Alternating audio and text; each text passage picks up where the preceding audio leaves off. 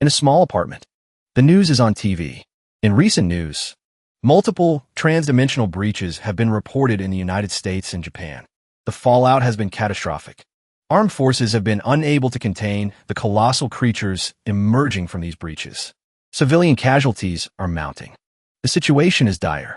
International experts are urgently working to develop a counter-strategy. A young man, munching on a kebab, is glued to the screen. He mutters to himself, "Damn, things are escalating fast." Suddenly, his phone pings with a notification. He glances at the screen. Huh, did the Master Comics app get an update? Whether they be fiery insects or invading transdimensional beings, nothing can stop my path to leveling up. All right, time to introduce our protagonist. Zoni-Cheng, 22 years old, single since birth.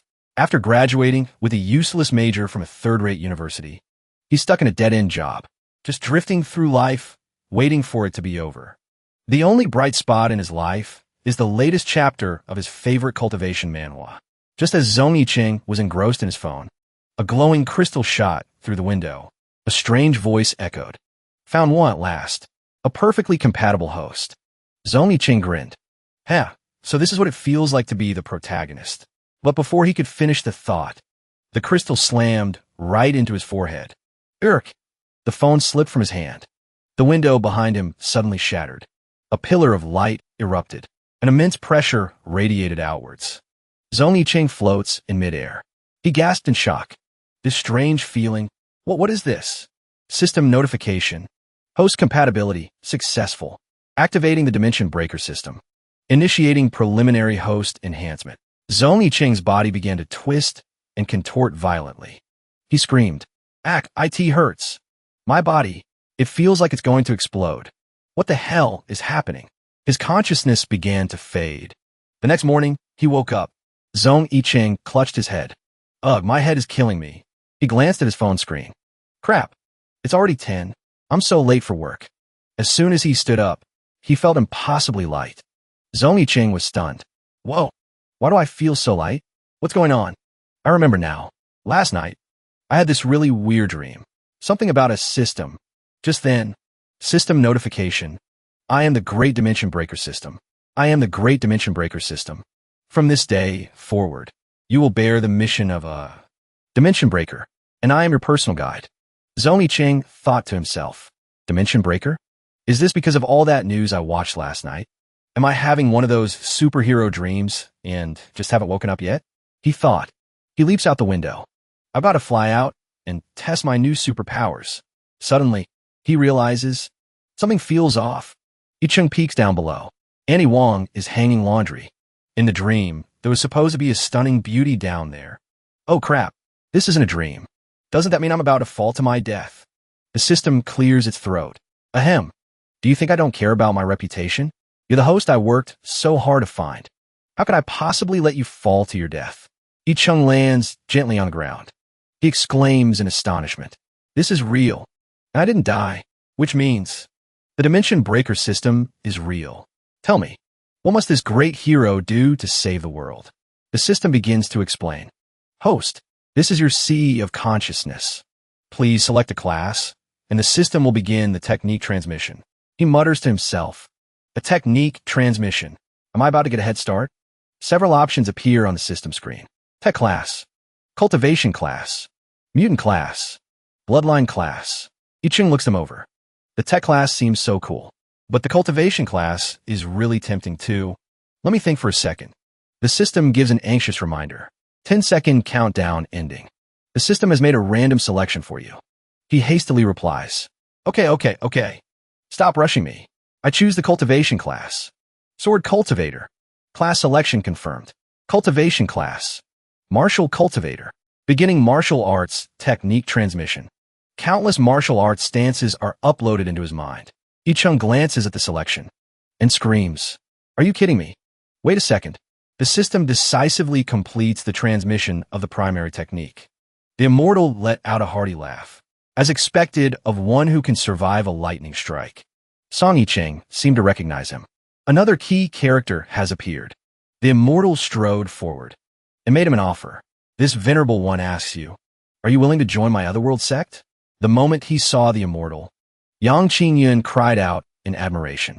That platinum horsetail whisk. That's Xuanxu Jinjuan. That's right. Xuanxu Jinjuan is the elder in charge of the immortals. You might know something about that demoness. Xuanxu Jinjuan frowned in confusion.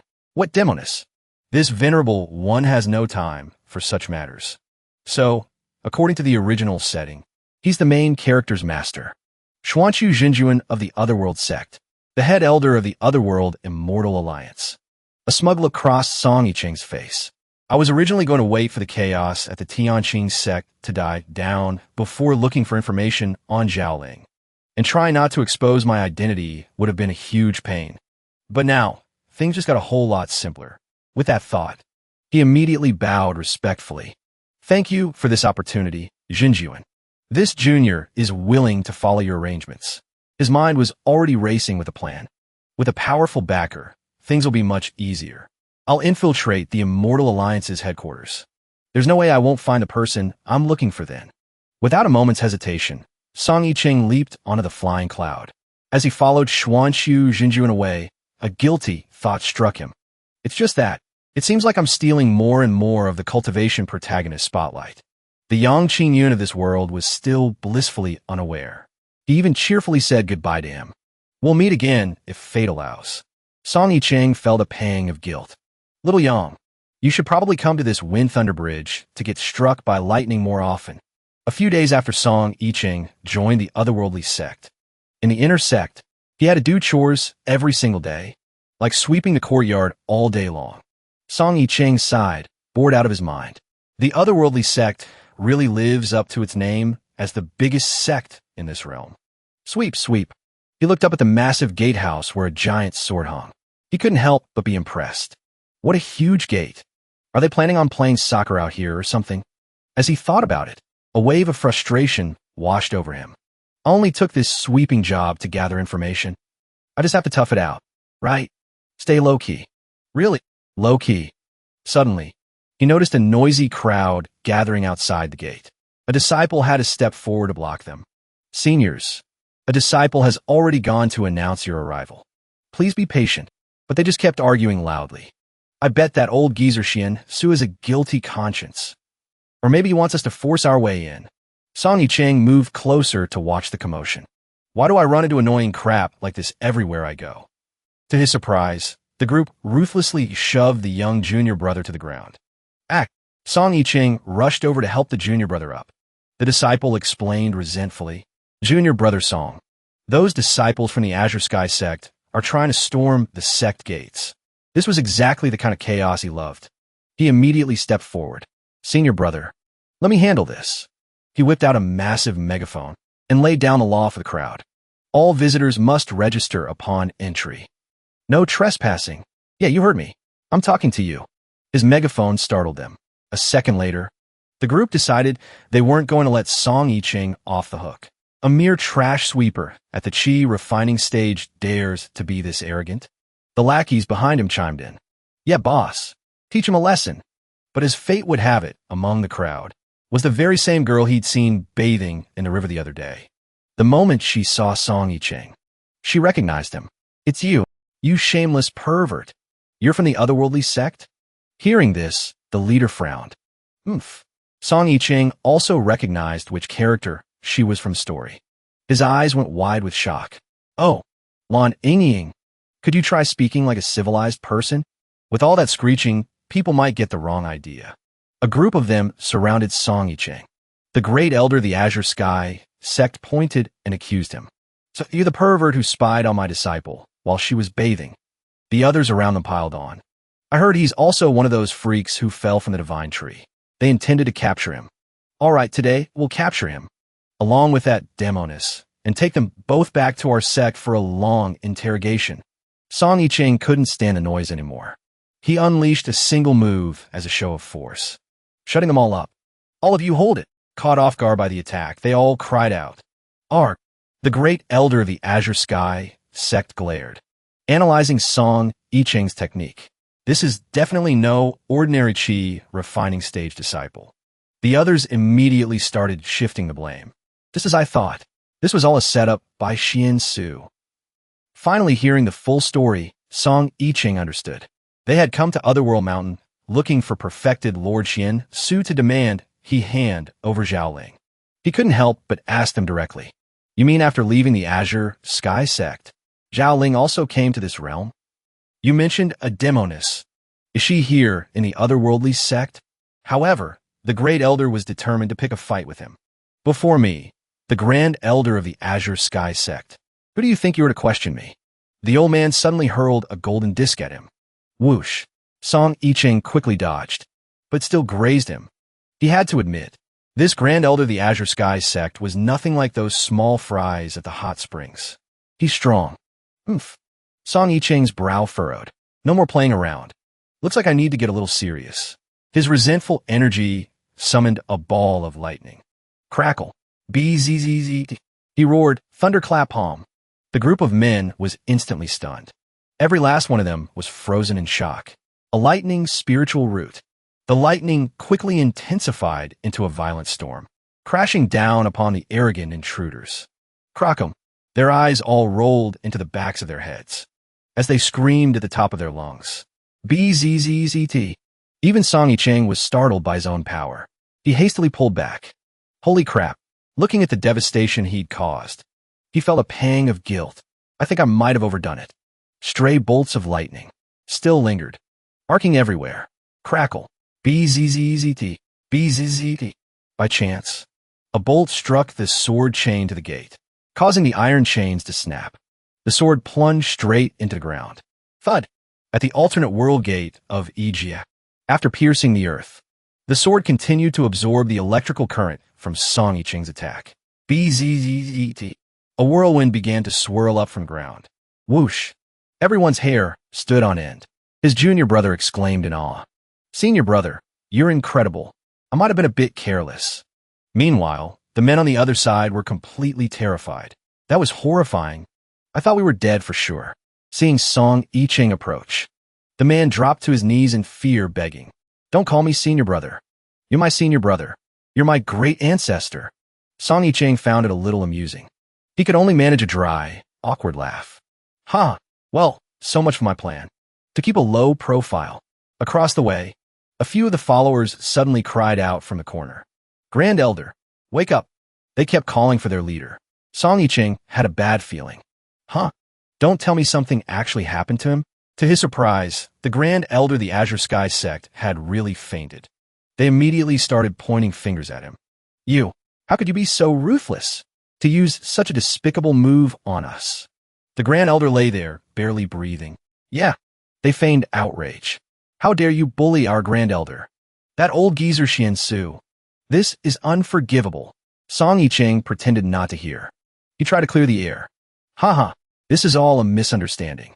Besides, honored seniors, why did you force your way into our alternate world mountain gate to begin with? He avoided their gazes, trying to get them to talk. Is this about that demoness? Spit it out. Just then, true Lord Xian Su, drawn by the commotion, flew over. Whoosh. He politely addressed the trespassers. Elders of the Azure Sky sect, I trust you are all unharmed? Since you're my guests, allow me to explain the situation. He began to recount the events of 3 days prior. All of the Azure Sky sect's disciples were causing a ruckus outside the barrier of Alternate World Peak within the Immortal Alliance's secret realm. Song Yiqing pieced it all together. It happened exactly 3 days ago, the exact moment Zhao Ling entered the rift. The next second, Jinju and Xuanxu recounted the events of that day. These disciples insisted that a demoness had escaped from the Tianqing sect and then vanished right outside our barrier. Whoosh. His disciples spotted an intruder and immediately gave chase. Stop right there, demoness. She dared to barge into the forbidden grounds of the Otherworld Pavilion's secret realm. You can't go in there. This was all a scene from Song Yiqing's imagination. After that, those disciples went to Zhenju and Xuanxu to deal with it. They demanded that I open the barrier so they could go in and capture her. Another scene imagined by Song Yiqing. From start to finish, he was only curious about one thing. Why did Zhao Ling run into the Otherworld Pavilion's secret realm? Based on the rules of this world, barging into the barrier is a death sentence. She should have found another way in. Jinju and Xuanxu admitted. Managing the Immortal Alliance's barrier is my responsibility. I couldn't just open it on a whim. The others flew into a rage and argued back. I don't give a damn about all that nonsense. Someone with a wicked heart like hers is definitely up to no good. They tried to force Zhenju and Xuanxu to admit that the demoness was a spy from the Yu sect sent to steal the secrets of our Tianqing sect. Helpless, Zhenju and Xuanxu could only sigh in resignation. Trying to reason with these three brothers is a complete waste of breath. The others officially declared war. Fine, we'll let them off today. The battle for entry into the secret realm is in just a few days. Our Tianqing sect disciples will absolutely crush their otherworld sect. Just thinking about it made them giddy with excitement. Then we can march right into the otherworld pavilion with our heads held high. Another one chimed in. That goes without saying. With that said, they carried the body of the Tianqing sect's great elder and departed. Quite the show of confidence. My good disciple. But in their haste, they seemed to have forgotten all about Lan Yingying. Her clothes were in tatters from Song Yicheng's lightning attack. She trembled, trying to cover herself with the shredded fabric. Master, say no more. Let's hurry back. They quickly boarded their transport and departed. Whoosh, seeing them flee without a moment's hesitation. Song Yicheng was a little surprised. They took off that fast. Only then did Zhenju and Xuanxu show his anger. He started calculating the damages. Yeah, you better run. Vandalism of sect property, public urination, and compensation for wasting everyone's time. You haven't paid us for any of it yet. Song Yicheng was taken aback. He froze. Should I make a run for it? Phew, glad he's not coming after me for the bill. On the way back, Zhenju and Xuanxu filled him in. I did, in fact, leave the mountain earlier to find someone. He remarked, your potential is quite impressive. I have decided to take you on as my direct disciple. A look of joy spread across Song Yicheng's face. He asked excitedly, does that mean I can also fight for a spot in the secret realm? Zhenju and Xuanxu nodded. A disciple of mine must, of course, fight to bring glory to our sect. But he hesitated, and then continued. However, Zhenju and Xuanxu tossed Song Yicheng a scroll. He instructed, your thunderclap palm needs more practice. This is our sect's precious, high-level lightning cultivation technique. Master it over the next 2 days. The scroll was a guide on how a youth struck by lightning could become a prodigy. His eyes widened as he read. He couldn't help but feel a little awkward. This Zhenju and Xuanxu, bless his heart. There's more to him than meets the eye. Too bad I'll have to leave this place sooner or later. Don't ever put too much thought into me. That night, inside the true disciple's immortal cave, the roar of the waterfall filled the air. Yet Song Yicheng remained absorbed in his meditation, cultivating according to the scroll's instructions. He recited, a flock of wild geese fly south. Electric currents began to spark between his hands. Sizzle, sizzle. Song Yicheng performed exactly as depicted in the scroll, drawing in on one side and a bee on the other. See? A flock of wild geese fly south, drawing in on one side. Feeling he had gained control over the power, Song Yicheng slowly stood up. Facing the waterfall, let's see how powerful this truly is. Oof. He unleashed a massive bolt of lightning towards the rushing water. Rumble, rumble, rumble, crack. It collided with the swirling current, emitting a deafening roar. Sizzle, sizzle, sizzle, sizzle, sizzle, sizzle. All the fish in the water were roasted by his lightning. System notification. Quest reward. Interesting low-level demon beast. Reward, 5,000. The dying fish all leaped onto the shore. Flop, flop. Song Yicheng's eyes widened, marveling at the result. There really are quest rewards. Moved to tears, he sat down to feast on the fresh-caught fish. Not bad. Not bad at all. Who knew studying would actually be useful? I love studying. The next morning, bells of the otherworld rang out, echoing across the heavens. Ding dong, ding dong. This was the ceremonial bell marking the grand opening of the Otherworld Immortal Alliance's 233rd Secret Realm qualification battle. The host introduced herself. I am a beloved Immortal Alliance darling. Lingji Ling. Ding dong, ding dong. Following tradition, the 3 highest-ranked disciples will receive the opportunity to cultivate within the Otherworld's secret manor. The Immortal Alliance darling reminded all competitors that the accuracy and speed of task completion and the quality of your spiritual energy condition would all affect your final score. Those gathered were all amazed by the stunning scenery of the Otherworld Immortal Alliance. Wow, it's magnificent. But Lanning unintentionally ran into Song Yichen. She frowned, a look of disgust crossing her face. Why is he everywhere? The Immortal Alliance, Darling pointed to the hanging flags bearing the sect names. The score rankings will be displayed on each sect's battle banner, including the Otherworld sect, the Azure Sky sect, the Heavenly Sword Pavilion, and the Cloud Azure sect. On the judges' platform above, everyone was abuzz, discussing the competitors. One person cast a contemptuous glance at Xuanxu Jinjuan. They sent a Qi condensation disciple to participate in the battle again. A bearded elder scoffed at Xuanxu Jinjuan. Looks like the Otherworld sect has no successors left. The Azure Sky sect disciples overheard this and burst into laughter, mocking him. No way. Today is definitely the day our Azure Sky sect will show off its might. Hith. However, Xuanxu Jinjuan remained calm. He explained, my disciple isn't just an ordinary Qi condensation disciple. On that point, I'm afraid the elders of your Azure Sky sect have already learned their lesson, haven't they? Upon hearing this, the Azure Sky sect members suddenly felt uneasy. They stammered a rebuttal. That day you provoked us. Someone nearby pointed to the stands below. Look quick. It's starting. The moment they stepped onto the arena, the platform began to tremble. Rumble, rumble, crack, crack. Even as Song Yichen merely set foot on the stone platform, the ground cracked beneath him. Such powerful magic. Ultimately, the entire platform collapsed. The competitors fell into free fall. Rumble. The screams descended into chaos. Fortunately, Song Yichen had already seen this coming. He stayed focused, clinging tightly to a boulder. Looks like he's got some powerful abilities. Then, the referee announced the first trial for entry into the Mystic Realm, the treasure hunt. Everyone seemed to have found something to hold on to. Whoosh. Hearing this, Song Yichen eagerly took the lead. Heavenly treasures. Here I come. The trial grounds for entry into the Mystic Realm. First trial, the treasure hunt. The rules for this trial are incredibly simple. Find the spirit treasure with the highest spiritual energy in the allotted time. The announcer reminds the contestants, whether you find it yourself or take it from someone else, you are absolutely forbidden from using your own pre-existing treasures to pass. And don't forget, every move you make is being watched.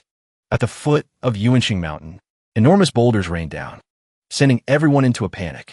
Damn it, what the hell is this? They looked up at the sky, only to see Song Yichen conjuring rocks out of thin air and hurling them down.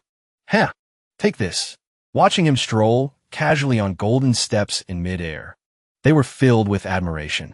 I wonder who that master is, to be able to walk around so casually. You can do that.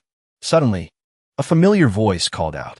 It sounded like the great elder of the Tianqing sect. He commanded his disciples below. Move out. Song Yichen watched from afar. So there really is a judge down there. He reminded all the contestants. I will only wait here for 6 hours. You only get one chance to claim a spirit treasure. Song Yichen grinned, recognizing this part of the plot. Even though a lot of the story has been skipped over, the key plot points haven't changed. Even the boulders in the middle of this arena are exactly like they were in the comic. Lanning and your senior brothers, hear my command. Prepare to move out. Rest assured, Great Elder. Ying will surely be victorious. The Great Elder seemed to have high hopes for them. There's no need to worry. With Inger's heavenly spirit root, our Tianqing sect is guaranteed to take first place.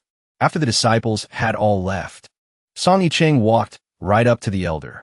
The moment he saw him, the elder frowned in disapproval. It's you. Why aren't you out there looking for treasure? What are you doing standing in front of me? But Song Yichen just plopped down in front of him, making a scene. Speaking of treasure hunting, I figure the best place to be is right here next to the great elder of the Tianqing sect. Rage burned within the elder, but he forced himself to stay calm. He turned away, refusing to give him the time of day. If you want to waste your time, I have no intention of wasting my breath on you. I really want to hit him, but I have to hold back. A master must not lose his temper. I absolutely cannot lose face in front of my Tianqing sect disciples. But the boy was impossibly thick-skinned. He wouldn't stop circling the elder, yammering in his ear, Great Elder, Look over here, won't you? You really want to hit me, don't you? Go on, hit me. Phew. After a moment, the Tianqing Great Elder calmed himself and thought, could this be one of Xuanqiu's schemes? He's trying to provoke me on purpose. He wanted to lose face in front of the immortal sex, and then take another step towards monopolizing them. The rage in his heart finally exploded. He shot to his feet, roaring. That's just too much. Wham! He could see the flames of fury erupt. Tong Yiqing couldn't help but be impressed. Ho! A dark smile spread across his face, his goal now within reach. He's finally mad. I figured he'd throw a fit. But to my surprise, the Great Elder of the Sky, Azure Sect, just sat back down. His back was turned to him. Tong Yiqing was disappointed. How was he still holding it in? So, he came up with another plan. I never thought the Great Elder of the Sky, Azure Sect, would be this patient today. Is he really forcing me to pull out all the stops? He leaped toward the old man. Zip. He closed the distance. While the old man's guard was down, SHNK, the Great Elder paid him no mind. He was as still as a statue. A wicked grin spread across his face. Ha! Tong Yiqing suddenly screamed. Oh my god, Lanning is being harassed by some scumbag. This is outrageous. I can't bear to watch. Hearing that, the Great Elder reacted instantly. Who? Who dares bully my Ying? Tong Yiqing seized the opportunity to unleash his thunderclap palm. The massive boulder began to crack. Crock. At last, his lightning bolt struck in an instant, shattering the boulder. Kaboom! By the time the Great Elder turned around, it was too late. Damn it! I fell for it. Tong Yiqing burst out laughing. The massive boulder shattered, revealing a gleaming crystal within. A vortex of energy began to form. Whoosh! At that moment, deep within the vast forest, the other cultivators were still busy searching for treasures. Suddenly, they spotted a vortex swirling up from the center of the hill. They all froze. Such powerful spiritual energy. They couldn't believe their eyes. How is that possible? Damn. They never expected to be one step too late. That's at least a legendary ancient treasure. Who could have been that fast? One of them clutched his head in despair. It's over. We lost. Tong Yiqing plucked the crystal out with his bare hands, cheering in victory. I got the Azure Essence Crystal.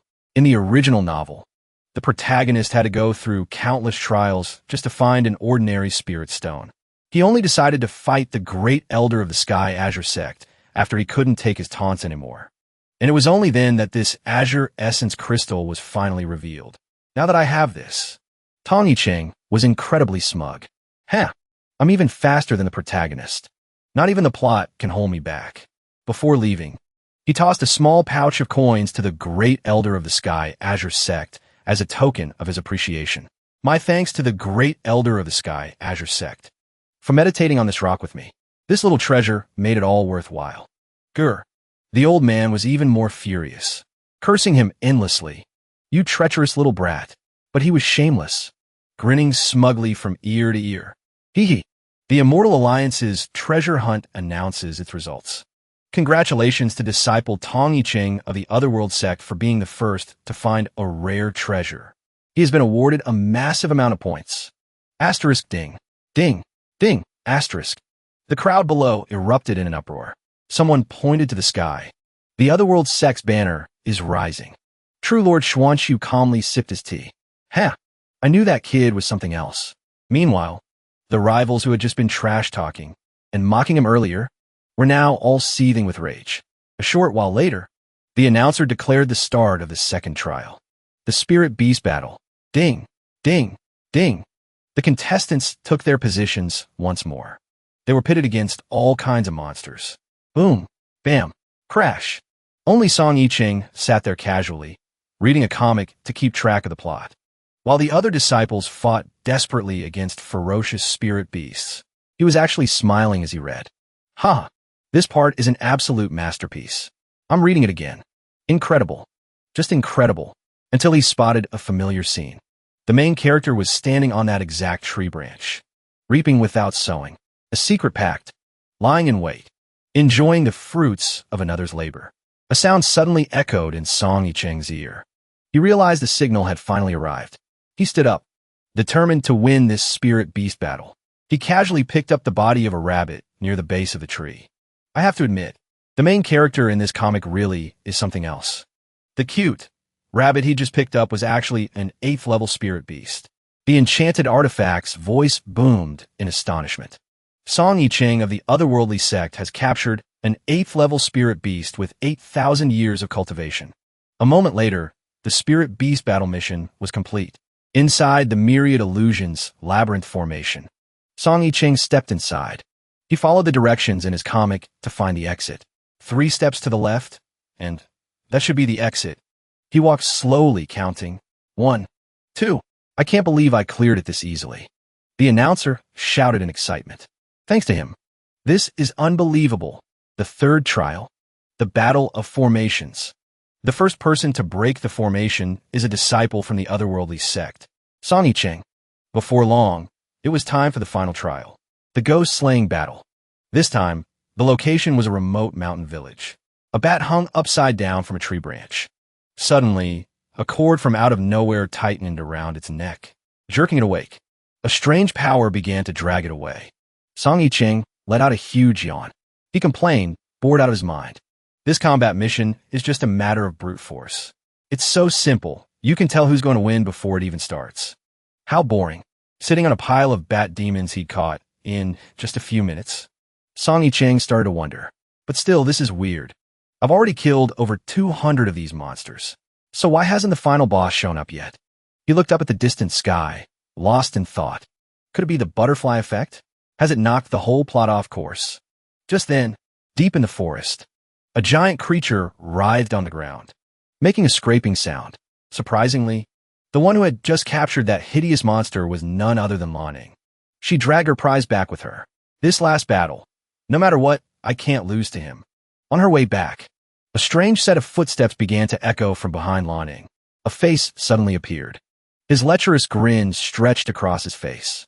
He reached out to grab Lanning. However, on the other side, her eyes had already caught a glimpse of his shadow. Lanning smirked. Without a single wasted motion, she grabbed her stalker's hand and flipped him forward. She threw him with a force that rivaled any man's, sending him crashing to the ground on his ass. The counterattack scared the creep half to death. He trembled on the ground. He tried to explain. I just saw that your hands were full, miss. I only wanted to help you carry that. He stammered, shaking like a leaf. But Lanning was naive, not stupid. She immediately drew her whip and cracked it across his backside. She yelled, You hideous monster. Still trying to fool me? A sharp smack landed on his rear. Lanning stared at him with utter disgust. I've already investigated this thoroughly. You're the one behind all the trouble in this village. You vile, ugly demon. Pig Demon King. The man's face flushed with rage. He leaped to his feet to argue. What a ferocious Taoist priestess. But he was completely and utterly shameless. Despite being hit, he just giggled perversely. But I like it. It feels so good. He then began to writhe his body in front of Lanning. Her disgust quickly turned to horror. She slowly backed away from him. You're a complete freak. Let's see you handle my whip. You're disgusting. Her words only egged him on, and he began to taunt her more. My queen, come and tie me up. His face looked exactly like a pig in heat. Come on, torture me. Hurry up. The mere thought of it terrified Lanning out of her wits. She screamed. So disgusting. Master. Uncle you. Senior brother. Help me. Anybody. Please, get over here. The man gave chase. He grabbed Lanning by the hair, trying to drag her back. Don't run. Come on, hit me. Look, I even tied myself up for you. She suddenly picked up her pace and bolted. All of a sudden, a bolt of lightning shot down from the sky and struck him. The jolt of electricity made him cry out in pain and let go. He howled. In the end, a black scorch mark was seared onto his chest. The pig demon was scared witless. He didn't dare utter another word. He'd nearly been turned into roast pork. Furious, he got to his feet and roared. Who is it? Who dares ruin my fun? The sound of rustling footsteps came from the trees above. Song Yicheng appeared, holding an electric mosquito swatter. He asked deadpan, You're not dead yet? As expected of this battle's final boss, the pig demon started to go berserk. He opened his mouth and snarled. The muscles in his arms bulged and rippled.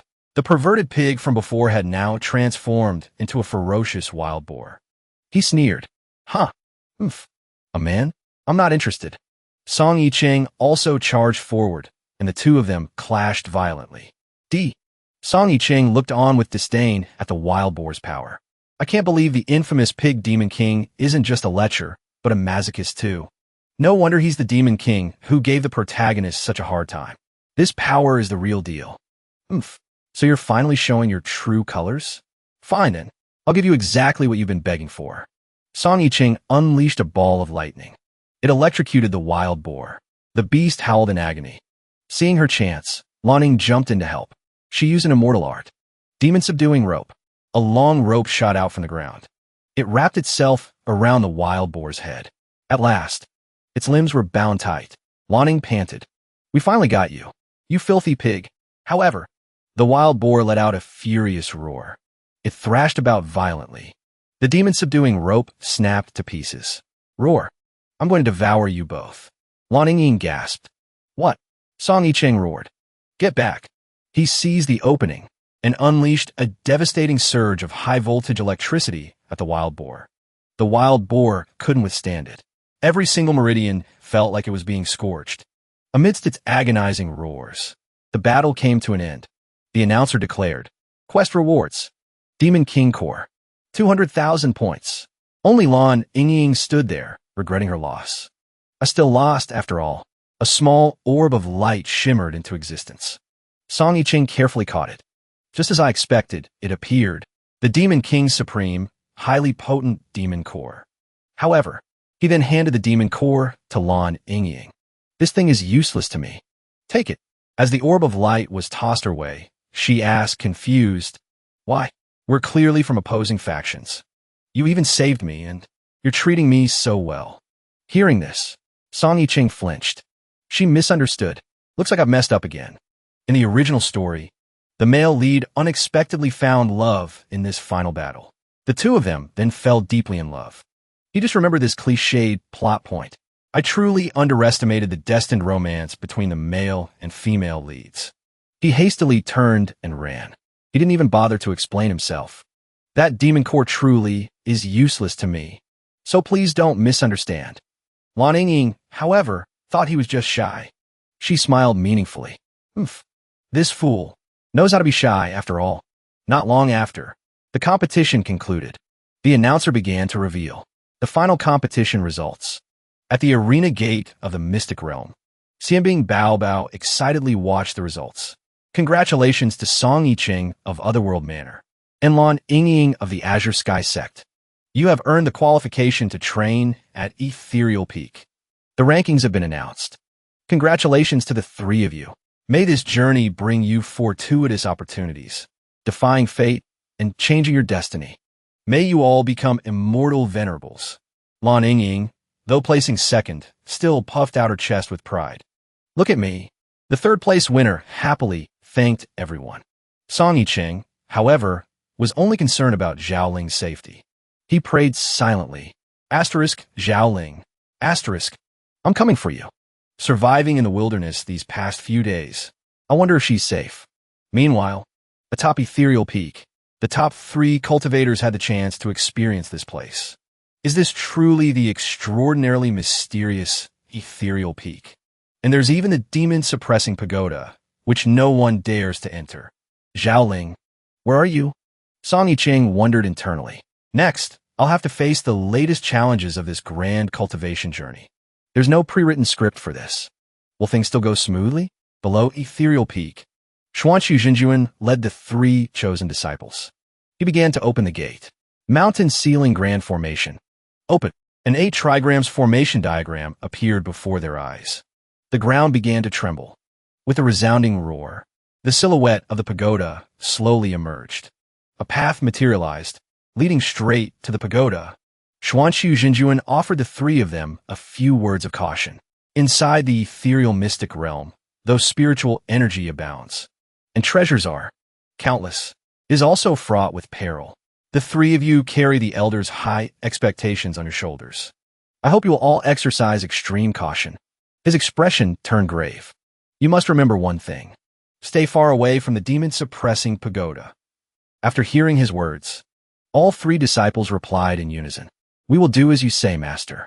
Just as the 3 were about to set off, Song Yicheng's mind started racing. Revered Master Xuanqu was right. In a world of cultivation, the summit of the other world is one of the most dangerous places in this entire realm. Thinking of this, he sighed. Finding Xiaoling is not going to be that simple.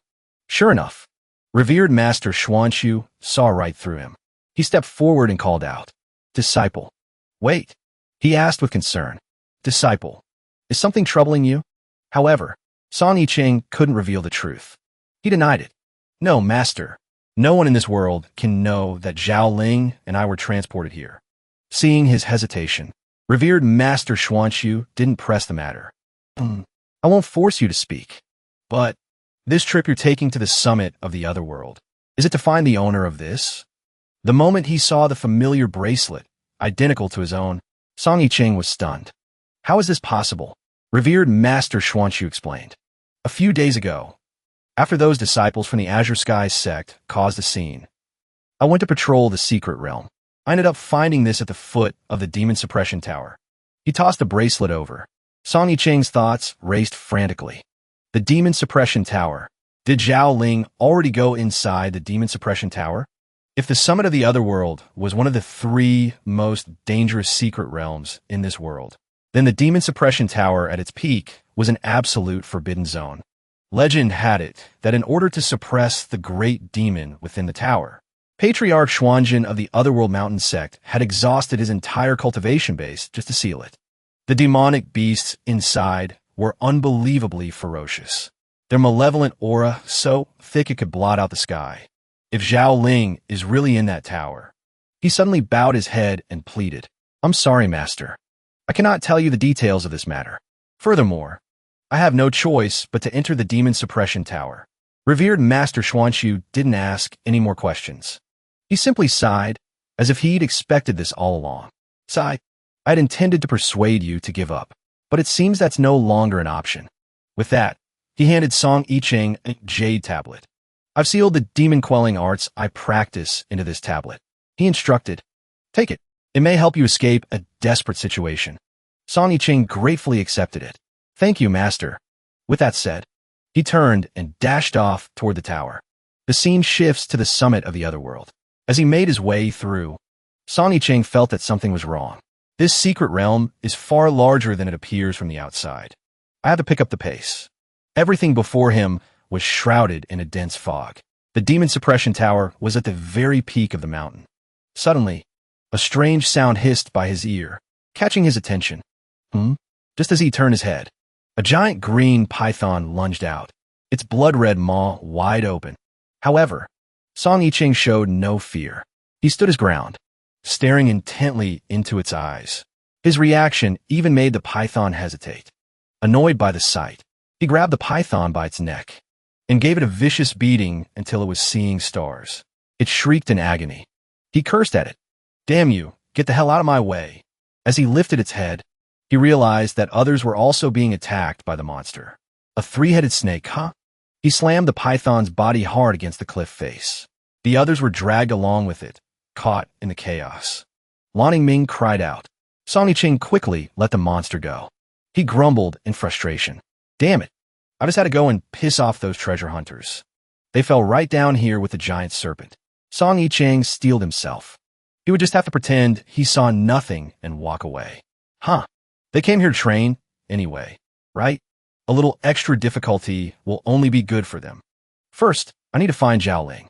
At last, he reached the demon-suppressing pagoda at the mountain's peak. Even from the outside, Song Yicheng could clearly feel the heavy, demonic aura. Legend has it that any cultivator who dared to enter the demon-suppressing pagoda would inevitably be corrupted by this malevolent energy. They would lose their sense of self and be twisted into a demon. No one had ever returned alive. He noticed strange marks on the door. These are bullet holes. So Zhao Ling really is here. Song Yicheng took a chance and pushed the door open to investigate. The air inside was incredibly sinister, even if this is hell itself. A chilling creak echoed from the hinges. He stood in the middle of the room and looked around. "I still have to go in." A cold wind swept past him. Song Yicheng whipped his head around. His eyes widened as he watched in shock as the door began to close on its own. And then, Dark shadows slammed it shut with a resounding boom. With no other choice, Song Yicheng ventured deeper inside. As the demonic aura began to seep into him, his spirit grew heavy, just as the legends foretold. He took in the horrifying sights all around him. The wind howled in his ears. Distracted by his surroundings, he didn't notice someone attacking him. However, a stone hand shot out and shattered a frying pan just before it could strike Song Yicheng. It was none other than Lan Ling. Song Yicheng was overcome with gratitude.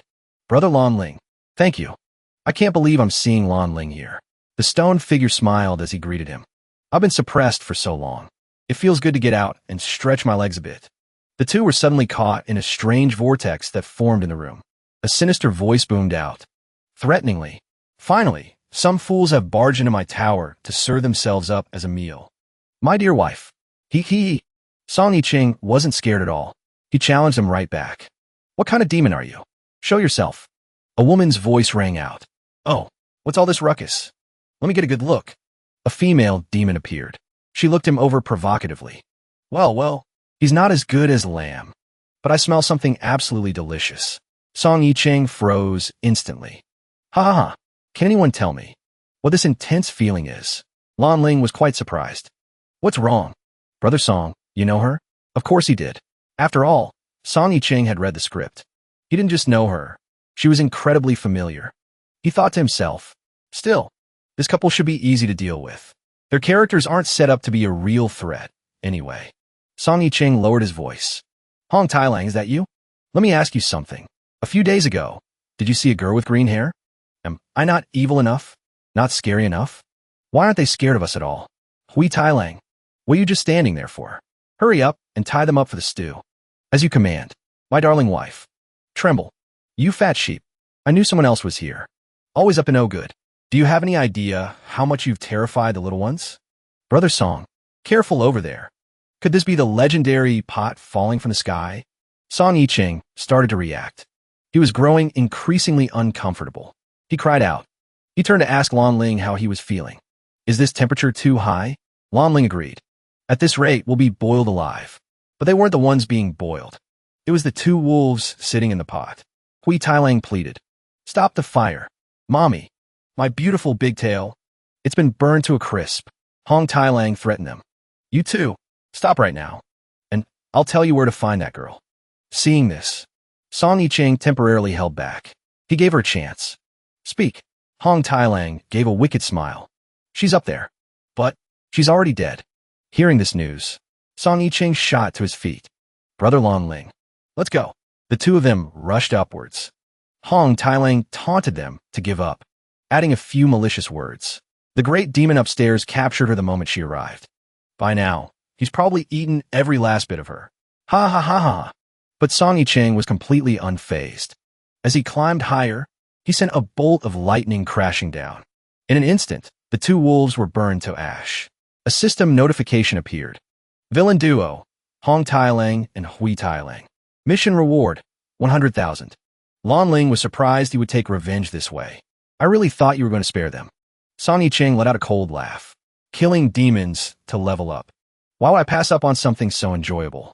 Immediately after, a bloody slaughter unfolded in the Demon Suppression Tower. Second floor of the Demon Suppression Tower. The two easily defeated the married snake monsters.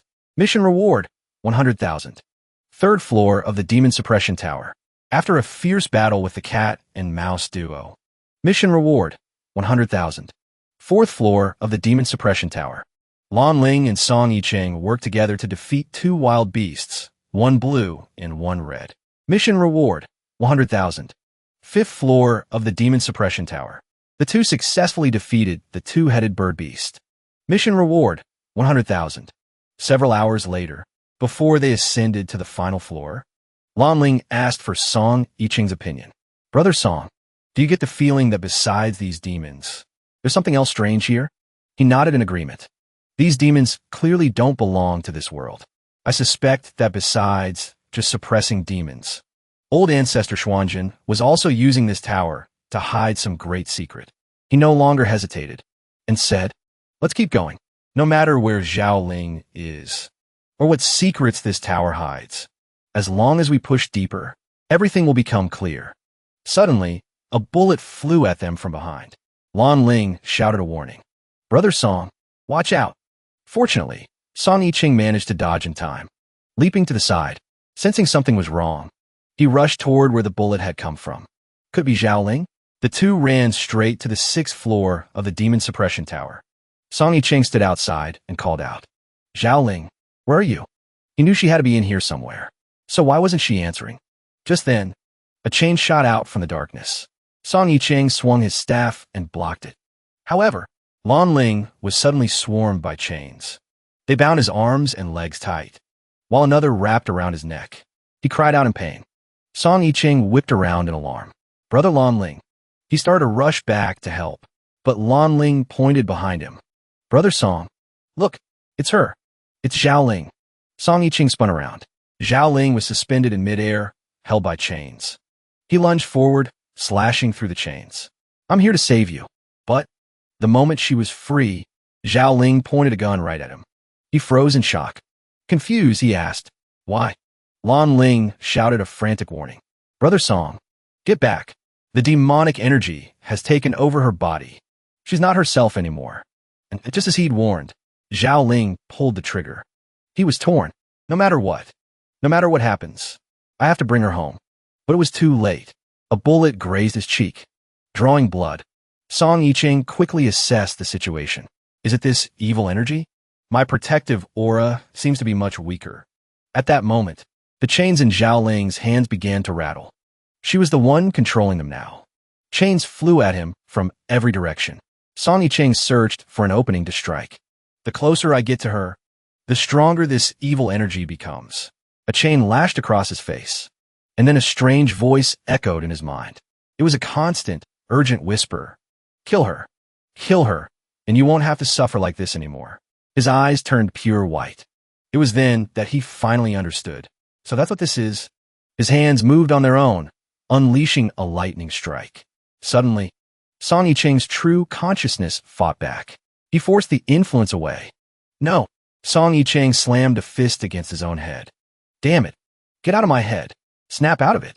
Song Yiqing, this is bad. The evil energy is getting stronger. Just then, Lan Ling screamed from below. Brother Song, get away from her. It's a trap. His body felt like it was about to rip apart. His head was pounding. His vision started to blur.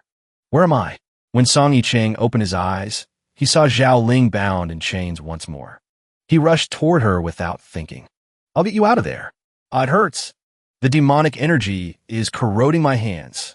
No, wait. This isn't right. He realized. None of this was real. This is an illusion formation. But even if it's an illusion, the damage to my mind is real.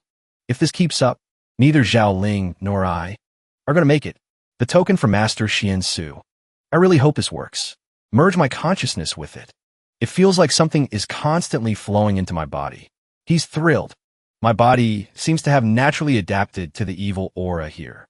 Who's there? How dare you use such vile cultivation here? A booming voice roared. Song Yiqing turned back and asked, Vile cultivation? Song Yiqing shot forward like an arrow. He snapped furiously. Your grandma's practicing vile cultivation. Return Zhao Ling to me right now. You rotten demon. You rotten demon. Suddenly, innumerable chains shot up all around him, before thousands of eyes. He was on guard. The style of the demon at the top of the demon ceiling pagoda doesn't seem to match the other demons. Those eyes narrowed. The booming voice sounded doubtful. Demon? You dare call this old man a demon? He scoffed. Paying no mind. Well, aren't you? You already look like this. And you still won't admit you're a demon? The eyes flared open. It roared furiously. Nonsense. You're using vile cultivation to absorb the evil aura. You must be a fiend. I absolutely cannot let you leave here. Song Yiqing looked around, confused. What a weird demon. But he didn't have time to ponder. Suddenly, everything went completely dark. He was startled. No time to react. Not good. The space is being compressed. Song Yiqing fiercely attacked with his weapon. But the formation was too sturdy. Looks like I can't break this formation with brute force. Watching the darkness spread faster and faster. He frowned. I need to find a formation's core quickly. Song Yiqing sprang into action. Searching every corner, 360 degrees, no blind spots. The formation's core must be different from other places. Those eyes growled ferociously, distracting him. You can't leave. You can't leave. Song Yicheng was getting dizzy from the noise. This racket is killing me. Where's the formation's core? He glanced out of the corner of his eye. He suddenly flashed a cunning smile. Something just feels off. Huh. I get it now. Song Yicheng looked up, provocatively. Old man, your illusion array has a really big flaw. As if he hit a nerve, all thousands of eyes flared open and stared at him simultaneously. Within that vibrant display of colors, there was one eye closed tightly. Song Yicheng shouted excitedly. Gotcha! He ferociously raised his spear and charged. Let's see you try not to blink then. Song Yicheng plunged his spear straight into that eye, shattering the formation. After a loud explosion, dazzling light poured in. Song Yicheng was overjoyed. I did it. Moments later, the light faded. He blinked, then frowned. Did I get out? Before him was an old man with silver-white hair, sitting on a lotus flower. That's a lotus throne, exactly like old ancestor Xuanzhen's in the comics. Song Yicheng guessed, puzzled. Then, could this be the master of the demon sealing pagoda? Old ancestor Xuanzhen. He quickly rushed forward to greet him. Old ancestor Xuanzhen, may I ask where this is? How can I get out of here? Oh, right. My friend is also trapped in this tower.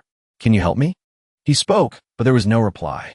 Just then, he saw a light glowing on Xuanzhen Laozu's face. What's glowing? Tong Yizhen slowly lowered his head to confirm. Old ancestor, forgive my intrusion. Beneath the hair covering his face, it was none other than the giant he'd seen earlier. That eye suddenly moved. Inside, it seemed to mirror the entire galaxy. At the same time, Xuanzhen's voice rang out. Rih Yao. I didn't expect that after we parted ways years ago, we would meet again here. Tong Yizhen was stunned. Rih Yao. Is he talking to me? He stared intently at the eye. Suddenly, he felt a profound jolt. I see. This is Xuanzhen Laozu's memory. But this scene, it's clearly the great battle from years ago between the Dark Star and Earth's cultivators. Xuanzhen, he was one of the 7 cultivators who fought in that great battle years ago. Xuanzhen Laozu's memory reveals that, while battling the Dark Star, he was unfortunately injured and fell into a space-time rift, transporting him to this world. To his surprise, he discovered this was also a world abundant in spiritual qi. So he began to heal his injuries, while also establishing his own sect, the Otherworld sect. However, one day, when Xuanzhen believed his cultivation was nearing full recovery, and he could finally return to his original world, he was horrified to discover he had been corrupted by the Dark Star's evil qi. His inner demons were growing stronger and becoming difficult to control. Realizing his uncontrollable power and destructive desires, he ultimately sealed himself within the demon-suppressing pagoda until his demise. Tong Yizhen fell silent, lost in thought. He had clearly come here to rescue Xiaoling, but unexpectedly uncovered such a piece of history. Wait a minute. If this is a real world, why does it resemble the world in that cultivation manhwa so much? And what's more, he just called me Rih Yao. What does that mean? His head was spinning just thinking about it. He still couldn't grasp any real explanation. So many questions. His mind was a tangled mess. Who am I? Where am I? Where should I go now? Suddenly, he heard a faint rustling sound. The old man's body gradually faded away, as if dissolving into the wind. Xuanzhen Laozu. His body dissolved into nothingness, leaving only the eye on his face still there. Tong Yizhen observed. The artifact on the lotus pedestal. It was the old ancestor's artifact. The Chinquan mirror. It's the most powerful spatial artifact in this entire otherworld. In the manhwa, every otherworld cultivator yearned to possess it. They searched for it endlessly, yet no one ever found it. So it turns out it was sealed in this tower, along with Xuanzhen Laozu. He gazed at the mirror, speculating. Could it be that the strange demons appearing here are due to this Chinquan mirror? From within the Chinquan mirror, a remnant wisp of Xuanzhen Laozu's spiritual consciousness emerged, speaking his final words. To prevent myself, after falling into depravity, from using the Chinquan mirror to return to Earth, and also to prevent my inner demons from abusing this artifact, I have integrated myself with the Chinquan mirror. Rih Yao, now that you have come here, This treasure I entrust to you. But even if you possess a pure yang constitution, you must still be careful of evil qi invading your body. A dignified soul transformation cultivator. Have you forgotten all these things? All right then. After guarding for 1,000 years, this old man can finally be free from these restraints. Now I can rest. With that said, the last wisp of his remnant soul finally found peace. Song Yicheng was completely stunned, speechless. Chunyang, old ancestor, wait a minute. Don't just dump this on me and run. His heart-wrenching scream echoed through the vast, empty space. You just gonna dump this on me and run? And run, run. System automatically updating. Received, Shinkoin mirror. Click here to view the user manual. He composed himself and looked at the mirror. This really is a major treasure. It even comes with a user manual. The little system immediately got into character, even putting on a bit of makeup. Don't you worry. This system has already read it for an illiterate like you. This Chinquin mirror is indeed an excellent treasure. To add a touch of professionalism, she even held a Chinquin mirror user manual in her hand. Yicheng said impatiently, cut the crap. To spit it out. I heard Xuanzhen Laozu say, this Chinquin mirror is a spatial type magic artifact that can travel to different worlds. Is that right? The little system nodded. In theory, yes. She held it up to inspect it. But this treasure doesn't seem to be complete. Only then did Yicheng notice. His heart ached. How can that be? It seems the Chinquin mirror was originally a two-sided artifact. Both the front and back were bronze mirrors. The back is indeed flawed. He sighed in disappointment. Well, dwelling on it now won't solve anything. I'll just take it for now. Then, Yicheng seemed to remember something. He said seriously, oh right, there's something you'd know more about than me. He quietly stated his request. A moment ago, Xuanzhen Laozu told me to be wary of some evil energy. I'm a little suspicious. Can you run a check for me? The scene shifts to outside the true demon tower. As for Xuanzhen Laozu, his final consciousness gradually faded away. The true demon tower, no longer under his control, crumbled into a pile of rubble. Zhao Ling was anxiously shaking Yicheng. Sir Song, wake up. She looked worriedly at the handsome, unconscious face before her. He'll be in danger if this keeps up. I guess. I have no choice but to try that. She puckered her lips and slowly closed the distance. Her full lips drew closer and closer. Meanwhile, Yicheng remained completely unconscious. His eyes shut tight. This sweet, romantic scene seemed destined for a perfect ending. But suddenly, a series of noises echoed from out of nowhere. Swish, swish. Beneath the setting sun, amidst the ruins of a collapsed building, was the budding romance between Zhao Ling and Song Yicheng. Just as her lips were inches from his, a group of party crashers suddenly appeared. Hey, Lon Dandan shyly covered her mouth, her eyes wide, with shock. Why are you taking advantage of him like that? Startled by their arrival, Zhao Ling jumped back, her face turning beet red. She stammered, trying to explain. I was trying to save him. It's called artificial respiration. You wouldn't understand. The newcomers were Lon Dandan, Xuanxiu Jinjuan, some other man, and a flock of cute animals. Zhao Ling stared at the bizarre ensemble, completely bewildered. Wait a second. Who are you people? She asked warily. Stop right there. Who are you people? What do you want? Master Xuanxiu saw through him in an instant. He decided to call him out. Ahem. My dear disciple, it seems you managed to rescue your friend. Now that things have come to this, stop pretending to be asleep. Will you? Hearing this, Zhao Ling gasped, whirling to face Song Yicheng. He's been awake this whole time? He kept his eyes squeezed shut, thinking to himself, I really did just wake up, though. A moment later, he sat up, putting on a dramatic display of pain. Ugh, my head is killing me. What were you all just saying? I didn't hear a thing. Yicheng immediately rushed over to Zhao Ling. He asked with concern, Zhao Ling, I finally found you. Are you okay? His sudden attention made her blush as she shyly replied, I am fine. I was just a little worried for a moment. Yicheng shot the newcomers an unhappy look. Just as I thought. The whole gang's here. Wait a moment. Once I clear something up, I'll take you home. He walked up to Master Xuanxiu. Master, your timing is impeccable.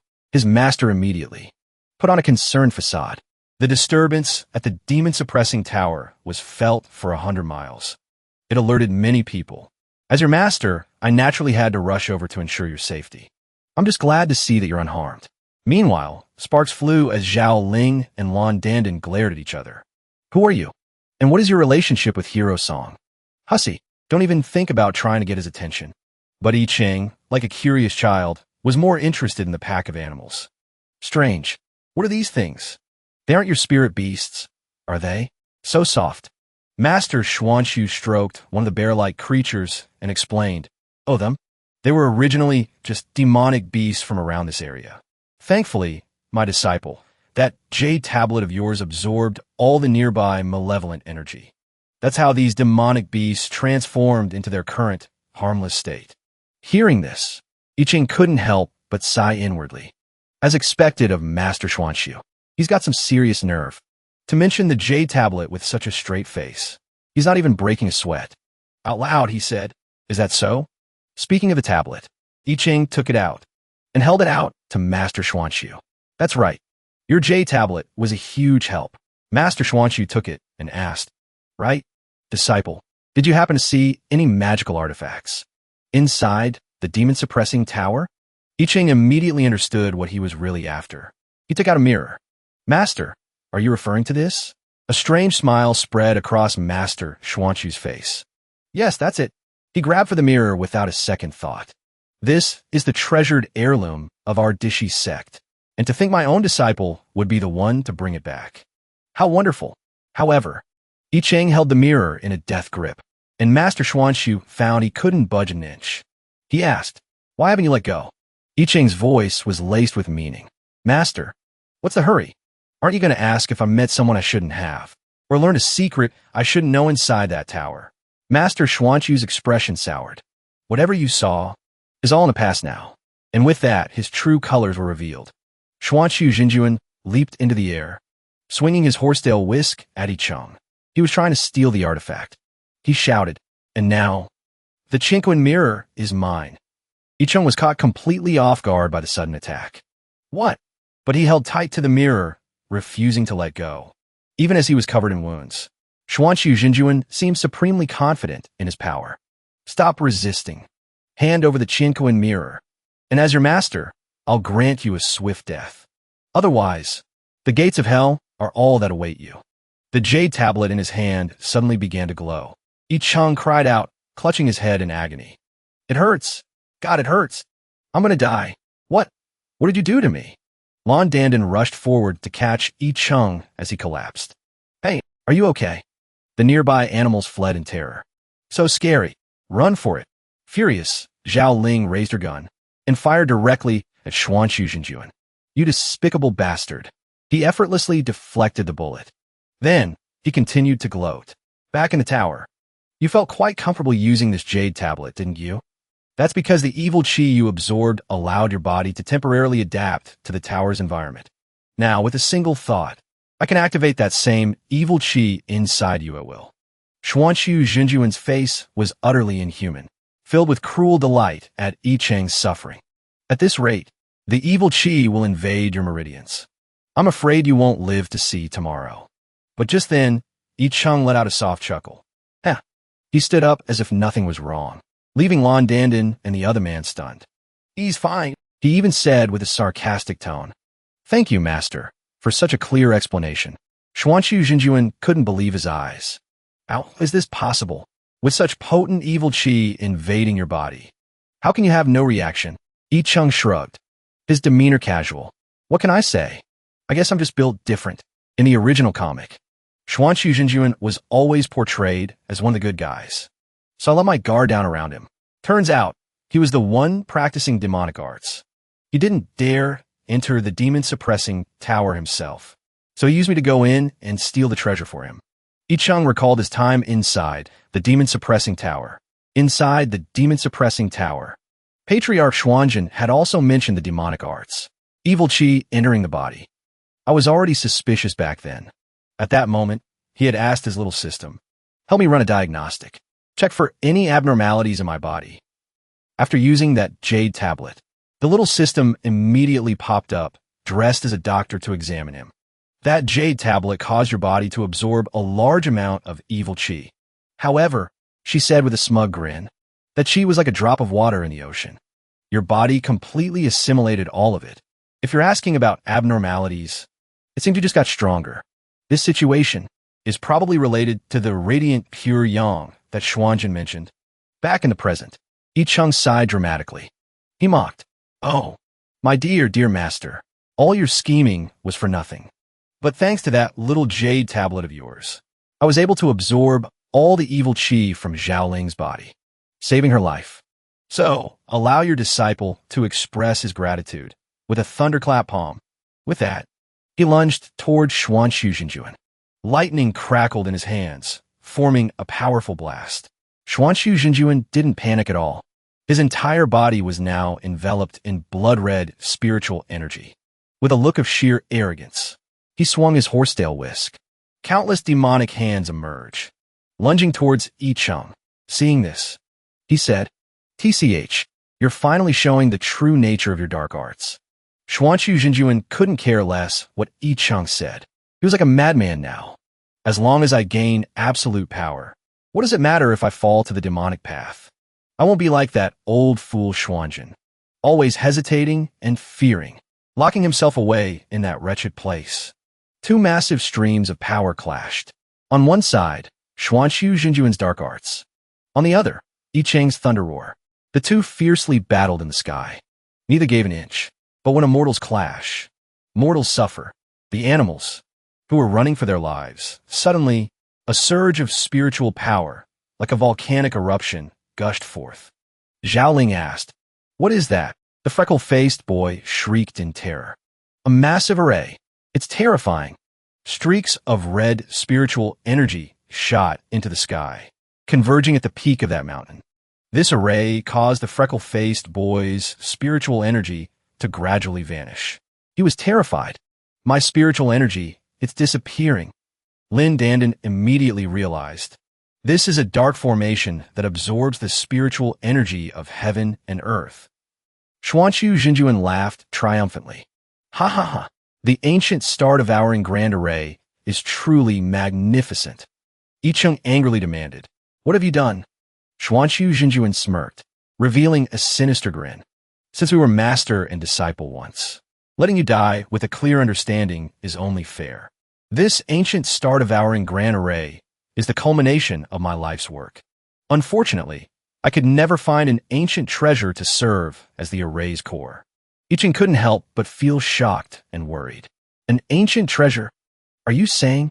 He affirmed, "Indeed, I've scoured the entire mortal realm, and only Xuanjin's Xinquan mirror can bear such a vital role." Hearing this, Yi Cheng became even more resolute. "That means I will absolutely not hand over the Qinquan mirror to you." But Xuanxu Jinjuan looked at him sinisterly. "Before, I was truly a bit foolish. If you're unwilling, why should I bother to force it?" Behind him now, a blazing red formation glowed. "Once the treasure has manifested, simply make the one holding the treasure the array's core. Wouldn't that work out perfectly?" Hearing this, Yi Cheng was utterly stunned. "Be the array's core?" As Song Yi Cheng cried out, "Make me the array's core?" A dazzling light burst forth above his head. Along with it, Xuanxu Jinjuan's dark energy also converged upon him. The light above his head continuously absorbed spiritual energy and grew larger. Chilling tendrils of energy coiled around him. Yi Cheng, surrounded by this tremendous force, was helpless. The mirror automatically shot out from behind Yi Cheng's robes, and he endured considerable pain. Meanwhile, inside the Infinite Hero Tower, a voice rang out. "Things aren't looking good. So much power." Lan Ling, despite being wounded and needing to tend to his own injuries, was still very worried about Brother Song. Brother Song. Brother Song. Right then, a stream of dark energy manifested around Lan Ling. "This isn't good." The snow jade elephant dragon sensed danger. It immediately transformed back into its majestic true form. That stream of dark energy then tightly enveloped the Infinite Hero Tower where Lan Ling was. Our spiritual consciousness is linked to Brother Song now.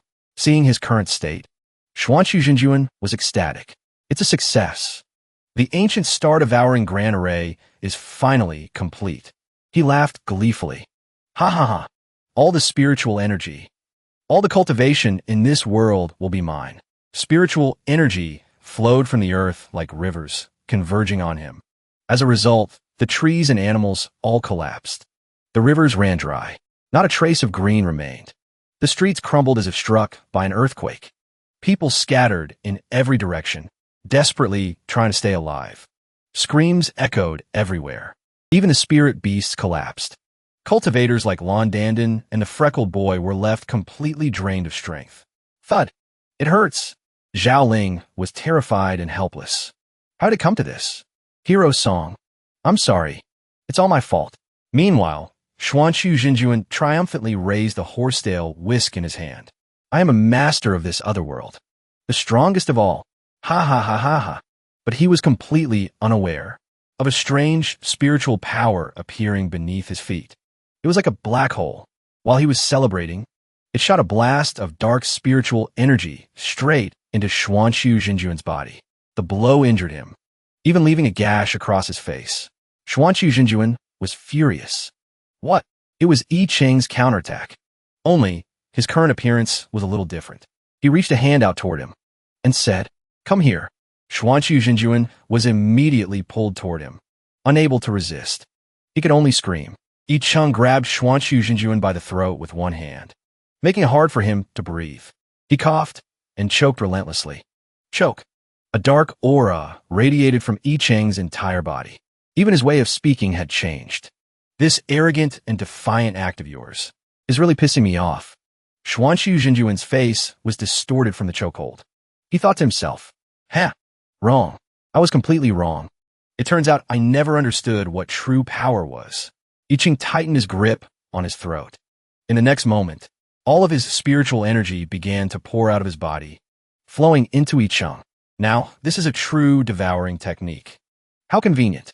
As he absorbed this immense spiritual power, the pupils in Yi Cheng's eyes vanished. He looked just like a villain. This feeling of overflowing power. It's been a long time. Wonderful. Truly wonderful. As for Xuanqu Jinjuan, his spiritual energy was completely drained. He was like a withered branch, barely human anymore.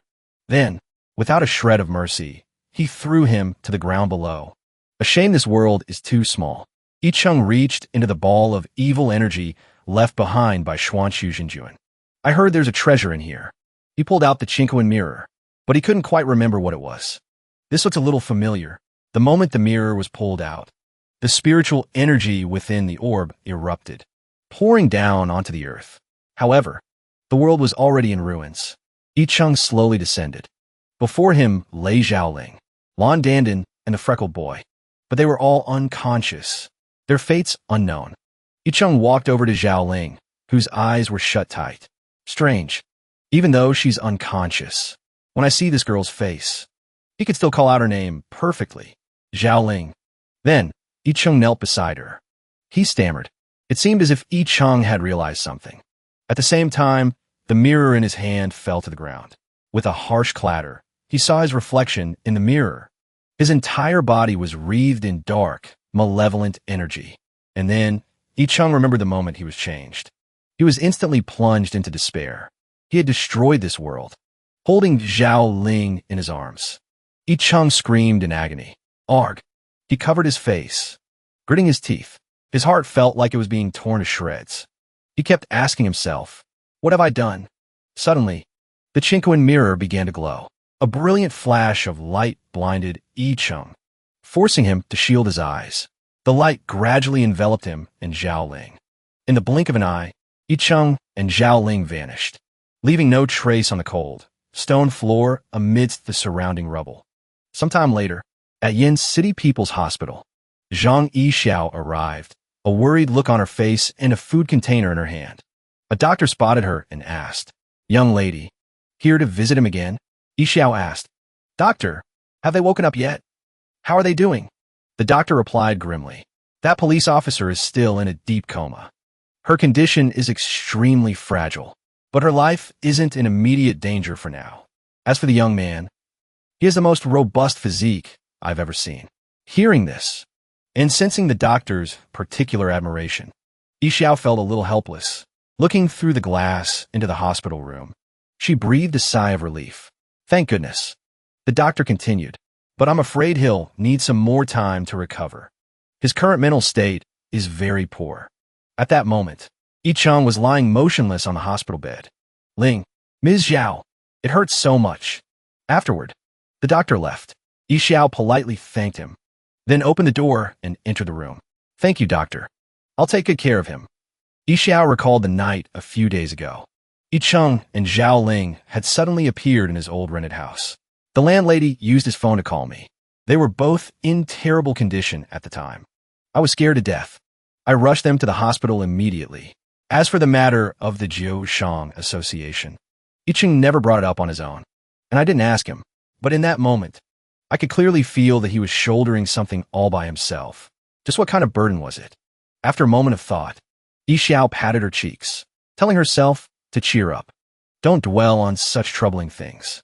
Then she walked into the room, a gentle smile on her face. Yicheng, you're awake. She placed a food container on the table. While telling him about Zhao Ling's condition, the doctor said Captain Zhao's life isn't in danger, so you don't have to worry too much. Yicheng only said 2 words. Thank you. He lowered his head, slowly got out of the hospital bed, and walked toward the window, gazing into the distance. Sigh. Song Yicheng, oh Song Yicheng, you destroyed their world, and then you just get to walk away. Seeing him like this, Zhang Yixiao couldn't help but worry. Yicheng, the doctor said you need to get proper rest. However, Yicheng had already made up his mind. He changed into his set of clothes and stood on the windowsill. I'm sorry. Xiao Xiao. There are things I need to take care of. A gust of wind blew past, his cloak fluttering in the breeze. And just like that, Yicheng leaped out the window. He left a stunned Yixiao to stare after his retreating figure. A pair of small hands tapped endlessly at the squares on a panel. A voice chimed in with excitement. Huh. Finally. The energy has maxed out. The little system gazed at the sparkling panel in its hands. It was overjoyed. So this is what it feels like to be rich. We should do this kind of world hopping more often. Like every day. It turns out the cultivation tower was packed with items. Gold, silver, and jewels were piled into mountains. The little system was busy calculating its haul. It was practically buzzing with joy. Ooh! The little spirit beasts were excited too. Wah, wah, wah, wah. Lan Ling spoke up. The battle at the demon-suppressing tower with a huge score. All this gear, demon cores, and talismans. If we can use all this stuff in this world, we'll definitely make a fortune. It's just that Brother Song doesn't seem to care about any of this. The little system had also noticed the change in Yicheng. Ever since he came back from the other world, that kid's had this worried look on his face. Lan Ling could understand how he felt after how things ended in that other world. It's no surprise it's weighing on his mind. The two of them looked out the window of the tall, golden building. The little system declared, no matter what, upgrading the system is the most important thing. But Lan Ling was curious. I really don't get where he's off to in such a hurry. In the building across the street, a group of people were hard at work. But perhaps because the pressure was too high, a few of them were starting to go bald. By the window, 2 men were in the middle of a serious discussion. Hand in next month's manuscript early. And I'll tell you my secret for hair growth. I'm afraid this month's hair won't make it that long. Just then, Yicheng appeared outside the glass window like a giant cockroach. He was pressed flat against the glass, startling the 2 men inside. The bald man with black hair recognized him as the Fuhrer, the former merchant hero. He slowly calmed down. Yicheng's cheek was squished against the glass, but his mouth could still move. Excuse me, where can I find the author of Tuda? The young man with curly hair got up and opened the window. He admitted, actually, I'm the editor in charge of Tuda. 5 minutes later, Yicheng was sitting at a table with them. The curly-haired young man explained, the author of Tuda, Master Nanyu, is a well-known mystic. I've never actually met him. He sends in the weekly manuscript by email. The last week, Master Nanyu suddenly sent a message saying he had to go save the world in person, so he couldn't submit the manuscript anymore. He announced that Tuda is on indefinite hiatus. We've lost all contact with him since then. Sigh. The story was just getting to the climax at the demon-suppressing tower. Hearing this news, Yicheng was frantic. He slammed the book down on the table. Indefinite hiatus. How is that possible? I have the volume with the latest plot from the demon-suppressing tower right here. He opened the book to show the two men. This is, however, they couldn't see any images, just blank white pages. Yicheng was completely bewildered. The pictures, they've all turned white. Later, he went to Zhao Ling's hospital room. She was still unconscious. Zhao Ling's injuries are real. My loss of control was real too. The other world has to be real. Yicheng sat in a chair by her bed. He stared thoughtfully at the book in his hands. Could it be that this new volume was blank from the very start? Or could it be that my interference changed the other world's trajectory? And the release of the new volume is connected to that? Lin Dandan, Yang Qingyun, I wonder if they're safe. I can't shake the feeling that everything happening in the other world, and this comic book, is all quietly manipulating me. What lies ahead? Is it the truth of history? Or is it a mission that I am destined to follow? He flips through the blank pages, wondering, Professor Nanyu, can you give me the answers to all of this? Suddenly, he stops. On one of the blank pages, a single line of black text has appeared. It's a text box. Midnight on the 13th. Meet at the Central Plaza. Nanyu. The words leave him stunned. He shouts. It was left by Professor Nanyu. He thinks, maybe the truth we've been so desperately searching for is finally within reach. Moments later, Yicheng urges Zhao Ling. If you don't want to miss it, you'd better wake up now. Deep beneath Zhaoyan City, subway trains rumble past endlessly. Two workers are inspecting a massive pit beside the tracks. This is where they went missing. The whole crew just gone. Yup, this is the area. They were handling construction here yesterday. We originally thought it was a cave-in. The worker in the glasses points to the excavation crew, his voice filled with frustration. But we've dug through nearly all the rubble today and found nothing. The younger worker still couldn't wrap his head around it. 5 living, breathing people. How can they just vanish into thin air? It's just weird.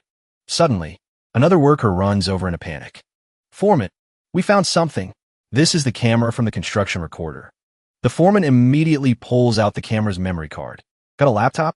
I hope this thing still works. A young worker quickly brings one over. Right here, after plugging the card into the laptop, the foreman and the man in glasses lean in, staring intently at the screen.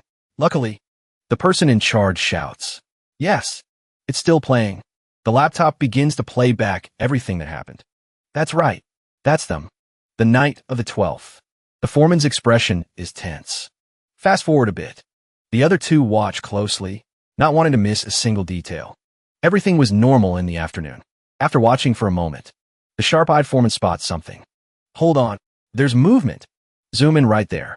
In the video, the dirt wall behind one of the workers slowly begins to crack. What is that? Then, a green, demonic hand reaches out from the fissure. Seeing this, all 3 men are frozen in absolute terror. It's coming out. The worker in the video is running for his life. Behind him, shrouded in smoke, is the silhouette of a bizarre creature. It's a massive abyssal demon, utterly ferocious. It lunges forward, grabbing the worker with its enormous hand. All he can do is scream, Monster! The beast lifts the man into the air. He planted his feet firmly on the ground. Around him, frantic footsteps scrambled. The colossal abyssal demon let out a thunderous roar. Its gaping maw stretched wide, ready to swallow the unfortunate worker whole. What followed was a horrifying spectacle of blood and gore. The workers who witnessed this scene on video, they too screamed in terror. Even the laptop clattered to the ground. The young man scrambled to his feet and ran, abandoning everything, desperate only to save his life. Run, quick! There's a flesh-eating monster here. The bespectacled worker trembled as well. This is a disaster. Though the captain was terrified, he managed to maintain his composure and made a clear-headed decision. The Special Operations Department. We need to contact the Special Operations Department immediately. Meanwhile, before Song Yi-chin stood towering modern skyscrapers, he found himself unconsciously walking towards the Central Plaza, recalling the words written on the paper. Midnight the 13th. Meet at Central Plaza. Nanhua. Tonight was Nanyua's scheduled meeting. Suddenly, his phone rang. A flock of ducks waddled across the small bridge at the end of the alley. Yi-chin hesitated for a moment before answering. Hello. Xiao Xiao. Xiao Xiao was sitting on a subway train, carrying a bag of food. I picked up some groceries. I'm on the subway, heading to your place. Is there anything else you want to eat? I can bring it for you. Hearing her words, Ichin felt a warmth spread through his chest. To have Xiao Xiao's care and concern. What more could he ask for? Just as he finished the thought, the phone went dead with a series of beeps. Ichin immediately assumed they'd lost connection. The signal must be bad on the subway. An idea immediately struck Ichin. Lately, his mind had been preoccupied with matters of other worlds. He'd been distant with Xiao Xiao. All right, it's almost time. Perfect. I can go meet her at the subway station. But as he neared the subway station, a large crowd was jostling at the entrance. A guard explained, "Excuse me, folks. The subway is currently on lockdown. Please clear the area immediately." He recognized them. They were from the Special Operations Department. However, the agitated citizens weren't cooperating. "Let us in. Why can't we go in? We're going to be late for work." The men in uniform tried to calm the unruly crowd. "Please maintain order. Please cooperate with us." Ichin raised his hand high and called out loudly, "Excuse me, what happened in the subway? What about the passengers inside? Are they all right?" The Special Operations Department agents gawked at him in astonishment. The former spear hero, one of the men, stepped forward to block him and stated firmly, "The Special Operations Department is currently on a mission. Everything must be kept strictly confidential. Even a former spear hero like yourself is no exception." Just then, the system appeared, notifying its host. Time traveler detected. Location, immediately underground. And not just one. Upon hearing this, he couldn't help but worry. Xiao Xiao is still in the subway. Ichin feigned compliance. "You are, of course, just doing your duty. And there's nothing wrong with that. Then, forgive me for having to force my way in." With that, Ichin leaped and vaulted, soaring over the Special Operations Department agents. The agents barely had time to raise their hands to try and stop him. "Wait." Several low-ranking agents quickly gave chase. "Stop him." A stern voice rang out. "Everyone halt. It's Elder Zhao. The former Chamber of Commerce is a crucial partner of our Special Operations Department. So don't interfere." The lower-ranking agents were completely bewildered. Why is General Zhao here in person? Zhao Zongxin quietly watched Yicheng leap in. He thought to himself, right now, the only one who can protect Yinzhao City is probably him. Inside the subway train, Yishao was on the phone with Yicheng when the signal suddenly cut out. "Lost signal," a woman frantically asked. "Did you hear that sound?" Suddenly, the subway train began to shake violently, like an earthquake. It threw everyone off balance. "What's going on?"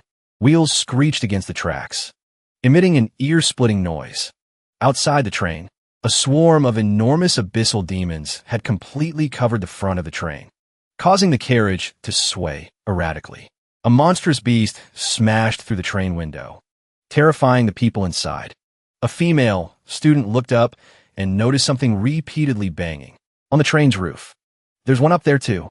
It turned out to be a monstrous beast using spiked claws to punch through the roof. That giant abyssal demon jumped down, crushing a person to death. It roared, looking incredibly ferocious. "Hurrah! There's another one behind it." To these monstrous beasts, this train was nothing but a human buffet. Meanwhile, everyone was utterly terrified, only able to scream and beg for help. "Don't eat me. Help!"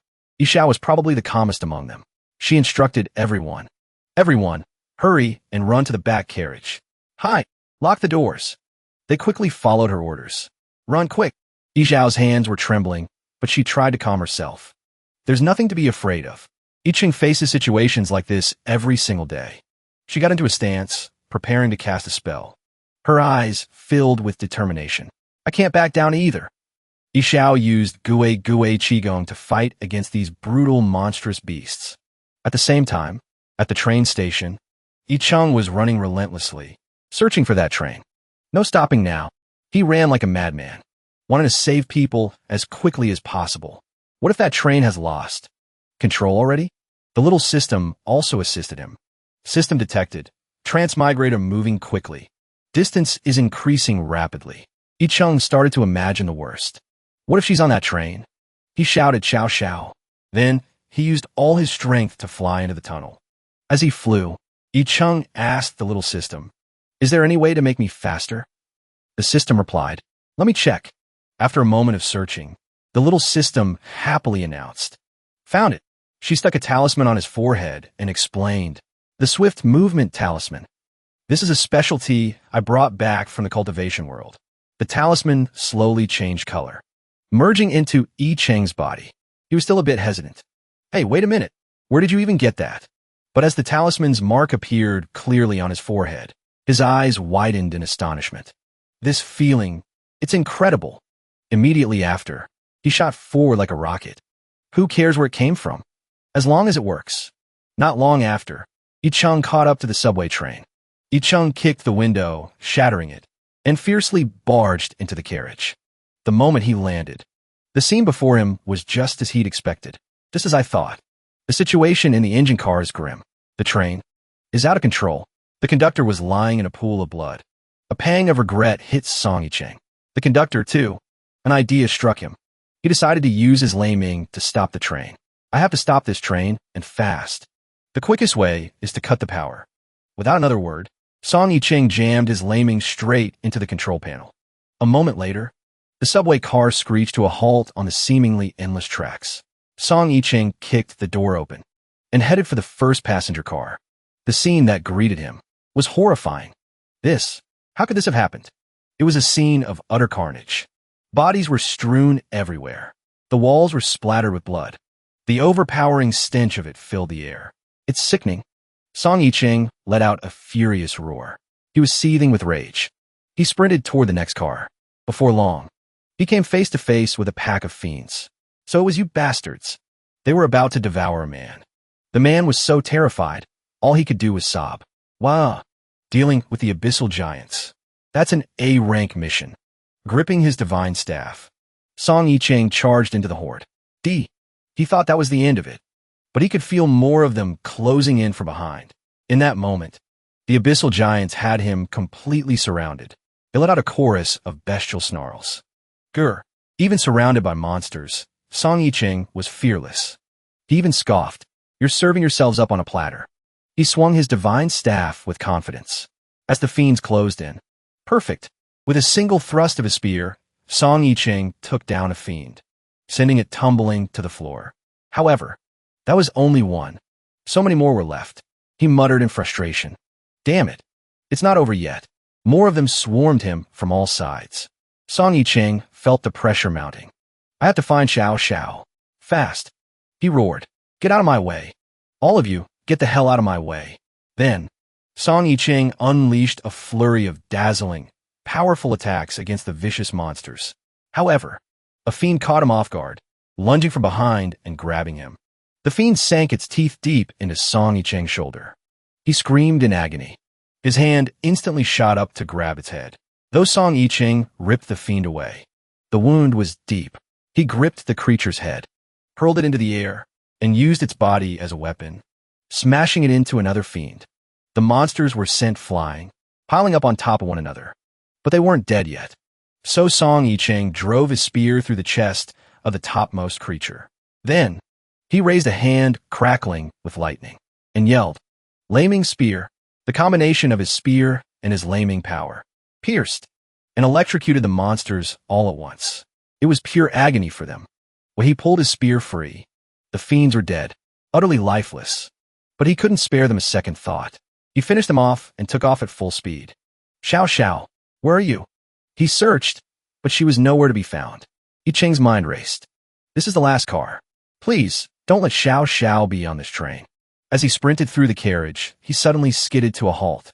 Behind a seat sat a girl with black hair. She looked just like Yi Xiao. He tentatively called out, Xiao Xiao. Yi Cheng scrambled toward the girl. His face was a mask of terror and guilt. Yi Cheng panted, his breath ragged with exhaustion and worry. He stammered, Xiao. As he reached out to touch her, she suddenly slumped forward. When her body hit the floor, her freckled face came into view. Only her hair was the same as Yi Xiao's. Staring at the body before him, Yi Cheng's panic spiraled. It's not her. It's not her. He desperately tried to reassure himself. Xiao Xiao. She's not some weak girl who just let someone push her around. She would fight back. She's definitely not on this train. Maybe she never even ran into... Any monsters? Right? That has to be it. Just then, the bright headlights of a train approaching from behind flooded the car. The light jolted Yi-chung from his daze. Watching the train get closer and closer, Yi-chung felt a surge of alarm. The next train is here. At this rate, it's going to crash right into us. As the thought crossed his mind, the two trains were only a few meters apart.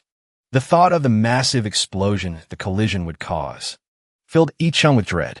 There could still be passengers on that train. With that realization, he shattered the window and leaped out. Arcs of electricity still crackled around his body. Yi-chung launched himself directly at the oncoming train. His resolve was set. I have to stop this collision, no matter what. The little system quickly interjected. Hey, you're injured. Are you seriously planning to stop it with your bare hands? That train is out of control. It's going even faster than usual. But Yi-chung saw no other way to prevent the catastrophe. To hell with it.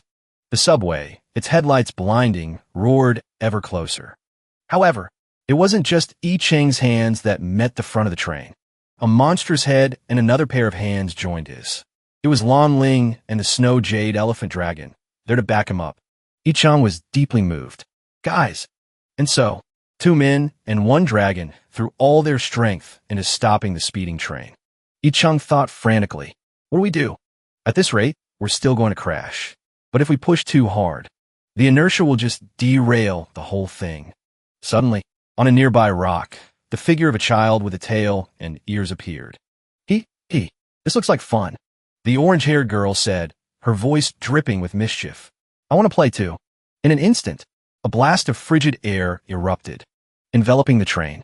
The force simultaneously shoved Yi-chung, Lan Ling, and the dragon away from the impact. The sight left him utterly stunned as a wall of ice shot up from the tracks. It ground the train to a halt. The group cheered in relief. It finally stopped. Lan Ling examined the thick sheet of ice. He remarked, I can't believe this train had so much force behind it. Yi-chung scratched his head and turned around. Thank you, brave hero, for the help. The snow dragon shrank back down to its mini form.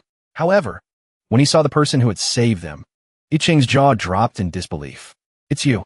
The G puffed out her cheeks and said angrily, It's not that I want to help you people. I just want to have a little fun. Lan Ling calmly explained. Song, you may not know this, but Daji stole the demon core you brought back from the other world. It seems that's what's allowing her to enter this world. Meanwhile, Yi-chung's mind was racing. So the treasures from the other world actually work. I guess I should bring more of them back next time. Then, a malicious thought crossed his mind. Eat what I give you, and you become mine. Yi-chung shattered the ice and leaped onto the train. He called for the others to follow him quickly. The group sprinted through the train cars, searching for survivors, and any trace of Xiao, although blood stained the surroundings. It was clear this train had also had the misfortune of encountering a giant demon, but there were very few bodies. Lan Ling observed. It's too quiet. Daji guessed. Could that monster know how to hide and set up an ambush? Yi-chung stroked his chin, reasoning. That's not right. Based on my experience from earlier, the giant demons have extremely low intelligence. They wouldn't use a tactic like this. Suddenly, his eyes went wide, as if he'd seen something terrifying. The rear cars, they're gone. A huge section at the end of the train was just missing. Everyone moved closer to get a look. The sharp-eyed Lan Ling spotted a clue. Song, look, there are two pieces of a broken purple turtle shell, along with some torn fabric and a suitcase. The sight sent Yi-chung spiraling into despair and anguish. He was terrified that something had happened to Xiao. The turtle shell, that's Xiao's. The system suddenly appeared and announced. Within a 1-kilometer radius ahead, an abnormal energy fluctuation has been detected. It's growing stronger. Without a moment's hesitation, the group sped off in the direction the system indicated. On that same stretch of track, 3 derailed train cars teetered on the edge of a chasm. To ensure the rescue operation proceeded smoothly, a rescue team member was instructing all the victims. Please, everyone, do not panic. Form a line and evacuate in an orderly manner. The Special Affairs Bureau will ensure your safety. After surveying the scene, a rescue worker reported to Zhao Zongxin. Reporting, General Zhao. We've also found tracks from the giant demons near Line 2. Based on this data, it's highly likely these monsters plan to use the subway system for an invasion. Hearing this, Zhao Zongxin immediately issued an order to the rescue team. Immediately organize an emergency evacuation of the downtown area. Then, continue to expand the lockdown perimeter. Move it. Receiving their commander's orders, the rescue team members immediately bowed their heads and replied in unison, "Yes, sir." Just then, a massive explosion echoed from deep within the tunnel. Boom. Zhao Zongxin asked his men, startled, "What was that?" Boom. Boom. A moment later, Song Yijing shot out from the tunnel like a hurricane, screaming as he ran. Xiao Xiao, seeing that it was a person who had emerged. A rescue worker sighed in relief. "Thank God, it's not a giant demon." Zhao Zongxin, witnessing the man's power, couldn't help but say in amazement, "Looks like this kid is another one of those veteran heroes." In an instant, Song Yijing was in front of the derailed cars. The moment he saw them, he immediately confirmed they were the missing cars. He shouted anxiously, "Xiao Xiao." After a moment, a voice suddenly answered from behind him. Yijing heard the familiar voice and whipped his head around. Trembling with emotion, he said, "Xiao, Xiao Xiao." After making sure it was really her, she looked a little surprised. "What are you doing here?" Song Yicheng hesitated for a moment before dropping the thin turtle shell to the ground. Then he rushed forward, hugging Xiao Xiao tightly. He cried out, "Xiao Xiao," while Xiao Xiao was still too stunned to react. Song Yicheng spoke again. "I'm sorry. I failed to protect you. I'm never letting you take the subway alone again." Sob. With that, he took her hand. "Let's go. I'm taking you home." But Xiao Xiao didn't want to leave. She told Yicheng, "My injuries aren't that bad. I can still stay and fight." Hearing this, Song Yicheng vehemently objected. He looked at her, his voice filled with anger. As he shouted, "Absolutely not. There's no way I'm letting you put yourself in danger again. We're leaving." But Xiao Xiao still wouldn't give up. She looked at him gently and said, "Yicheng, listen to me. I used to be so afraid you'd find out I was learning martial arts. It wasn't until that incident with the god of love that I realized you didn't mind at all. Thank you for showing me how wonderful it is to have someone who's 100% willing to accept you for who you really are. It's the most wonderful feeling in the world.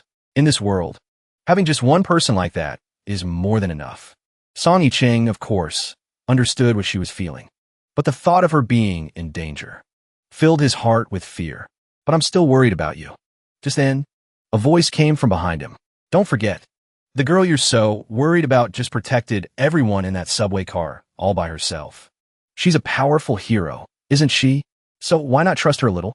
Zhao Ling had returned, safe and sound. Everyone on the team cheered. "The captain's back. Awesome."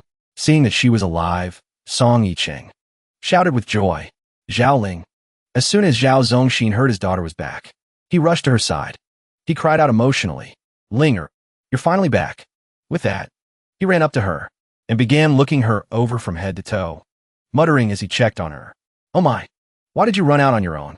Does it hurt anywhere? Are you feeling okay?" Zhao Ling watched her father's antics, so embarrassed she didn't know where to look. She quickly changed the subject. "Ahem, let's get down to business. On the way here, I analyzed the latest data on the giant demon appearances. These things might be an organized, transdimensional army. We're about to face countless brutal monsters.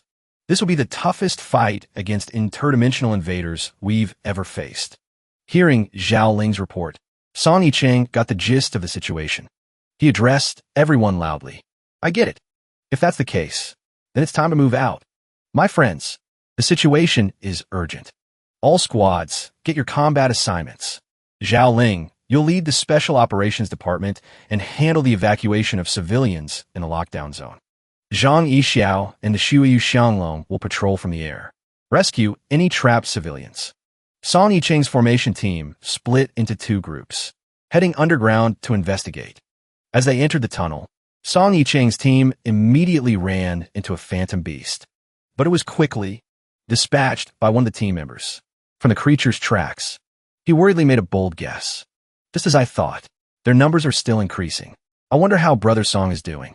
Meanwhile, Song Yicheng was halfway to his destination and still hadn't found any trace of the monsters. He thought to himself, a bit puzzled. These giant demons keep multiplying. The wormhole they're coming through must still be active. It has to be somewhere around here. SFX whoosh. But where the hell is it? Hearing this, the little system beside him spoke up. The tactical glasses have connected to the special agents database. Put them on and take a look. After he put on the glasses, the map lit up with a dense cluster of red warnings. Seeing this, Song Yicheng couldn't help but say with concern, the giant demon's activity is spread across almost the entire city. The situation is already critical. Hearing this, the little system immediately speculated. Maybe the city's entire underground has been compromised. These giant demons are spreading out from a single point. Based on the map's data, this might be the very location where the wormhole appeared. Song Yicheng finally pinpointed it, about 500 meters to our right. Hearing him say that, the little system immediately shouted, urging him on. We have to get there now. Hurry. This is no time to worry about underground power cables. SFX. Rumble. At those words, Song Yicheng unleashed his annihilation palm without a moment's hesitation. Then, the two of them quickly charged into the underground tunnel. They moved at breakneck speed. SFX whoosh. After traveling for a short while, Song Yicheng stared ahead in astonishment. His eyes lit up. He shouted, we're almost there. Looking at the spatial gate before him, he was shocked to realize this was it. The giant demon's wormhole. SFX From within the gate, a mysterious sound suddenly echoed, signaling an approaching danger. SFX. Whoosh whoosh. A few seconds later, swarms of all kinds of monsters poured out. Their terrifying roars echoed through the space. SFX. Rayor. Song Yicheng charged forward to fight them without hesitation. SFX. Haya. SFX. Gra. SFX. Boom. Just as the two sides were locked in a fierce battle, a mysterious man suddenly appeared in the sewer pipe. He slowly walked towards Song Yicheng, step by step. After the giant demons emerged, SFX. Whoosh. SFX. Whoosh. They all rushed towards the sewer pipe. SFX. Crash. Seeing this, Song Yicheng thought to himself, the giant demons spilling from the wormhole are using the sewer system to escape and spread out everywhere. He then charged towards them, declaring loudly, good, I found your nest. Overlord's lightning spear. After the first strike, all the giant demons were completely paralyzed by the lightning. They shrieked in pain. SFX. ZZZT. Seeing this, our hero said decisively, one more time. SFX. KRA boom. He had just struggled to deal with one wave, when another immediately arrived as reinforcements. Seeing this, Song Yicheng ground his teeth and cursed. Damn it. How did more of them get here so fast? SFX. Whoosh. Truly an army that fears neither pain nor death. SFX. Fwoosh fwoosh fwoosh fwoosh fwoosh. Looking at the tide-like army, Song Yicheng was surprised to realize the giant demons are using a human wave tactic.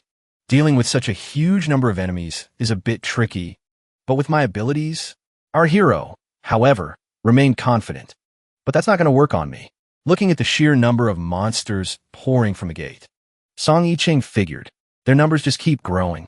Looks like their new orders of take me out, and fast. These monsters aren't just attacking one by one.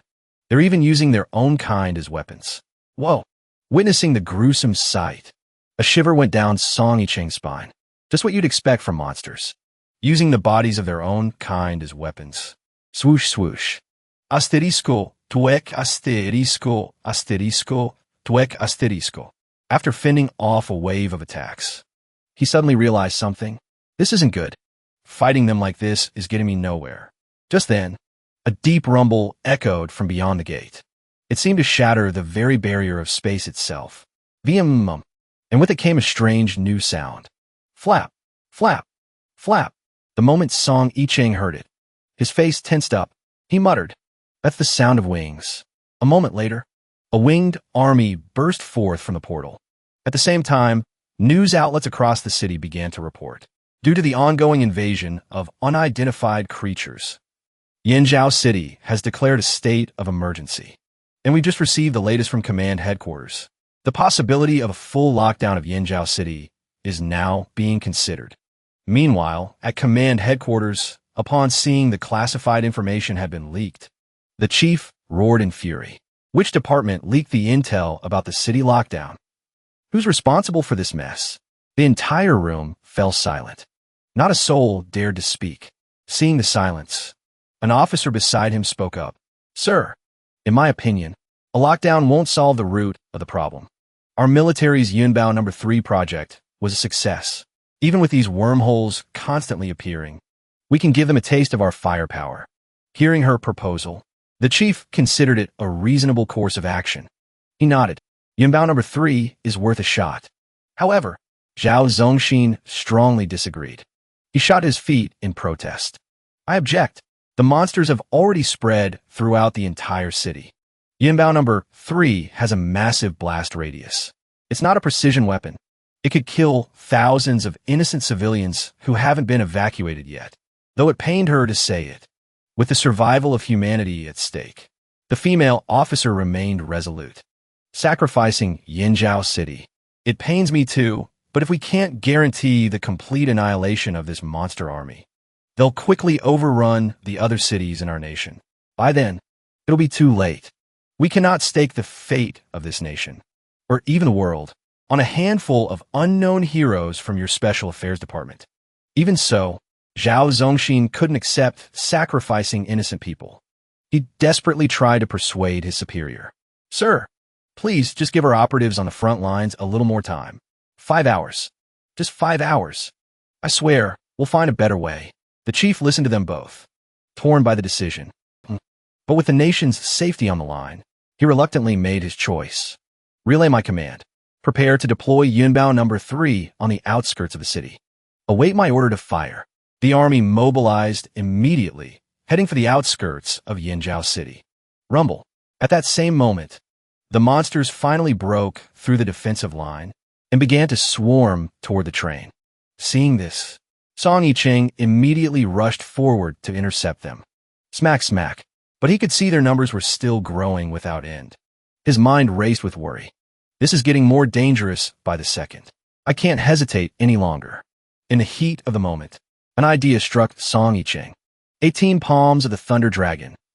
The words had barely left his lips when a colossal beam of light erupted, blasting countless monsters away. Boom, boom, boom, whoosh, crash. From a distance, the children saw the dragon-shaped light in the sky. Excitedly, they started cheering. Sis, look, it's a dragon. Don't be silly. There's no such thing as dragons. It must be some new kind of firework. Gazing at the mysterious light in the sky, Tu's eyes widened in shock. Could it be him? Since when do they make fireworks that powerful? Having received the signal, reinforcements quickly scrambled helicopters to the scene. Whir. Seeing the monsters fall one by one, Zhao Ling immediately pulled out a large cannon, aimed at them, and said, Perfect chance. Bang, bang, bang, bang, bang, bang, bang, bang, bang, bang, bang, bang, bang. Seeing this, Song Yicheng directed the Thunder Dragon to dive into the ground, wiping out the rest of the monsters. Rumble.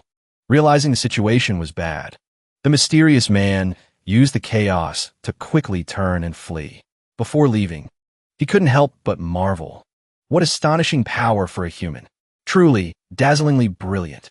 As for Song Yicheng, after dealing with the monsters, he collapsed to the ground, exhausted and panting. Cough hack. It's been a long time since I've felt this drained. But the battle isn't over yet. On the other side of that gate, they could be gathering an even stronger army right now. Just then, a man's voice suddenly came from behind him. Hey, former Azure Dragon hero, you really are something else. Song Yicheng turned his head in surprise at the sound of the voice. Weren't all the civilians already evacuated? The young man waved to him and said, My name is Nanyu. I'm here to help. The moment he heard the name, Song Yicheng shouted in disbelief. Nanyu, he thought with a surge of excitement. In this entire world, there's only one Nanyu I know. The author of that epic cultivation story, Nanyu himself. Seeing the hero call out his name, Nanyu confirmed, That's right, the 13th. Center of the square.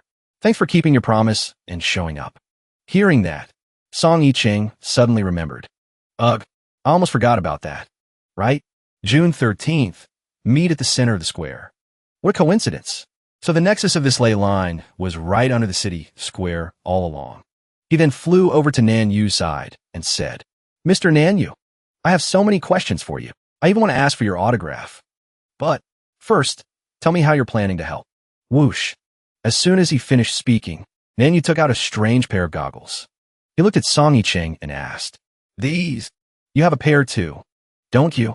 When Song Yicheng saw the goggles, he shouted in astonishment, "The Chinkuan goggles?" Hearing Song Yicheng say that, Nanyu began to speak, his voice low, revealing his true identity.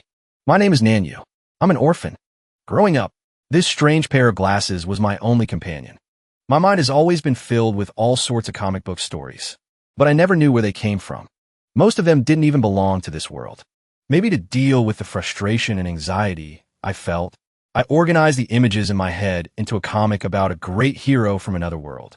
Maybe it was from that moment on, I became obsessed with the hope that this comic would help me find some kind of answer.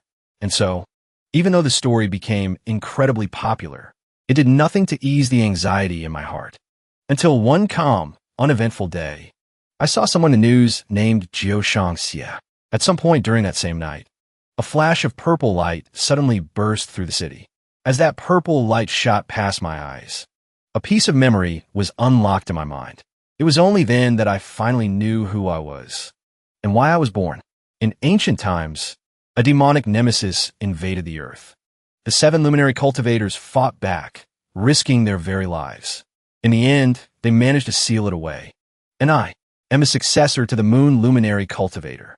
Of the 7 luminaries, I inherited the power of divination. At the same time, I also discovered that the ancestor Xian Zhen from my dreams was actually the earth luminary cultivator. It turns out the world of cultivation is real. Within the inherited memories of the moon luminary, it said that on the night of a meteor shower, if you let a drop of heart's blood fall into still water, the power of divination on such a night would allow me to see a glimpse of destiny in the water's reflection. So I poured everything I had into it, and I finally received the results of the divination about the 7 luminaries. It was just one short phrase. The sun luminary walks the earth. In the other world, seek the earth luminary. Return only when the Qian mirror is found. The sun luminary, Ri Yao, is the pinnacle of martial cultivation across the 3,000 worlds. He is also the most powerful physical fighter among the 7 luminary cultivators.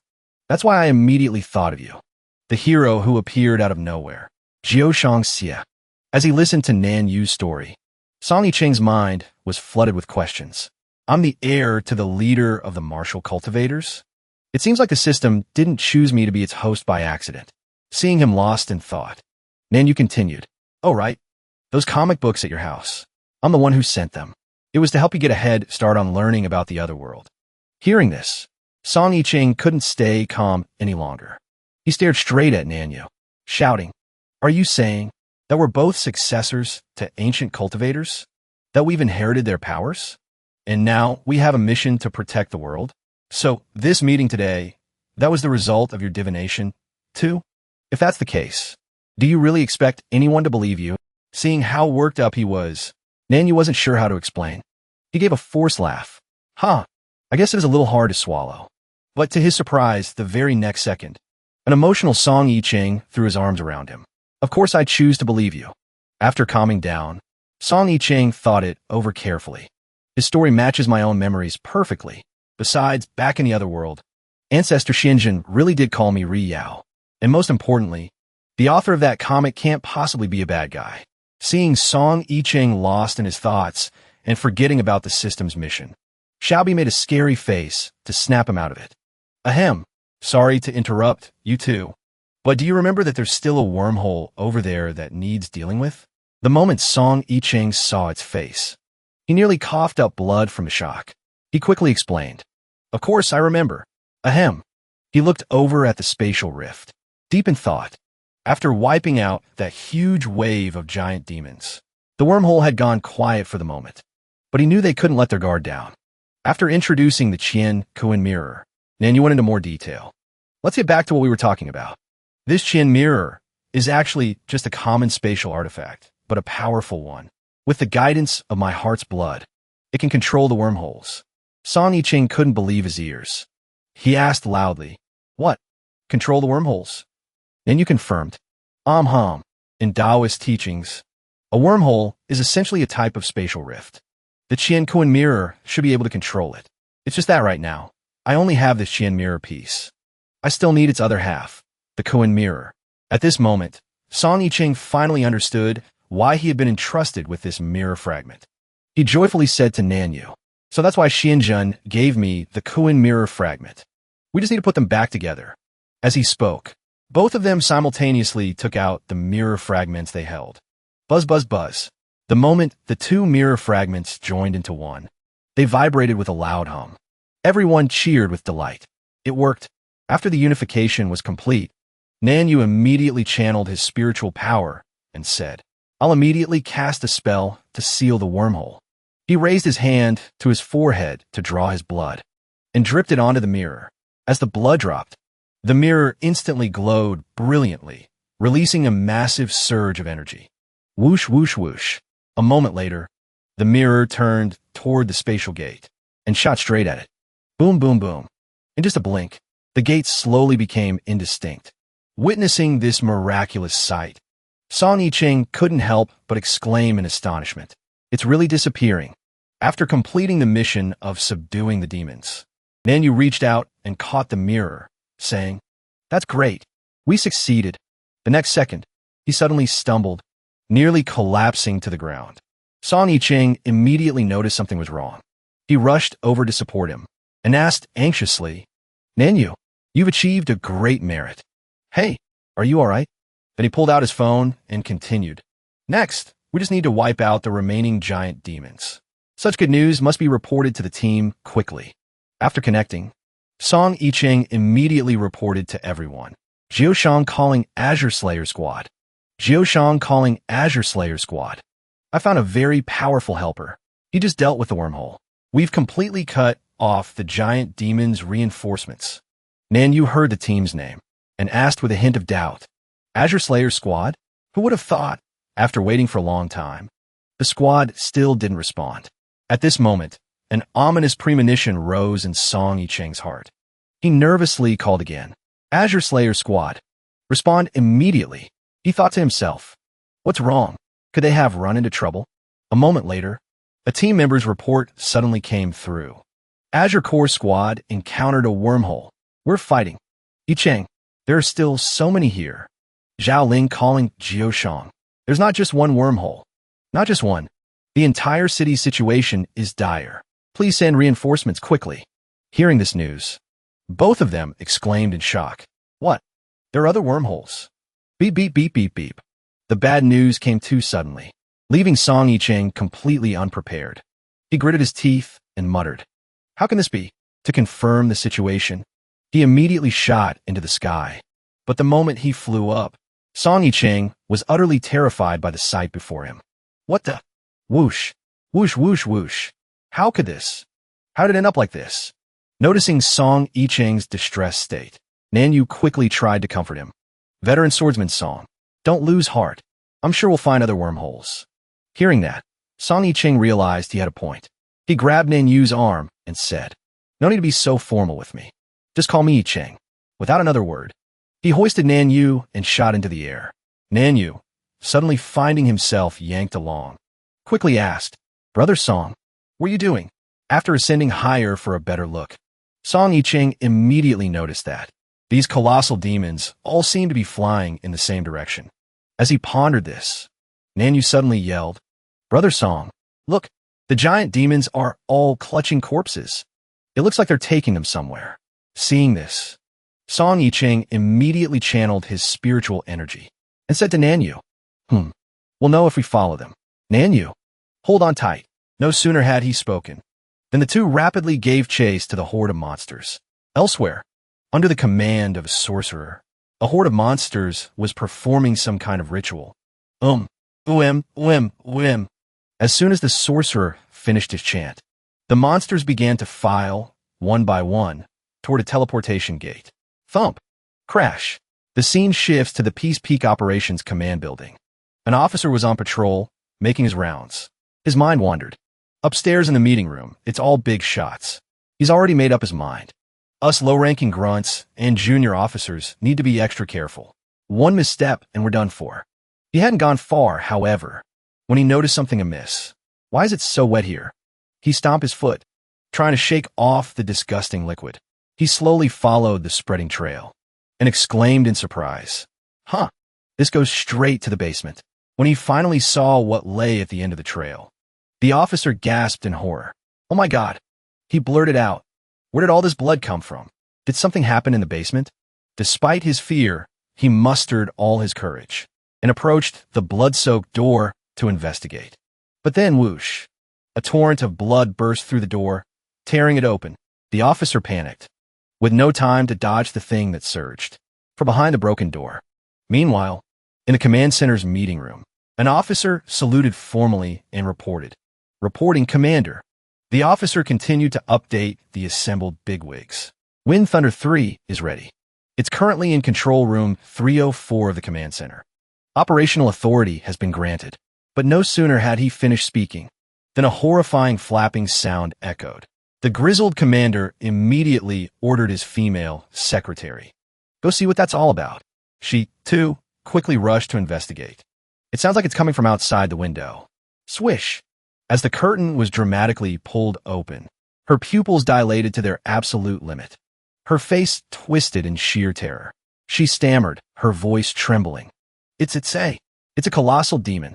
Then, with every ounce of strength she could muster, she yelled, describing the horrific sight she'd witnessed.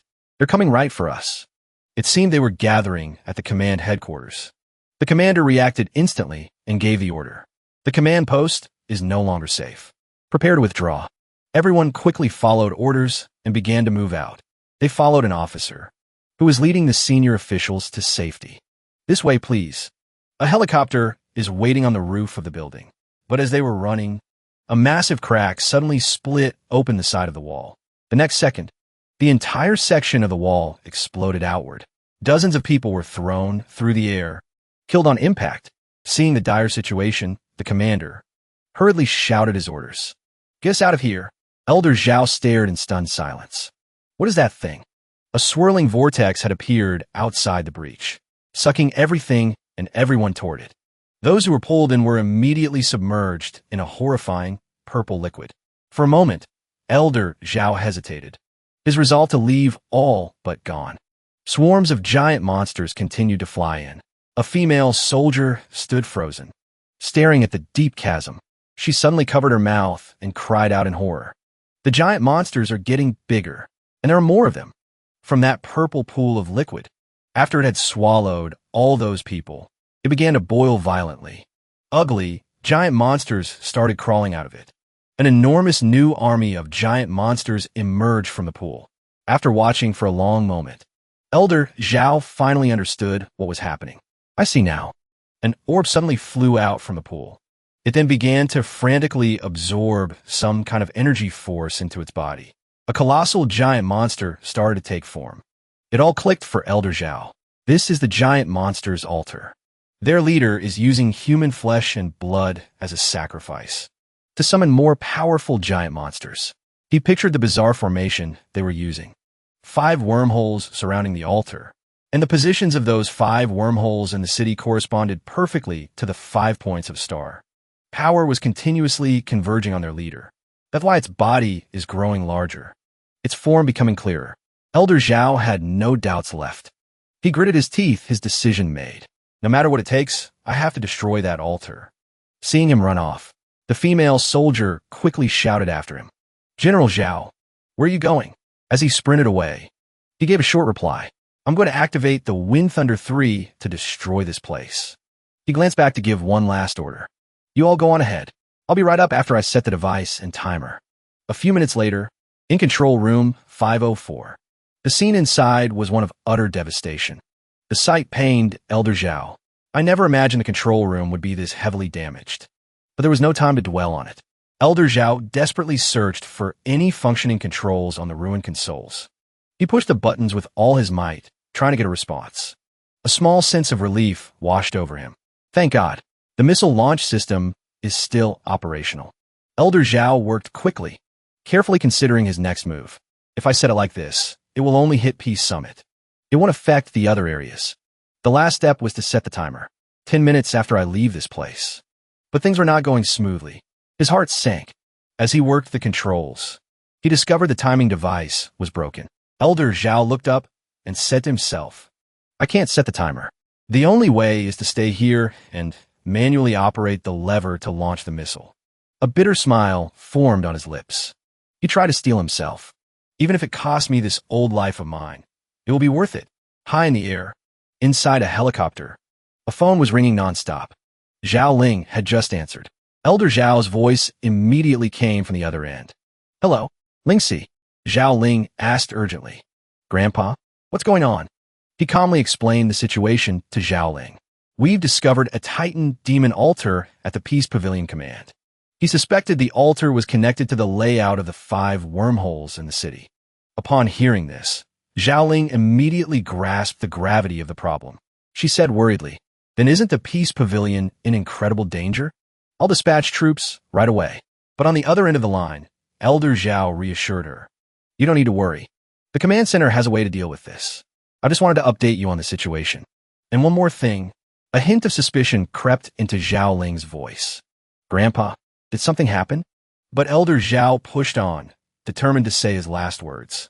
You have to take good care of yourself. Don't be so stubborn. And don't just bury yourself in your work. You need to think about settling down, too. Beep, beep. With that, he hung up the phone. She was left completely baffled. Grandpa's voice, it sounded so strange. A sense of dread washed over her as she urgently ordered the pilot. Quick, turn around. Head for the Peace Pavilion Command. After the call, Elder Zhao stood there, lost in thought for a moment. He took in the scene before him. Then, he slowly placed his phone on the control panel. The scene shifts. At the same time, on a rooftop next to a helicopter, an officer was growing extremely anxious. He repeatedly urged the female soldier. General Wang, please, we have to take off. This is the last working helicopter we have. But she hesitated once more. Just a little longer. General Zhao is on his way up. Their superior officer could wait no longer. He barked an order. We're not waiting. Take off now. An officer replied. But sir, there are still people. With a dark expression, the superior officer glared at the two who were still waiting. Nonsense. There's no one left down there. Everyone who stayed behind has been sacrificed. It's a tragedy for us all. And with that, he gave the direct order to abandon them. Without questioning the command, the pilots quickly responded. Taking off now. The helicopter's rotors began to spin faster and faster. And just like that, they flew away. The officer left behind watched in horror. They're leaving. Even General Wang's face turned pale with shock. She couldn't believe it. What? As the helicopter flew away, Elder Zhao thought to himself. Looks like they made it out safely. It seemed this was the moment he had been waiting for. His finger slowly moved toward a red button. He murmured, It's time. Finally, his finger pressed down on the fateful switch. From a location far away, a massive missile launched into the air. It screamed across the sky. Song Yicheng, who was flying nearby, caught sight of it. That's a missile. He followed its trajectory with his eyes, realizing with horror that it was aimed at the Peace Pavilion Command. The warhead was now locked onto the Peace Pavilion Command building. From her helicopter in the distance, Zhao Ling saw it all. She let out a blood-curdling scream. She reached out her hand, her face a mask of pure terror. She cried out, Grandpa! But in a flash, the entire building erupted. It became a blazing fireball, sending up a thick plume of smoke and debris. The warhead had directly obliterated the Peace Pavilion Command.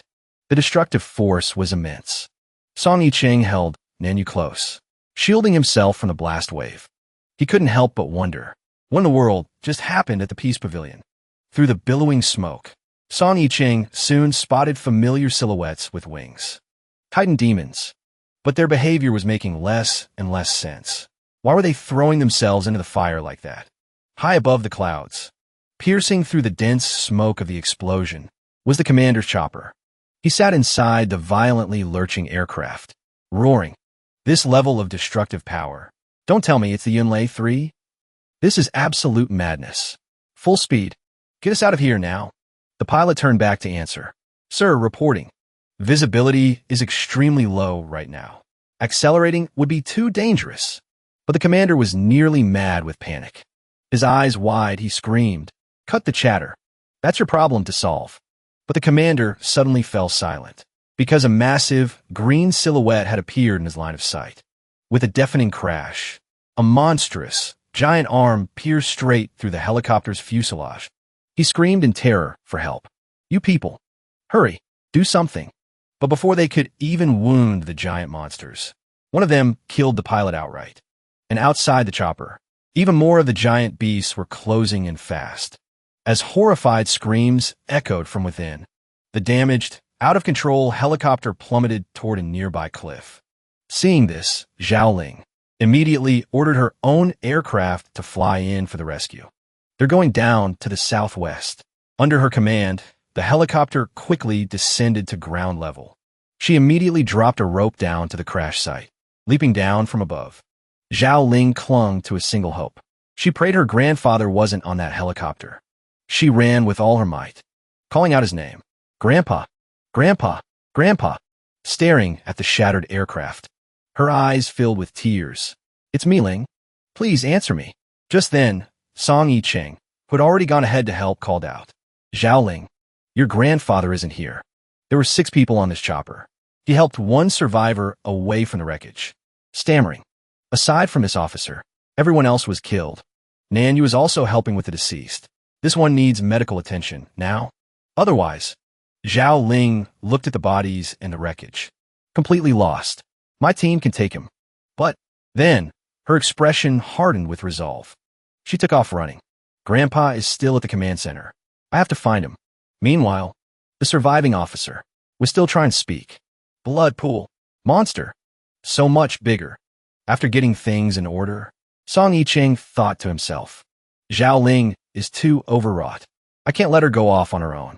Besides, that officer was mumbling about a blood pool and a bigger monster before Nan Yu's astonished eyes. Song Yicheng slapped a talisman on his back. "This is a swift step talisman. It'll temporarily boost your speed." Then he took off, shouting as he ran. "Keep up. Something's wrong at the command center." The 2 of them sprinted after Zhao Ling with everything they had. At that moment, Zhao Ling stood in the heart of the fiery ruins, screaming, "Grandpa! Grandpa!" All the while, a massive fire raged on, staring at the all-consuming flames. Zhao Ling's voice grew weaker with despair. Within the blazing inferno, the gentle figure of old Zhao appeared. "Ling Shi, don't pout now. How are you ever going to get married like this?" She was seeing a vision. She cried out with joy. "Grandpa!" Sobbing, she reached for the translucent figure. "You stubborn old man. You see me like this? Your granddaughter, who can't even get married. How can you just leave in peace? Right? You wouldn't just abandon me. Right?" At that critical moment, a hand grabbed Zhao Ling and pulled her back. Song Yicheng had appeared. He yelled, "Snap out of it. Don't do anything reckless. It's too dangerous in there." Seeing Song Yicheng, Zhao Ling was in a daze. All she could do was stammer, I. As reality set back in, the painful truth seemed to crush her. She collapsed to her knees, sobbing uncontrollably. Tears streamed down her face. The inferno continued to rage, as if boasting of its own invincible power. Song Yicheng calmly assessed the situation. The giant demons are still a threat. What made old Zhao sacrifice himself to destroy this place? He then turned around and tried to comfort her. "Zhao Ling, I know this is harsh, but you have to pull yourself together. This fight is far from over." Zhao Ling understood. She immediately composed herself and wiped away her tears. Not far away, the pool of blood continued to bubble ominously. A moment later, the giant demon leader emerged from the pool once again. Its body was colossal, its face grotesquely twisted and ugly. It roared relentlessly. Just then, Nan Yu arrived. His eyes widened as he shouted, "That huge monster! It looks like a high priest from a game." Zhao Ling's eyes shot open in realization. "Emperor 4. Grandpa said it too. This is the giant demon's altar." Hearing this, Song Yicheng couldn't believe his ears. "What?" He immediately leaped into the air. Looking down from above, Song Yicheng thought to himself, "So this is the giant demon's sacrificial altar. The people they captured are the sacrifices." More and more ferocious giant demons continued to spawn from the blood pool. Song Yicheng watched, stunned, and within this altar, A powerful army of giant demons was taking shape. He surveyed the entire scene, trying to assess the situation. But that demon priest doesn't look like it's in good shape either. Old Zhao's sacrifice wasn't in vain. The missile strike at least bought us some time. Suddenly, something caught Song Yicheng's eye. He spotted an anomaly. In that one corner, the flames are weaker, and the bloody aura is fainter there, too. He focused his gaze, piecing things together. And that corner is in the direction of... As he figured it out, he couldn't help but be surprised. What a coincidence. That's the direction of the wormhole Nanyu just closed. Song Yicheng finally reached his conclusion and moved without hesitation. So, if we close all 5 wormholes in the city, we can destroy this altar. Seeing Song Yicheng return, Nanyu quickly asked, Brother Song, did you find anything? Song Yicheng immediately gave an order. Nanyu, I need you to close all of the wormholes. But before they could act, Nanyu and Zhao Ling screamed in terror. Brother Song, behind you. Master Song, watch out. Song Yicheng barely had time to turn. A colossal hand came crashing down on him. Even he couldn't help but panic. They found me. No more time to waste. Song Yicheng yelled his orders. Protect Nanyu. Go close all the wormholes. Go. Now. The words had barely left his mouth when the demon's giant hand crushed him. The impact let out a deafening boom and sent the other 2 flying. Nanyu saw what happened. He couldn't take it. He turned back, crying out, Brother Song. But Zhao Ling grabbed him just in time. We just have to trust him. She pulled Nanyu by the hand, and they ran for it. We have our own important battle to fight. Nanyu didn't want to accept it. He wanted to argue, but the words wouldn't come. A moment later, Zhao Ling couldn't help but ask. Before, Song Yicheng said you can close the wormholes. What did he mean by that? Nanyu replied, It's a long story, but the short version is I can do it. As they climbed the helicopter ladder, they were relieved to see that Song Yicheng had skillfully dodged the giant hand's attack. Song Yicheng watched them leave. I just hope they make it. Now I have to hold these demons back for as long as I can. The giant demon priest saw his prey escaping. He was furious. He let out a savage roar. His rage was boiling over. He seemed to be ordering the other giant demons to attack Song Yicheng together. And so, the scene became utterly bizarre. A horde of colossal demons surrounded the tiny human at the center. They roared relentlessly, trying to break through Song Yicheng's protective barrier. But he didn't seem to mind. In fact, he hoped even more would come. Yeah, he was planning something. He suddenly felt the time was right. I think, that's just about enough of you. An immense power erupted from him. Song Yicheng yelled, Vajra Cage. Release. The golden shield expanded, enveloping all the giant demons. They began to howl incessantly. But Song Yicheng just gave a cold smirk. Trying to run? Not a chance. Then, he channeled his spiritual energy again. Now it's my turn. Sparks of lightning crackled across the sky. Divine thunderclap turned to dust. The giant demon priest, of course, witnessed everything. His eyes were bloodshot with rage. He stared daggers at Song Yicheng. Then he swung his hand directly into the air, trying to grab the orb of lightning that was slaughtering his soldiers. But the moment he touched it, the orb exploded. The backlash was so powerful it shattered the priest's arm into pieces. He screamed in agony. His arm was left completely mangled. And right at that moment, Song Yicheng's voice appeared right next to him. Mad now, are we? Song Yicheng taunted him, sitting right on top of the priest's head. I've been meaning to ask. You big bad Dark Lord types, why do you all like wearing such big hats? A devilish grin spread across Song Yicheng's face. Could it be because... He suddenly shot up into the sky and snatched the priest's cowl right off his head. You're all bald underneath? Wahahaha. Seeing the true face of the giant demon priest, Song Yicheng burst out laughing. Whoa, you giant demons are a really sloppy bunch, aren't you? Ha! He kept on mocking him. Not only do you have no hair, you don't even have a scalp. That giant demon priest had finally lost its patience. It began drawing power directly from the blood pool, forming a vortex that shot towards Song Yicheng in the air. At the same time, Song Yicheng sensed the shift. They're starting to close the rift. In fact, everything was going exactly according to Song Yicheng's plan. That's right, just like this. Yeah, focus everything on me. The giant demon continued its blind, frenzied assault on Song Yicheng. The barrage of water spouts was too dense. Song Yicheng couldn't evade them all and took a direct hit. To his surprise, the clothes on his chest simply dissolved away. This liquid is corrosive. This high priest is tougher than I expected.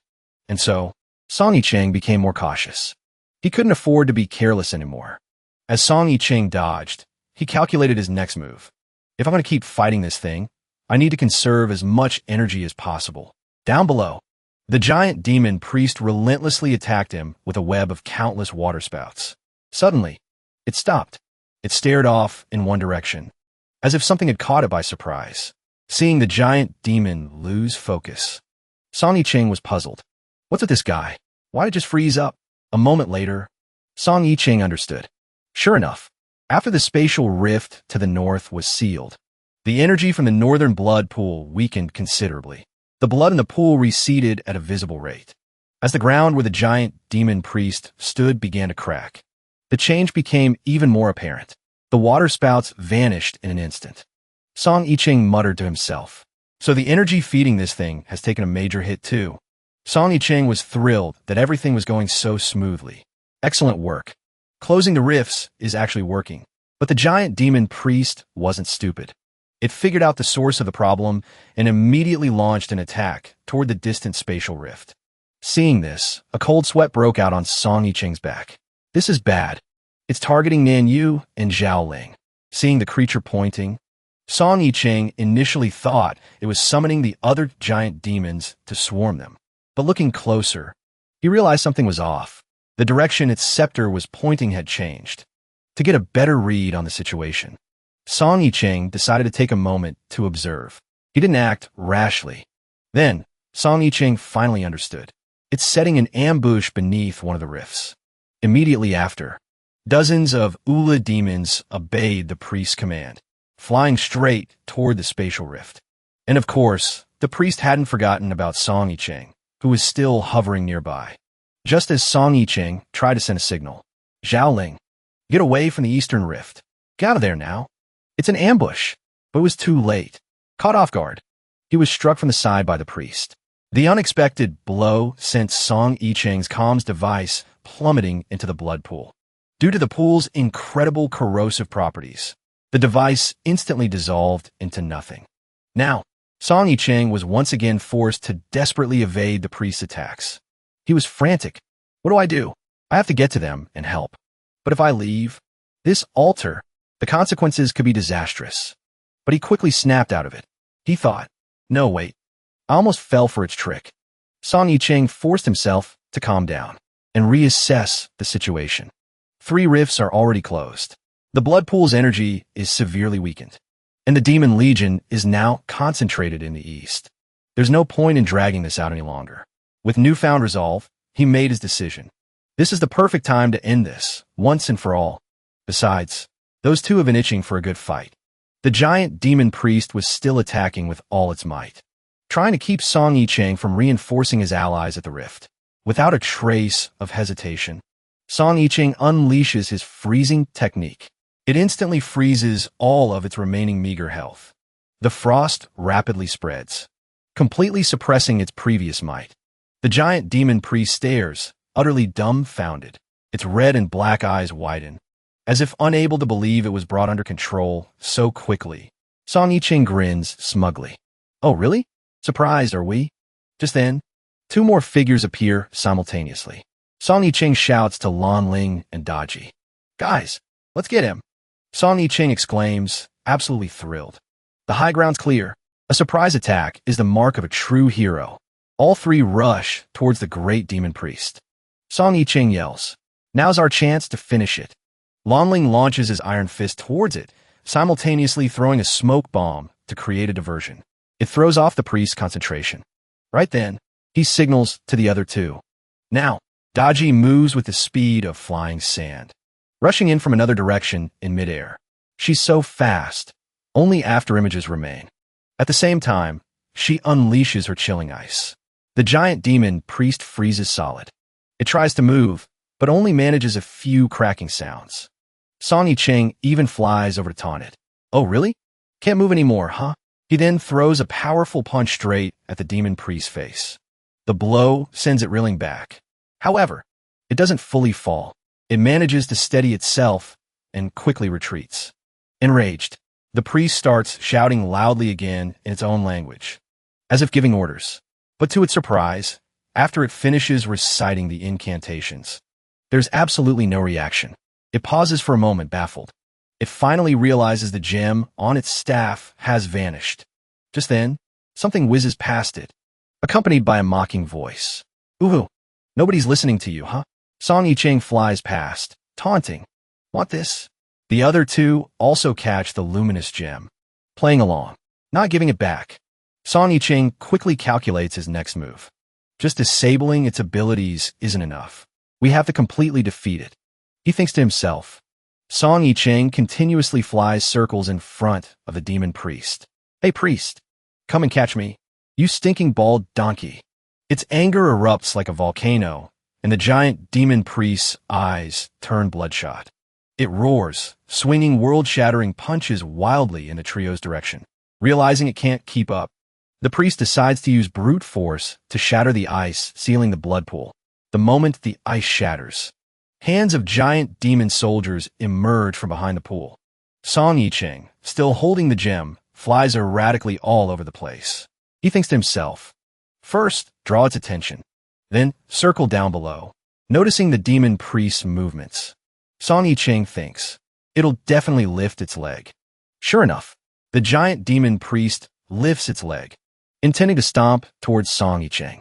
But everything is within Song Yicheng's meticulous plan. Its bulky physique, difficult movement, that's its weakness. Being big is good, of course. Asterisk, but being too big isn't always a blessing. Asterisk. Then, Song Yicheng throws the gem to Daji. He says, hold this big rock for me. Daji stares intently at the gem, seemingly with other plans in mind. Next comes Song Yicheng's clear command. All right, teammates, into position. It's time to deliver the killing blow to this giant. Lanling and Daji heed the command, immediately getting into position, and one after another unleash their ultimate skills. Daji once again freezes the giant demon priest's legs, pinning him in place. Lanling shot into the air, attacking it head-on. He drove his weapon straight into the weakest joint on the giant demon priest's frozen leg. Then, with all his might, he tore it open. Just as Brother Song predicted. This is exactly what Brother Song said would happen. This is when a massive beast is most easily thrown off balance. And so, unable to keep its balance, its body made brittle by the ice and the deep gash, it toppled backward. When its legs snapped clean off, it crashed down with a deafening thud. Blood from the pool splattered everywhere. Daji recoiled in disgust. She quickly conjured an ice shield.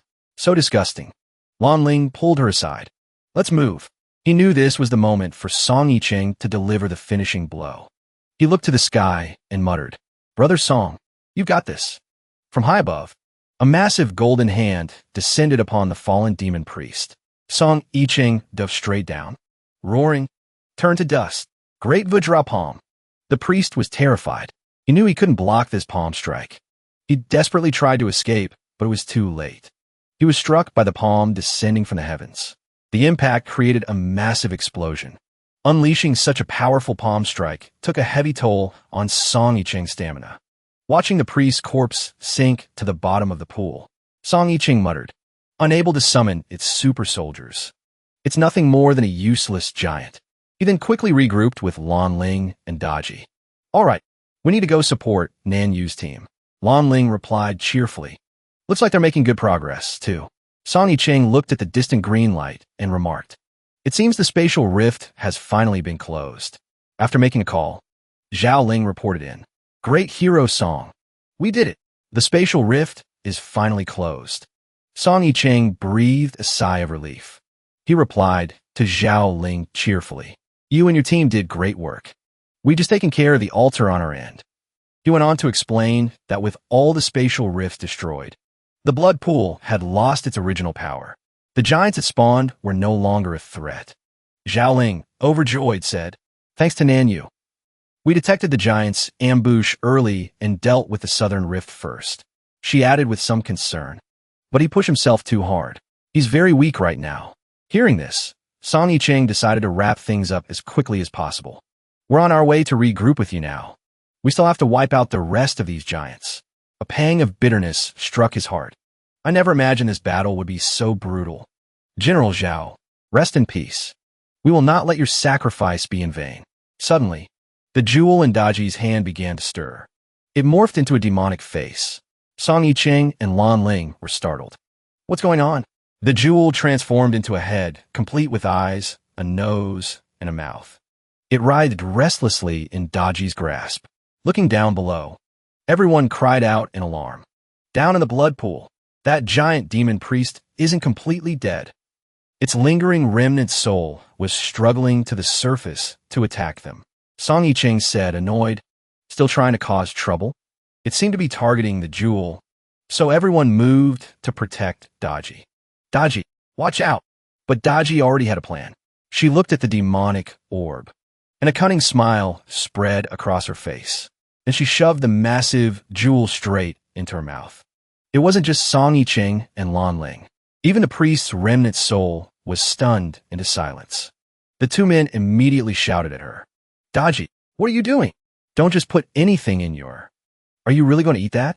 You'll get a stomachache. But Daki, despite her swollen belly, resolutely replied, I'm fine.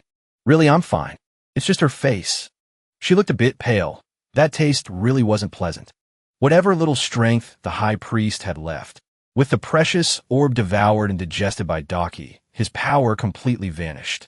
As layers of white foam covered the lake surface, everyone breathed a sigh of relief. Phew, he's definitely done for this time. As for cleaning up the aftermath, with the spatial rift sealed and the high priest defeated, the giant demons scattered throughout the city were like headless snakes. They fought wildly and without coordination. Despite the catastrophic nature of the giant demon invasion, dealing with these low-intelligence creatures simply required a systematic sweep of the battlefield. Most of them acted incredibly foolishly and recklessly. They had no tactics and didn't know how to dodge attacks. Soldiers, using firearms and coordinated group tactics, were easily able to suppress the giant demons rampaging through the city. Everything was resolved quickly. By early the next morning, the battle had finally concluded. In front of the STF headquarters building, Yixiao and Xianglong eagerly rushed out to greet them. Yicheng, Song Yicheng was overjoyed to see them too. Everyone's okay. That's wonderful. But as he got closer, he only hugged Yixiao, which made Xianglong feel a bit left out. So he decided to charge forward and wrap both of them in a big hug. Tears welled up in its eyes, prompting Song Yicheng to console it. All right. I didn't forget about you, buddy. But then suddenly, it forcefully let go, making both Yixiao and Song Yicheng tumble to the ground, and made Yixiao cry out in pain. Song Yicheng, displeased. Little Long, why are you acting so mischievous? But when he looked up, he found that Xianglong's weeping body had already vanished by more than half. Across from them, Lan Ling and Daki's bodies were also gradually fading away, to everyone's astonishment. Song Yicheng quickly rushed over, trying to grab hold of them. What's happening to you? But they quickly vanished without a trace right before his eyes. Song Yicheng was utterly bewildered. What's going on? I'm not even unconscious this time. Why did they just vanish? He quickly called out. Little system, what just happened? The system immediately appeared and said to him, I have good news and bad news. Which do you want to hear first? At the entrance of the STF building, someone called his name. Yicheng. Zhang Yixiao awkwardly tried to reassure the security team, who were cautiously watching them. Please, everyone, don't mind us. Meanwhile, within Yicheng's consciousness, countless fragments were flying upwards, then shattering. The little system urged him, come on, hurry. Good news or bad news? He sighed. What's there to choose? To spit out both the good and the bad. The little system wasn't fazed by his attitude. All right then, let's start with the good news. The energy recently acquired has surged dramatically. So much so that both you, my host, and I, your system, are about to get an upgrade. And what's more, this might even be a synchronized upgrade this time. She happily patted Yicheng on the shoulder. Congratulations, host. You've finally reached the Grand Realm, transitioning from a ranked master to an unrivaled, peerless expert. Yicheng still showed no hint of joy. He waved a dismissive hand, thinking to himself, an upgrade? It's just a slight boost in power. In this comic world where everyone's practically cheating, it's really nothing new. His heart remained completely unmoved. He calmly asked, "So what's the bad news?" The system angrily tapped him on the head. "Bad news? What bad news? I haven't even finished telling you the good news yet." She then pointed to herself. Pounding her chest, she boasted proudly, "That's right. It's me, your magnificent system. I've finally been upgraded." She proudly flexed her muscles. "After the upgrade, I'm taller, faster, and stronger.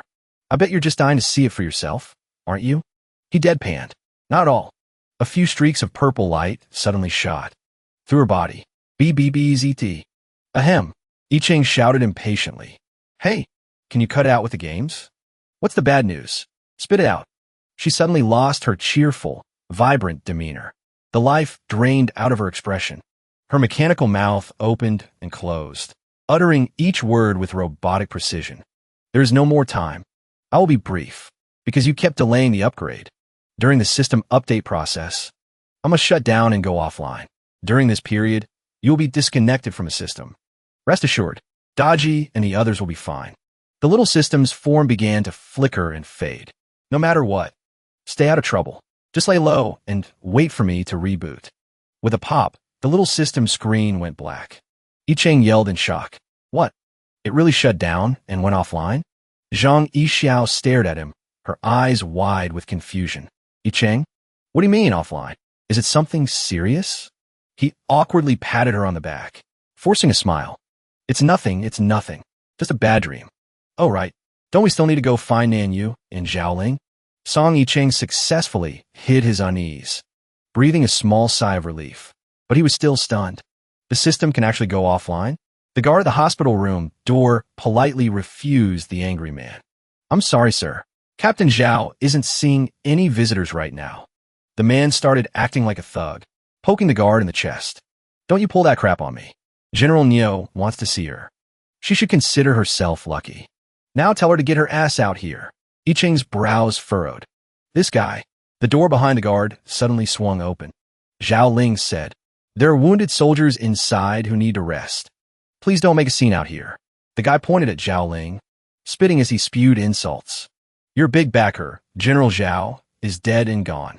How many more days do you think you can keep acting so high and mighty? Get on your knees and beg General Neo, and maybe he'll let you keep a spot in the Special Ops Bureau." Song Yicheng couldn't stand it anymore. He strode forward from behind and shouted, "Watch your mouth." He grabbed the man by the collar and slammed him against the wall. General Zhao and Captain Zhao, they're heroes who fought and bled on the front lines. Who the hell do you think you are? The man, still not realizing the danger he was in, sneered. "So what? Heroes, my ass. The entire Special Ops Bureau is about to be under General Neo's command. You'd be wise to treat me a little better." Showing no mercy, Song Yicheng slammed the man to the ground with a thud. He looked down at the man with contempt. "I don't give a damn about your General Neo or General who.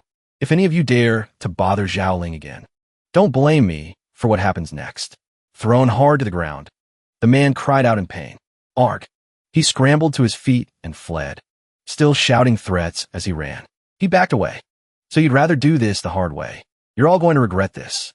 Zhang Yixiao asked Zhao Ling with concern. "Are you all right?" Zhao Ling answered sadly.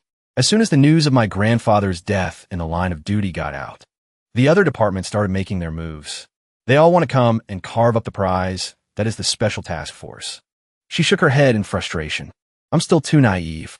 Holding on to the Special Task Force from now on is not going to be easy." Song Yicheng clenched his fist. He said with passion, "The Special Task Force was General Zhao's life's work. We can't let those schemers destroy it. Don't you worry. We're all here to help you." Zhao Ling gave a bitter, helpless smile. "Thank you." She gestured for them to follow. "Let's not talk about this anymore. Nanyu is inside waiting for you." She led them into Nanyu's room. As she opened the door, Zhao Ling called out, "Nanyu, Master Song, they're here." Nanyu was lying on the sofa, a blanket over his legs. Weakly, he called out, "Big brother Song." Song Yicheng rushed over and threw his arms around him. "My little brother, you've been through so much. Is there anything you want? Anything at all to eat? I'll get you whatever you wish for." Nanyu, his face pale, coughed a few times. "Cough. I'm fine.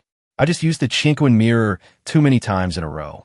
It drained too much of my life force. I'll be fine after some rest. Zhang Yixiao walked over with a frown to remind him. Yicheng, go easy on him. You're strong as an ox. He's injured, he can't take that.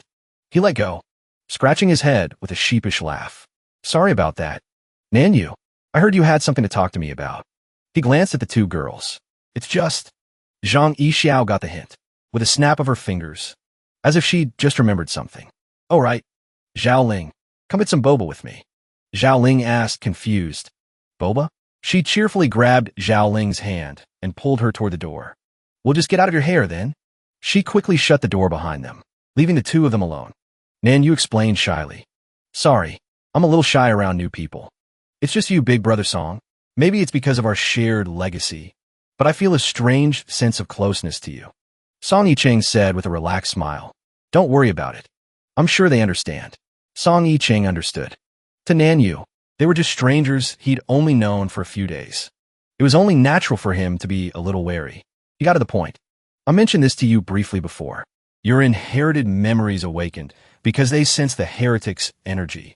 So I was thinking, Nanyu concluded, there must be other descendants of the 7 luminary sages who have already awakened. He asked with a frown. What makes you say that? Actually, if you hadn't told me about being the Sun luminary sage, I wouldn't have been so sure either. Nanyu explained calmly. Your situation is a bit unique. Whether by chance or by fate, the heretic chose to latch onto you as its host. If it weren't for the Sun luminary's innate pure yang physique, I'm afraid its corrupting energy would have eroded your mind long ago. Song Yicheng remembered the time his power had erupted uncontrollably, even with his Sun essence physique. Every time I use a large amount of the Dark Star Spirit's power, my mind still ends up being controlled by the Dark Star Spirit. It seems I need to quickly subdue the Dark Star Spirit. Tell me everything you saw. It's highly possible that the legacy and memories of the Ri-Yao cultivator in your body have all been suppressed by the Dark Star Spirit. And the situation for the other cultivators is similar to mine. At least in my divination, I saw that Mu Yao has definitely awakened. Song Yicheng, hearing that name, immediately pressed for details. Mu Yao, you saw them? Where are they? Who is it? Man or woman? What abilities do they have? Nanyu frowned and shook her head. But I can't know that much yet. I only know that person is looking for you. Then she turned, picked up a glass of water from the table beside the armrest. She tapped the surface of the water with her index finger, causing ripples to spread. The image in this glass of water is what my divination showed me. The water's surface formed concentric circles. He looked at the water curiously and asked, Where's this? Nanyu also gazed intently into the glass. I don't know either. The water reflected a tranquil forest scene. Sunlight filtered through the trees. Wildlife lived in peaceful harmony, and a long-haired person was sitting, leaning against a tree trunk. Song Yicheng murmured, a hint of doubt in his voice. Is that Mu Yao? An eagle swooped down, its wings whirring, landing on her outstretched arm. She took the small scroll tied to the bird's leg. Let me see. She unrolled the paper and read it. So his name is Song Yicheng. Mu Yao smiled joyfully. Bright sunlight shone on her. Gather round, all you refugees of the mini-system. Lanling Wang sat there, fishing despondently. The main system shut down for an upgrade. Now we're stuck on this deserted island. He sighed in frustration. Can't get out. Can't even contact Brother Song. Lanling Wang let out a bleh sound and sprawled onto the sand. How much longer until we can get out of here? Xiao Long Long, digging in the sand with a schwa-schwa sound, replied. No idea. The cheese stomped and rolled around impatiently. That Song Yicheng guy is definitely out there having the time of his life, enjoying himself rotten. The 3 refugees collectively sighed. Sigh. Song Yicheng dramatically raised his hand, as if reaching for the sky. I've been imprisoned here by you. I've forgotten how high the sky is, he said, tears welling in his eyes, feeling wronged. The optical cables were bitten off by giant demons. No signal. Can't get online. What's the point of coming home for vacation then? Song Yicheng braced himself against the wall, preparing to climb over, and yelled, Oh heavens! Let me go. Song Yicheng's mother below tightly gripped one of his legs and pulled him down. Good thing I can't control you out there. But now that you're home, don't even think about sneaking off anywhere. He tried to plead. and persuade her. Dearest mother, there really aren't any monsters outside anymore. Please give me back my freedom. Song Yicheng's mother gave a strong yank. His pants slipped down a little, revealing his pale, round buttocks. Song Yicheng whined loudly. Can I just go out and farm for a bit? His mother still wouldn't budge. No, this old lady isn't negotiating with you. Song Yicheng's mother, half joking, half serious, said mysteriously, you don't know this, but this month is the once in 25 years Demon Pearl Convergence. They're running rampant outside the village. Ferocious beyond belief. Even the internet company's staff don't dare show their faces. Then, as if using all her strength, she pulled him down completely. He collapsed to the ground with a thud. Song Yicheng started wailing, putting on a pitiful act. I'm not a god with 3 heads and 6 arms. Even my own mother doesn't love me anymore. Song Yicheng's mother cut him off coldly. Stop the act, and don't you dare mention your damn father. She pressed a remote. The dome above the high walls began to close. He was stunned. Holy crap. What did you install this, Mom? The dome slowly slid shut, sealing itself with a heavy thud. The Song family estate was now an impenetrable fortress. Breaking out in a cold sweat, he thought in awe. This mother of mine is definitely no ordinary woman. Song Yicheng's mother turned and walked back into the house, leaving him with nothing but her inscrutable back. He frowned, speculating.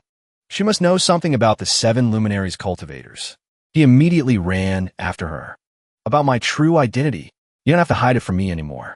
Song Yicheng whispered mysteriously to his mother. I already know everything. Let's be honest. Is our family descended from the 7 luminaries cultivators? Her eyes widened in shock. His mother furiously pinched his arm. Cultivators? What the hell are you talking about? Let me tell you something. Stop filling your head with all that nonsense. Wincing in pain, Song Yicheng tried to explain. They're not just whatever cultivators. They're the 7 luminaries. The 7 luminaries. Song Yicheng's mother ignored his explanation. She just kept pinching his arm, dragging him into the house. Go talk to Yixiao now. Giving this old woman a grandchild to hold is what you should be focused on. He thought, disappointed. I guess I really was overthinking things. Could it be that I'm this exceptional? Purely because of a genetic mutation? Song Yicheng's mother's face darkened as she questioned him. Why didn't you bring Yixiao home with you this time? He answered distractedly. She's busy. Hearing that only made her more furious with him. Then why are you free? Song Yicheng asked, feeling wronged. Oh, my dear mother, am I really your biological son? The scene changes. At the gates of the Song family manor, Zhang Yixiao arrives, bag in hand. She remarked, it's so quiet. She looked at the deserted road. Looks like the villagers believe the rumors about the Lianzhou demon. Zhang Yixiao laughed cheerfully. Yicheng will never guess I'd come back to find him. I've been spending so much time with Zhao Ling lately.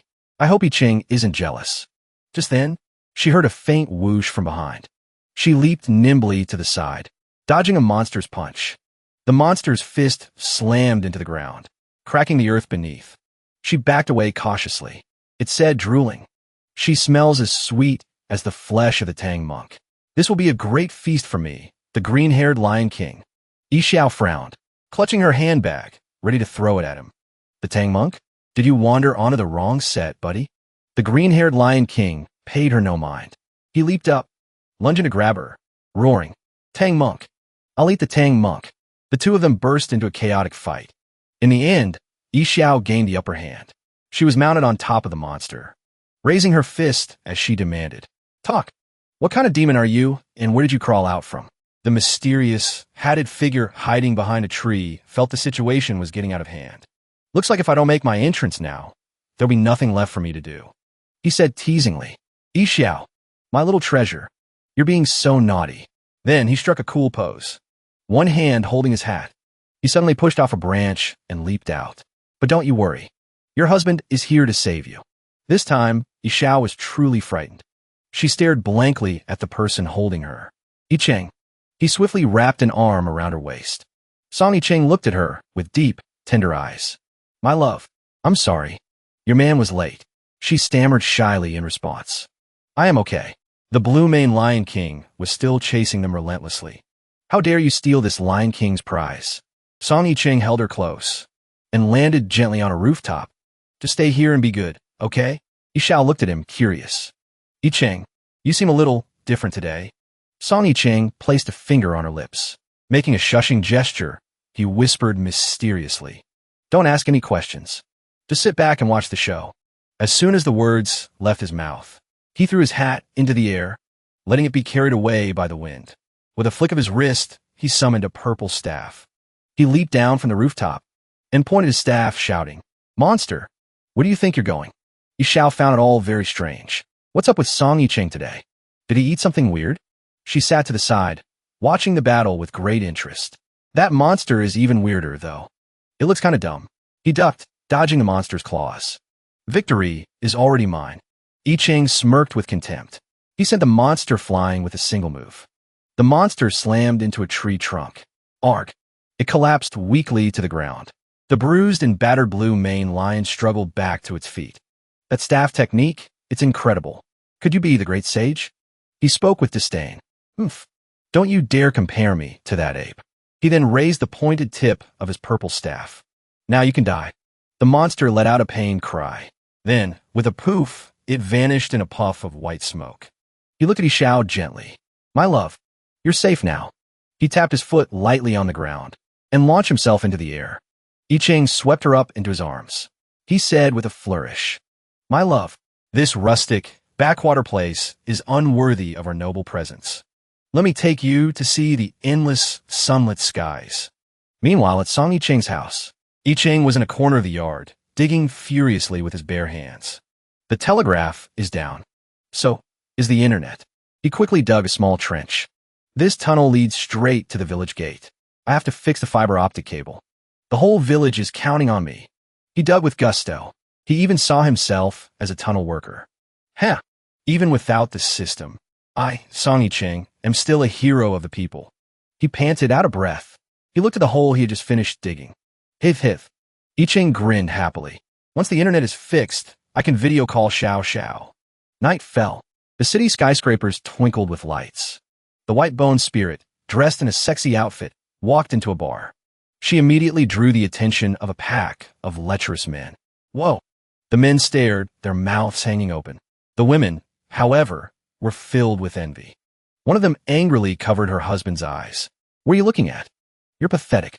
But in her mind, she thought, what's so great about a face full of plastic? The white-boned spirit chose a corner to sit down.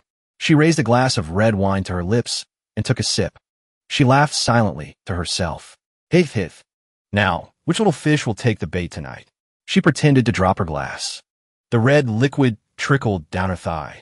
The men immediately swarmed around her. One offered a handkerchief, another a jacket. They asked with concern, Miss, are you all right? Her cheeks flushed. She rested her chin on her hand, feigning weakness. Thank you all. I suddenly feel a little dizzy, she suggested slyly. Could someone help me to the lounge? Hearing this, the men immediately started fighting over who would take her. I'll take you. Pick me. No, pick me. Suddenly, someone stepped forward, cutting them off. Get out of my way. Yishao walked beside him, asking worriedly, Yicheng, what's wrong? With no regard for the damsel, he grabbed the white-boned demon by the hair. What a spectacle. Pulling these cheap tricks right in front of me. The men all rushed to her defense. Don't you know how to treat a lady? Let her go. Yicheng ignored them, one hand gripping her hair. The other forced her chin up. He ruthlessly tore the skin from her face. Her, take a good look. This is the delicate flower you were all fawning over. They saw the skull beneath the skin and scattered in terror. A monster. Run. He ripped away the rest of her disguise. She leaped back, dodging the attack. He contemptuously tossed the scraps of skin aside. Oomph. Still putting up a fight? This time, it was the girl's turn to look at Yicheng with adoration. Whoa. He's so handsome. So cool. I have to record this so I can watch it again later. I gotta live stream this for my followers. Yixiao held up a hand, trying to calm everyone down. It's not safe here. Everyone, please leave quickly. Yicheng casually waved a hand. Don't be so tense. Just let them broadcast my heroic and righteous spirit to the whole world. Let everyone, including those transmigrators, notice whose turf this planet really is. His grandstanding demeanor was broadcast across the internet through the girls' live streams. The audience commented excitedly. The OG hero is so hot. I'm in love. Person ab over ma. The OG hero is mine. Just joined. What's going on? This bystander army is insane. OG, my back hurts. Go, OG hero. He leaped forward, trident in hand, ready to finish the job. White Bone Demon, where do you think you're going? He decisively brought his trident down on the skeleton. As expected, a real hero isn't like those simps. The girls watching the battle from below were ecstatic, cheering. OG hero, OG hero, OG hero. I want to have your babies. I Ching thought with feigned satisfaction. This little performance is going pretty well. All these silly girls are completely head over heels for me. Piece of cake. And that Zhang Yixiao is no different. Truly a match made in heaven with Song Yicheng. Both of them, equally foolish. A few days earlier, at the detective agency, the two sat across from each other, deep in a serious discussion. A monster squatted on a tree branch, peeking at them furtively through the window. I finally found him. It raised a hand to its ear, listening intently, activating the six-eared divine ability. I Ching instructs Moyue. Oh, right. There's one more thing I need to tell you. The interceptor system needs an upgrade, so I temporarily can't use my powers. It just so happens I want to go home and rest for a bit anyway. Moyue replies. Then I'll help you investigate this hacking business during that time. The six-eared macaque squats on a branch, sneering. Oh, Song Yicheng, you possess such immense power. Yet you're so simple-minded. What a waste, truly. It covers its face with a furry palm, then lowers its hand, and smirks coldly. From now on, I'll take your place in achieving those grand ambitions, shall I? The six-eared macaque thinks triumphantly. Once I made a name for myself, you could just keep living your simple, leisurely life back in your little hometown. Girls raise their phones towards him, screaming. Former sword hero. Look over here. He strikes an incredibly cool pose. He points at the screen. Follow the former sword hero's live stream. Many more spectacular scenes await you. Across 20 live stream rooms, netizens who saw this scene went wild with comments. The former sword hero is about to live stream. Which account is it? I have to follow him like crazy. He's so handsome, I'm dying. I'm dead. He's so cool. I'm done for. My heart's about to be completely captured by him. His live stream is definitely going to be amazing. Give me his account. Give me his account. Give me his account. Screw it. Let me just go absolutely wild for this man. Support the former sword hero. The scene shifts to the Song family manor. The main gate is securely locked. I Ching's mother is comfortably lounging on the sofa. His father, who's playing a game, notices a message notification. Come dance at the Song family manor square. His father asks curiously, A message? Is the internet fixed already? His mother opens the group chat to read the messages. Come dance at the Song family manor square. 999 plus messages. While she was away, the group chat must have been unusually active. As long as it's fun. Finally, the internet's back on. I was bored to death. Dancing old man. See you at the square. Folks, I Ching's mother sighs. Oh heavens. These people again, hundreds of messages. They're this old and still so obsessed with being online. I Ching's mother frowns as she reads the message. Count me in.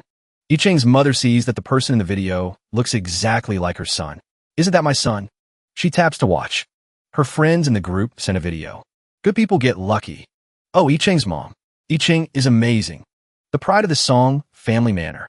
The monkey stands on the monster's corpse. Brazenly calls for everyone to like and follow. Former sword hero. Continuously updating special content. Then the monkey slightly loosens its tie. If you want to be my darling, you better be a good, obedient girl.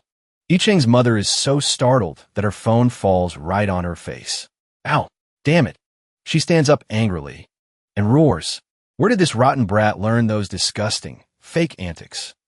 She aggressively shoves open the room door. Rotten brat. Get out here right now. I Ching's mother frowns as she stares at the empty bed. Where did you go? She yells angrily. You rotten brat. Where did you rush off to? A black wolf's shadow streaked across the night sky. The wolf was baring its fangs. Its claws extended. Its black fur was streaked with red on its legs and tail. Onlookers stared at it, astonished. Is that the Hao Hien Quan? A man found it odd. He turned to ask, don't you think demons have been showing up a bit too often lately? The girl was unconcerned. She raised her phone and continued filming. Who cares? Besides, Jiu Shangxia has gotten a lot stronger lately. They looked at Fat Chong in surprise. Boss Chong, why are you here too? The girl raised her phone. Quick, get your cameras ready. Fat Chong gestured with his hand. Please, don't say another word. He's here. The handsome, cloaked monkey landed on the building opposite the monster. Many drones with flashing lights hovered around him. Come here, you good little husky. I'll take you home, cutie. The monster bared its fangs and charged towards the monkey. Its shadow sped swiftly between the buildings. In no time, it was right in front of the monkey. He only used a few punches and kicks, and the monster collapsed to the ground, uttering a whimper. The monkey looked into the camera. He struck a cool pose, making heart signs. Don't worry, ladies. Your likes and shares are my strength. The audience in the live stream chat all went wild for him. Jiu Shang Xia. I love you, Jiu Shang Xia. Look at me. Look at me. Jiu Shang Xia. Go for it. Beat it up. No problem. Liked and shared. So handsome. Long Hu Xianzun held his phone. His brow furrowed. He clenched his fist. He fumed. Damn it. He's copying my live stream act again. His fan count is now 3,281 times higher than mine. Unacceptable. Some days soon, I'll have to find him and challenge him to a fight. That's how I'll get more fans. The aerial battle between the monkey and the monster entered a critical stage. Jiu Shang Xia. Jiu Shang Xia. Go for it. Beat it up. No problem. Liked and shared. So handsome. The monkey hovered in the air, arms crossed. Mocking the monster. Huh. Pathetic cur. Now you're all worn out, aren't you? The monkey lightly snapped his fingers. The monster trembled all over and froze solid. Oof. The Hao Ian Quan turned tail and fled. The glass windows of an office building suddenly shattered with a crash. They screamed in terror. What's going on? Terrified, they dodged the Hao Ian Quan. Help! The monkey hurriedly chased after the monster. If you can't beat me, then you pick on the weak. You're nothing but a coward. The monkey chuckled to himself, secretly pleased. Huh. The best part of the script is here. Just as they're about to be devoured by the demon, Jiu Shangxia arrives just in time. To avert disaster, the monkey saw a second shadow, also chasing after the Hao Ian Quan. What is that? Yicheng had grabbed the monster's tail. He flung the Hao Ian Quan far away. It was thrown so hard it was dazed and disoriented. Yicheng held a purple staff in both hands. Behind him, an orange firelight radiated. He raised the purple staff high and shouted loudly, Good dog, get out of my way. Behold my Deikyu staff arts. He kept lashing at the dog. So fast it was like he split into 8, becoming one with his staff. The dog yelped in agony. Its body was covered in wounds. Its eyes rolled back from the pain, its tongue lolling out. Yicheng didn't stop. He continued to unleash his moves. The beggar's staff art. No evil under heaven. This time, it wasn't his body that multiplied, but the crimson-purple staff itself. It formed a cage, trapping the dog. The speed was dizzying. The fierce dog's face was blank with confusion. It couldn't control its gaze. Then came a massive explosion and a wave of intense pain. It crashed to the ground, cracking the earth beneath it. Immediately after, Yicheng stood exactly where it fell. He scoffed. A magnificent divine beast Hao Shi Quan, defeated so easily. Suddenly, Yicheng noticed something. His expression turned puzzled. A tuft of golden fur lay amidst the shattered rock. He bent down and picked it up, staring intently. He wasn't pleased. This tuft of fur is highly suspicious. It doesn't look like dog fur at all, not wanting to dwell on it. He quietly slipped it into his pocket, planning to examine it later. But there was a more pressing matter at hand. He, who feared neither heaven nor earth, had openly declared he wanted to see what would happen next. No sooner had he spoken than it was confirmed. Sure enough, something new occurred.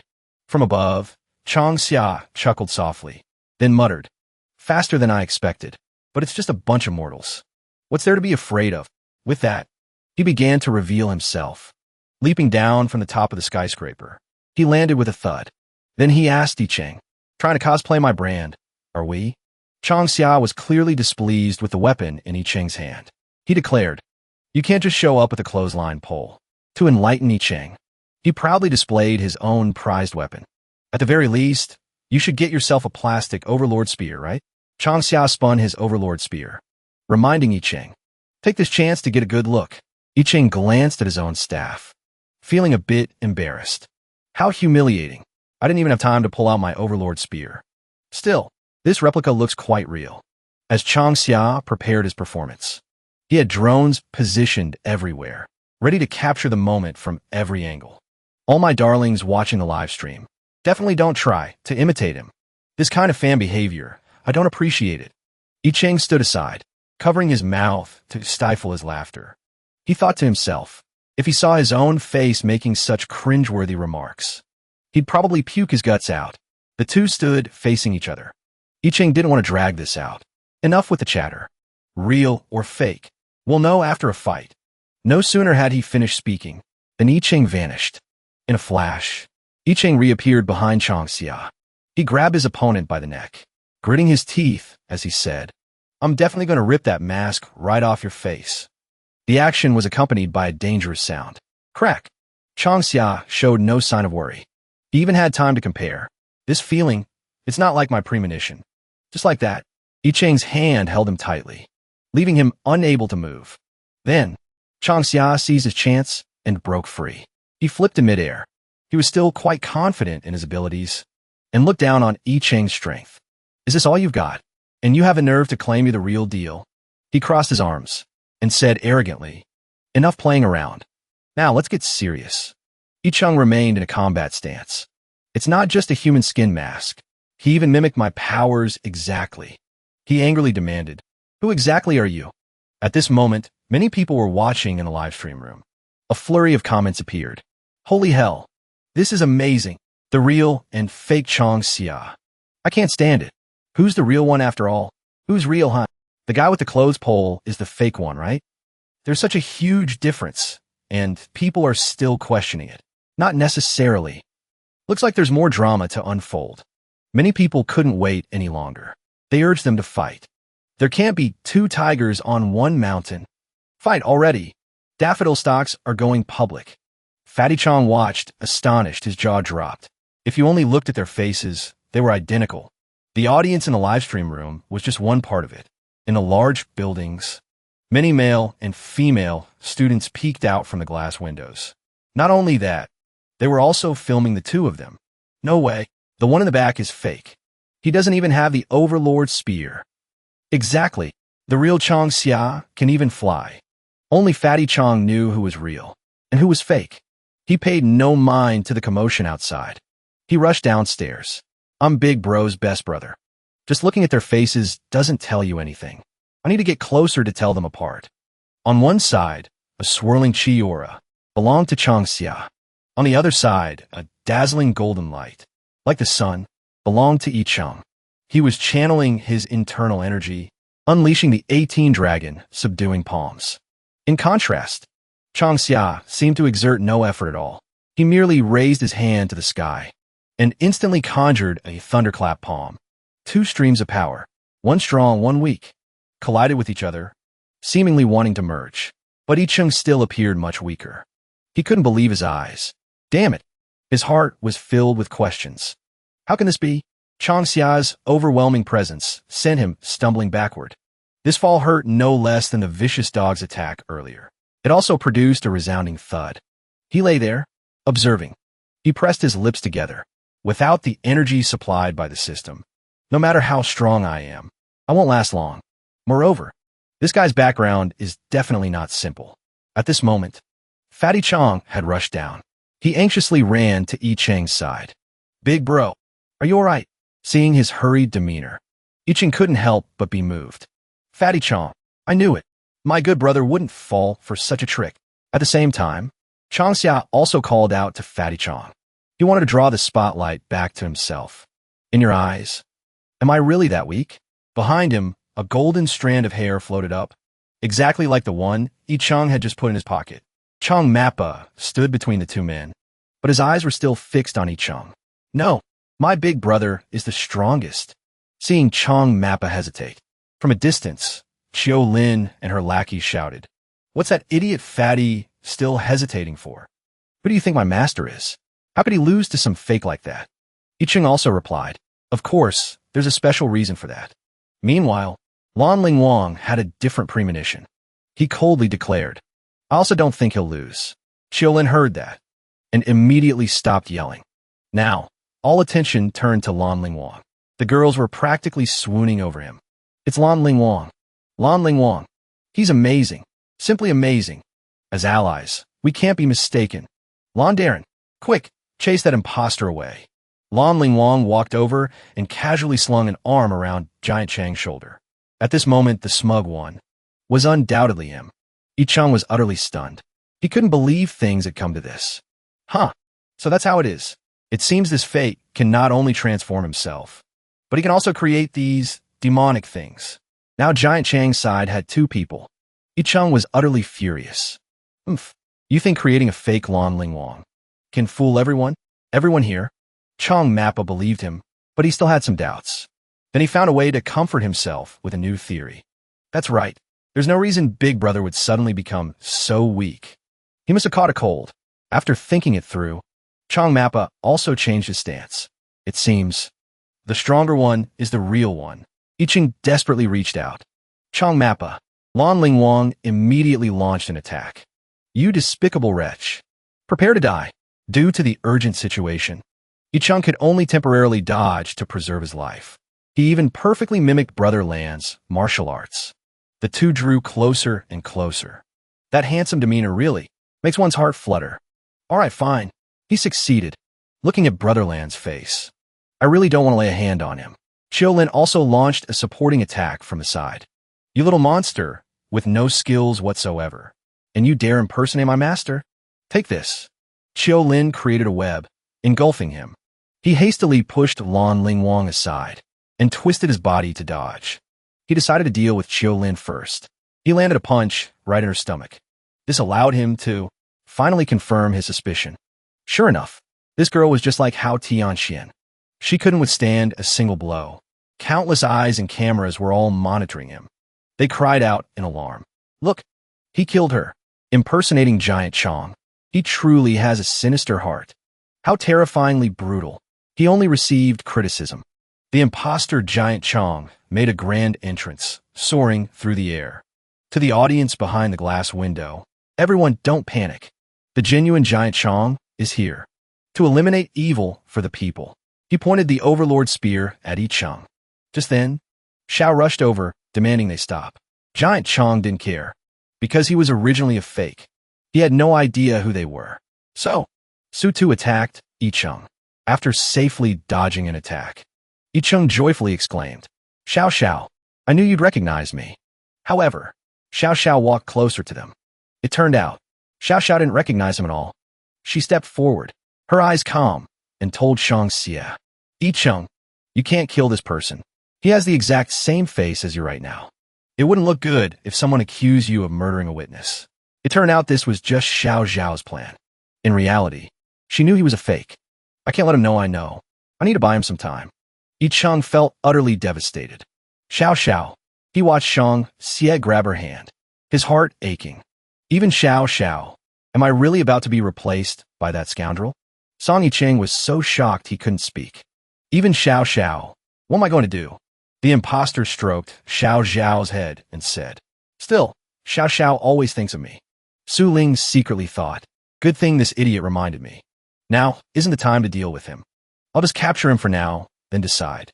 He clutched a clump of fur in his hand. In the crowd, some pointed at Song Yicheng. Some aimed their phones at him, continuously cursing. What a pathetic stray dog. How shameful. If you're going to freeload off someone, at least pick the right person. Song Yicheng angrily thought. Are you scared now that you're away from the system? Song Yicheng. That was close. Useless. How dare you let that bastard invade your life? Then, he made up his mind, leaped into the air, and shouted, Fake. D. Indeed. I can go easy on you. Boom. A deafening sound echoed around a pillar of light that shone on Song Yicheng. The imposter swung his spear horizontally, slashing at the pillar of light. But he couldn't touch Yicheng's real body. The imposter cursed in frustration. Damn it. He's gone. Song Yicheng had suddenly disappeared before everyone's eyes. The crowd buzzed with discussion. So dazzling. What just happened? Xiao Xiao breathed a sigh of relief. She secretly thought, good thing we made it in time. At the same time, in another place, sunlight streamed into the room. Birds chirped noisily. Song Yicheng opened his eyes and groaned wearily. He slowly sat up, Clutching his head, he cried out, "Where am I?" He looked around, confused. Ancient times? Song Yicheng scrambled out of bed in a panic. Don't tell me I've transmigrated. The hasty movement immediately brought consequences for Song Yicheng. He cried out. Nanyu rushed in. Concerned, she said, "Brother Song, you're awake." Song Yicheng, still dizzy, asked, "Nanyu, what happened to me?" Nanyu helped him back to bed and explained. Space displacement devices naturally exert immense pressure on the body. If the situation hadn't been so urgent at the time, I wouldn't have dared to use the Chinkoan mirror to transport you here. Song Yicheng replied, "You shouldn't have taken me away then. It made me look like a failed deserter." Nanyu continued, "That's right. Actually, Zhang Yixiao and I are both here to help you." Song Yicheng asked in disbelief. "What? You mean she knows I'm the real one?" Nanyu replied, "I'll explain everything from the beginning." He continued his story. "You gave me a phone a while back so we could stay in touch, right? But I had no idea how to use it, and I couldn't get a call through to your number anyway. So, the afternoon of the day before yesterday, Zhang Yixiao patiently taught Nanyu how to use the phone. Tap here. That's how you set the ringtone and wallpaper. This is so embarrassing. I'm a total fossil. I just don't get all this high-tech stuff." Zhang Yixiao kept showing him the ropes. She said, "Just press this." A new notification popped up on the screen. Jiushang Association's demon-slaying battle, streaming live. She murmured, puzzled. "Huh, why has Yicheng been so flashy lately? It's like he's a completely different person." Nanyu leaned in closer and said, That's Brother Song. No, wait. That's definitely not him." Zhang Yixiao cried out in shock. "What? There are two Yichengs." Nanyu pointed at the screen. "Exactly. This is the real Yicheng. So I've been fooled this whole time." He thought to himself. Brother Song told me his system was going to be offline for a while. Could that information have been leaked? He then said urgently, "This is bad. We have to go help him now." Zhang Yixiao slammed her hand on the table, furious. "That bastard. I'm going to beat that goddamn fraud to a pulp." Nanyu said, "Miss Zhang, calm down. That imposter has some kind of special power. We probably can't win in a direct confrontation." He leaned in close to her ear and whispered his plan. "Later, just act like you don't know he's a fake." And then, And so, he finished explaining the whole story to Song Yicheng. "I'm sorry. We didn't have a chance to tell you sooner." Song Yicheng clutched his head in dismay, blaming himself. "I can't believe I blamed Xiao Xiao. What am I going to do? Xiao Xiao is with that guy right now. Is she in danger?" Nanyu tried to reassure him. "Don't worry too much. You're his only target. Besides, Xiao Xiao has been with him for the past few days. She knows how to handle herself."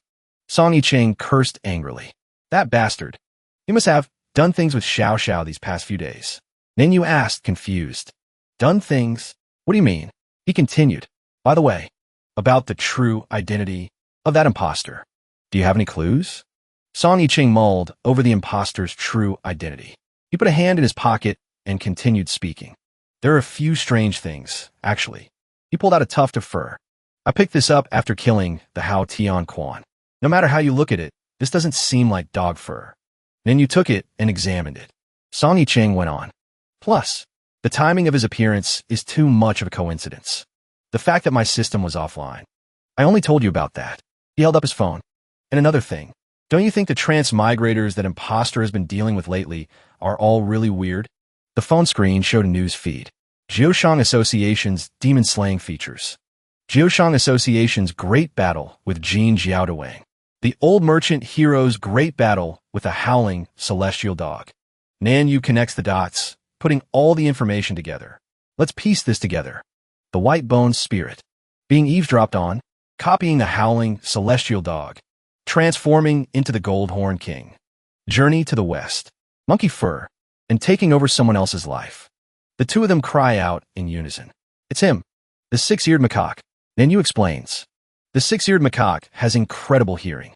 And just like the great sage, he has the divine power to perfectly mimic and transform into anyone. I'm afraid he overheard everything about your system. And that's when he got the idea to replace you. Song Yicheng continues. "But I doubt that using my identity as the old merchant hero to put on this show is his real endgame." Nanyu agrees. "Yeah, I have a feeling there's a lot more to this." Elsewhere, the tuft of fur glows with a strange light. A voice rings out. "Welcome everyone to the Old Merchant Heroes livestream. The fake song Icheng says, "Sorry to keep you all waiting." The imposter sits in his chair. He begins his pitch. These transmigrators are getting more and more difficult to deal with. I lose sleep at night just thinking about how to keep all of you safe. He continues. But thankfully, now you have this. The Old Merchant Heroes specially designed safety bracelet. Listen to me. Every single one of you needs one of these. Don't hesitate. Add it to your carts right now. The comments section explodes with activity. Bye. He's such a sweet hero. Song Icheng. Just hawking his wares like a street peddler. Support the Old Merchant Hero. Bye. Support the Old Merchant Hero. Bye. Support the Old Merchant Hero. Bye. In a bustling city, people go about their day. The air is filled with cheerful chatter and laughter. Everyone is buzzing with excitement. The atmosphere is electric. A woman in a business suit glances at the bracelet on her friend's wrist. Her eyes wide with admiration. She's completely captivated by it. Another girl seizes the chance to show off her own. My old merchant bracelet finally came. A girl in a blouse is on the verge of tears. This is the third restock, and I still couldn't snag one. Guess I have to wait another 2 days. Ugh, everyone else is getting theirs tomorrow. I really have the worst luck. All around, countless people are wearing the exact same bracelet. Upstairs, a couple is talking. Sweetie, see? Everyone loves your big brother's bracelets. It's the imposter, cozying up with a young woman named Xiao. He takes out a bracelet, preparing to put it on her. What reason could you have to say no now? Not wanting to ruin the moment. Xiao forces a smile. I love it. Just as he slips it onto her wrist, a worried thought crosses Xiao's mind. Oh right, Icheng, you still haven't told me what this bracelet actually does. The man doesn't give her a straight answer. He just smirks evasively. Soon. You'll find out soon enough. In his eyes, these people are nothing. These foolish humans are so easy to deceive. People fight over each other to buy them. One for every person. It's become the hottest new trend. Just then, the bracelets all begin to beep loudly. A girl in a pink dress stares down at her wrist. She asks in confusion, "Is this an alarm?" But danger was lurking. At that very moment, many people witnessed a strange sight. The girl in the shirt screamed in terror. A monster. It was a giant eagle diving right for them. For some reason, the girl in the pink dress spoke with absolute certainty. She even held the other girl tight. Don't be afraid. The bracelet will protect us. But no one believed her. They were only focused on saving their own skins. They scattered, running for their lives. Run. She raised her hand high. The bracelet immediately unleashed a pinkish glow.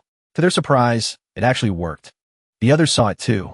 Only then did they finally believe. We can use the bracelets. We have to trust Jushang.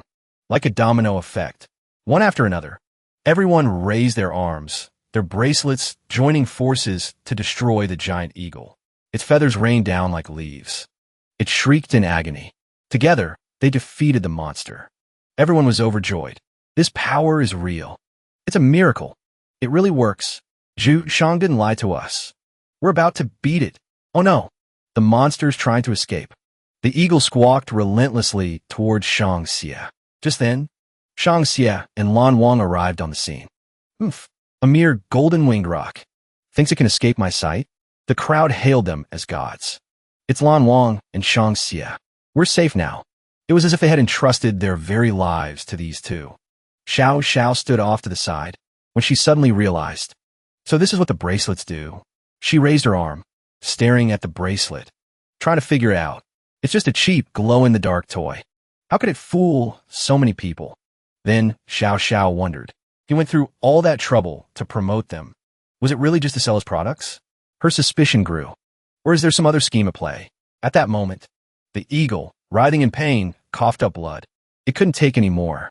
With a thunderous crash, it fell to the earth, shaking the ground in all directions. The crowd erupted in cheers. Jushang delivers. Only the best. Jushang delivers. Only the best. Bathed in praise.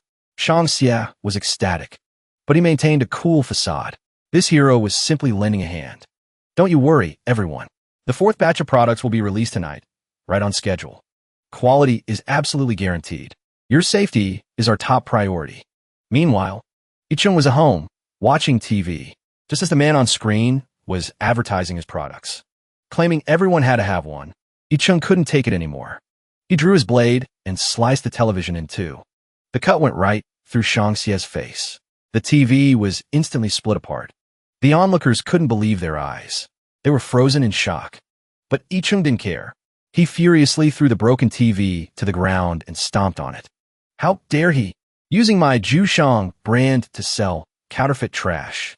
Seeing this, Nanyu was utterly heartbroken. He looked completely devastated. He dropped to his knees, hopelessly trying to piece the TV back together. My brand new TV. But Ichung was still seething with rage. The fire in his heart burned fiercely. There's definitely more to that bracelet. We have to find a way to stop him. Then he stepped forward to help Nanyu to his feet. He spoke gently. But the moment they heard Ichung was going to risk his life, all eyes were on him. Nanyu was quick to warn him. Brother Song, your powers haven't recovered yet. Fighting them head-on is too dangerous. Ichung, however, was resolute. He knew exactly what he had to do. Don't worry. I'm not that stupid. I'm going to give them a taste of their own medicine. A wicked smile spread across the face of the young strategist. But that was all he said. Nanyu had absolutely no idea what he was planning. So Ichung didn't mind filling him in. All right, here's what we're going to do next. After hearing the plan, Nanyu was practically buzzing with excitement. Looks like that new trick I learned on Weibo is finally going to see some action. Level 30 tourist area. Flower Fruit Mountain, Water World 20. An old man was sprawled on a chair, snoring his head off. He was sleeping so soundly that he didn't even notice Lan Wang and Shang he sneaking in. They slipped past as quietly as the wind and reached their destination. Shang, he let out a sigh of relief. Finally shook off those obsessive fans.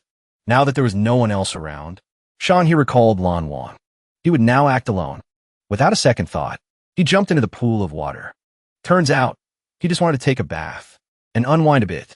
He splashed the crystal-clear water on his face to wake himself up. Scrub, scrub. After he finished washing, Shang, he revealed his true form. A Wukong shrimp.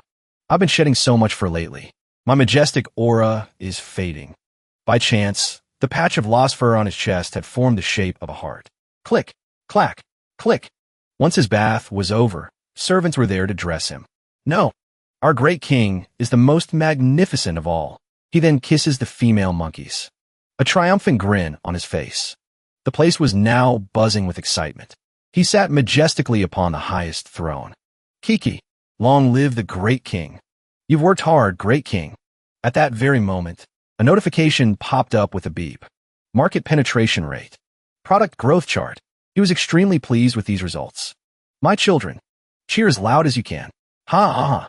He boldly declared, our era is about to begin. But in this moment of celebration, something unexpected happened. One of the monkeys slipped away. It was washing itself in a small stream. Suddenly, its eyes glowed red with pure terror. A morning in the age of apes. The lifestyle of these apes was a mirror image of human society. Shopping, driving. The only difference was their primal instinct to swing from banana vines. Suddenly, the lid of a trash can burst open and someone climbed out. Because of the limited space, the trash can couldn't take the strain. It toppled over with a crash. The trash inside spilled all over the street. This startled a nearby monkey couple. They stopped in their tracks to stare. It turned out there wasn't just one, but a whole group of ragged children. Their faces were filled with misery. They were desperately digging through the garbage for scraps to fill their empty stomachs. Having been discovered, they looked back with eyes full of tragic terror. They were a different species from the apes. So, upon seeing these children, the monkeys felt disgusted and scared. How disgusting. It's the feral humans. They aren't extinct yet. Seeing this, they hurriedly called the police. The children were terrified. They tried to beg for mercy. Please, spare us. Lord Ape. The apes stared at the children like they were aliens. For real? There's more? Hello? I'd like to call the police. And so, the police ended up hauling them off. Even so, they were still begging desperately. Don't treat us like this. We're begging you. Turns out, they were just afraid of catching something, which is why they were in such a rush to get rid of them. Finally, all cleaned up. I really hope there's no contagious disease. You can't just let people like that off the hook. Just then, an announcement suddenly blared from the loudspeakers. The apes all scrambled toward a central gathering place. It's an order from the great king. There's a screen over here. Hurry up. Every ape clasped their hands and awaited his command. Ukakaka. It's the great king. The alpha ape appeared on the screen. His voice boomed. My subjects, seeing you all living in peace and prosperity brings your king immense joy. The Age of Apes festival is upon us. This festival not only commemorates the founding of our era, it is also the starting point for our kind as we ascend to rule the world. The apes roared in unison. Long live the great king. Long live the Age of Apes. The alpha laughed smugly, seeing himself as the master of the world. He even had humans crushed under his feet. They were treated worse than dogs, beaten black and blue. Not only that, their hands and necks were bound in chains. He roared again, as if to declare, Long live the Age of Apes. A thunderous kakaka echoed from the crowd. The sound was enough to give anyone a headache. But for them, it was pure ecstasy. An ape approached from below and said something to him. He suddenly stopped, cutting the celebration short. Then he pulled out his phone and read an urgent message. His expression became incredibly grim. Seeing their king so serious, the apes below didn't dare make another sound. They all fell silent, watching in stunned silence. He stared intently at something on the screen. He leaned back on his throne, crossing his legs casually, but his brow was deeply furrowed. After reading it, he sneered. So, these two want to pick a fight with me? Weibo post. Exposed. Zhu Shangxia. 10 facts about Zhu Shangxia. 1. Total diva. Spends an average of 23 hours a day looking in the mirror. 2. Plastic surgery. Click to see his before and after pics. 3. He's been eating so many bananas lately it's causing issues for his staff. The comment section was a war zone between fans and haters. This really shouldn't have been a big deal. All you do is sling mud, you piece of trash. A defender of Zhu Xia commented, all you can do is hide behind screen. If you got the guts, come and fight. A fan named Zhu Xia's biggest fan shared the post and retorted, you really believe this garbage? Pathetic. He skimmed through a few more comments, then tossed the phone aside, the screen still lit up with the post. The next day, the Zhushang bracelet signing event. A massive, noisy crowd was lined up. From his vantage point up high, Yi Chung watched with his hands on his hips. There are enough fans here to wrap around the earth twice. Man, this Zhushang is really something else. But, Nan, you tried to stay positive. According to our plan, anyway, the more people, the better. This way, Yi Chung won't have to second-guess himself. Fair enough. I've been watching the situation online. The time is right. The show can begin. In the bustling crowd, people were packed shoulder to shoulder. Suddenly, their phones all buzzed with notifications. Huh? You got a notification, too? Looks like a new post. Whoa. Where did all these supportive posts come from? Is this the fan club's doing? They couldn't help but wonder who was behind such a grand gesture. Post about Jiushang Xia. Jiushang Xia, the one true savior. Exhibition Center number 6. Nan, you looked over the information and asked, confused. Huh? Why is it all just posts singing his praises?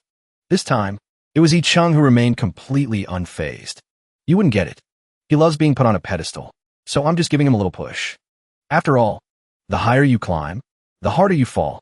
A purple-haired reporter began to speak. Hello, viewers. I'm reporting live from the autograph signing event. Ever since the savior Jiushang Xia appeared, his influence and fame have grown exponentially.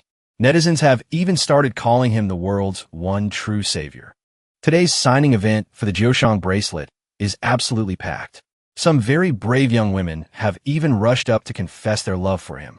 Jiushang Xia, I love you so much. He simply smiled and offered a brief thank you. Countless adoring eyes were on him. Cameras and fan signs were all pointed at Jiushang Xia. Jiushang Xia, I love you. They laughed and chatted, creating a lively scene. Jiushang Xia is so handsome, just as everyone was enjoying the moment. A sharp, critical voice rang out. Don't you people have any manners? The crowd immediately turned to see what the commotion was about. Huh? What's going on over there? A group of people had arrived together. They wore matching outfits, with headbands across their foreheads. In their hands, they held a sign for the Jiushang Xia International Fan Club. Jiushang Xia, our savior. The girl in front spoke up. Were you the ones who made all those posts? This kind of brainless hype is going to ruin Jiushang Xia's image. Don't you get it? The other side shot back. Don't you dare make baseless accusations. It's obviously you haters trying to destroy his reputation. You've gone too far. Yeah. Jiushang Xia Global Fan Club. The girl in the red headband charged forward, smashing her sign over the pink-haired woman's head. You anti-fan. I'll kill you. I'm getting rid of a traitor for our beloved Jiushang. Get her. How dare she slander our Jiushang? Get him. You dare hit me? Fight. And just like that, the place erupted into chaos. The two sides fought relentlessly. Seeing this, the reporter was completely stunned. Viewers, there's been a sudden incident at the Jiushang bracelet signing. A rivalry between two fan groups has exploded into an all-out brawl. Jiushang Xia frowned, asking in a low voice, "Someone's causing trouble? I can't believe Jiushang Xia's fans are this violent. They were even using their high heels to attack people. They pulled hair, completely abandoning any sense of decorum. Damn it, you're the ones hurting him. No, you're the ones hurting him. Stop tarnishing his good name." The reporters can't get this situation under control. The fans' violence seems just as bad as what the old Chang Xia got. Is this what happens when an idol influences their fans? They just keep striking. It'd be a miracle if it didn't hurt. That hurts so much. They're live streaming. I can't believe how fast public opinion changed. Negative comments keep pouring in. I found the old Chang Xia irritating lately too. They're probably just pushing each other around, acting all narcissistic, not daring to say anything. Now it's 233,333. Like idol, like fan. Brain-dead fans mean a brain-dead idol. What train wreck? Huh. The 5 people watching the live stream immediately understood. They turned to Yicheng and asked, "Is this the effect you wanted? But if this continues, your reputation is still the one getting ruined. I've planned everything from the start, meticulously. There's no room for error. This is just a temporary sacrifice. Don't worry. The climax is almost here." The two fan groups fought, and even rushed right in front of Chang Xia. He's enduring all this turmoil. Anti-fan, I'll kill you. Their fists accidentally landed on Chang Xia. He sat there, helpless. He didn't move. An elderly couple watched the scene on TV. They shook their heads. So much noise. It's always news about him. And he's still the only savior, huh? The old woman sighed. These kids follow their idols too blindly. Meanwhile, a blonde female reporter arrived to discuss the current issues. Welcome, everyone, to today's program. Just now, our editorial board received a mysterious post. And it's a huge piece of news. It's aimed at the very person at the center of public attention right now. The former Chang Xia. This is truly exciting news. Really? Let's all take a look at the screen. The scene of Chang Xia recalling Lanling Wang was then broadcast. Whoa, Lanling Wang. He's just a strand of fur. That handsome guy transformed from fur. Is that even real? Oh my God, I'm about to lose it. But I have to pull myself together and keep watching with all of you. It's not just Lanling Wang. Take a look at your former idol, Chang Xia. Gasp. Do you see this clearly? He's a monkey king. His monster slaying was all a self-staged act. He's been deceiving all your feelings. Want to know more of the truth about the former Chang Xia? Please stay tuned for the next segment. Monkey King staging his own show. Is this the real face of Chang Xia? Meanwhile, the Chang Xia bracelet signing event was in chaos. Other reporters scrambled to interview Chang Xia. How do you explain this video? Did Lanling Wang really transform from a monkey's fur? You're human by day and a monkey by night? How do you manage your time? Please, show us your true face. Chang Xia stammered. Those videos, they're all fake. Someone took off their bracelet, held it up, and asked, "If you're impersonating Chang Xia, what's your ultimate goal? Is it to sell these bracelets? Can you perform that trick of turning monkey fur into a person?" Countless microphones were shoved in his face and his mouth. He couldn't react in time. "Everyone, please listen to me." They began to doubt Chang Xia's identity. "You're not a fake, are you? After all, you're a really good impersonator. The Chang Xia who appeared before, that was the real one. Right?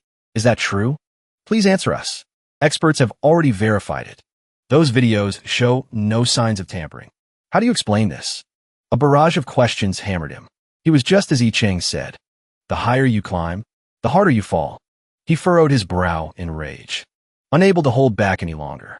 Then, with all his might, he flung them flying, the microphone still caught in his throat. Everyone tumbled, piling on top of each other. Their bones felt like they'd shatter. He's killing people. He's a murderer. He really is a monster. He's gone mad. Run. Quick. Help. Just as they scattered in chaos, the champion spoke up again. Everyone calm down. If we're still unsure whether our idol is human or ape, perhaps we should pause this journey for now. The woman with the red headband quickly agreed. I agree. Even with a bruised and battered face, a reporter still struggled to raise their microphone. Is his true face about to be revealed? The champion stood still and blew that microphone away. He scratched his head, frustrated. He chastised them for being so disappointing. With just this cheap trick, you want everyone to forget the former champion's efforts in saving Earth? That's not wrong to say. The former champion is indeed worthy of remembrance. Meaning, on the screen, a line of bound monkeys appeared, hanging upside down. Only the red-eyed monkey was positioned in the center. You're just a fake. Kaka, great king, save us. The champion hadn't expected this. He asked, panicked, Who are you? What do you want? Seeing his reaction, the others found it strange again.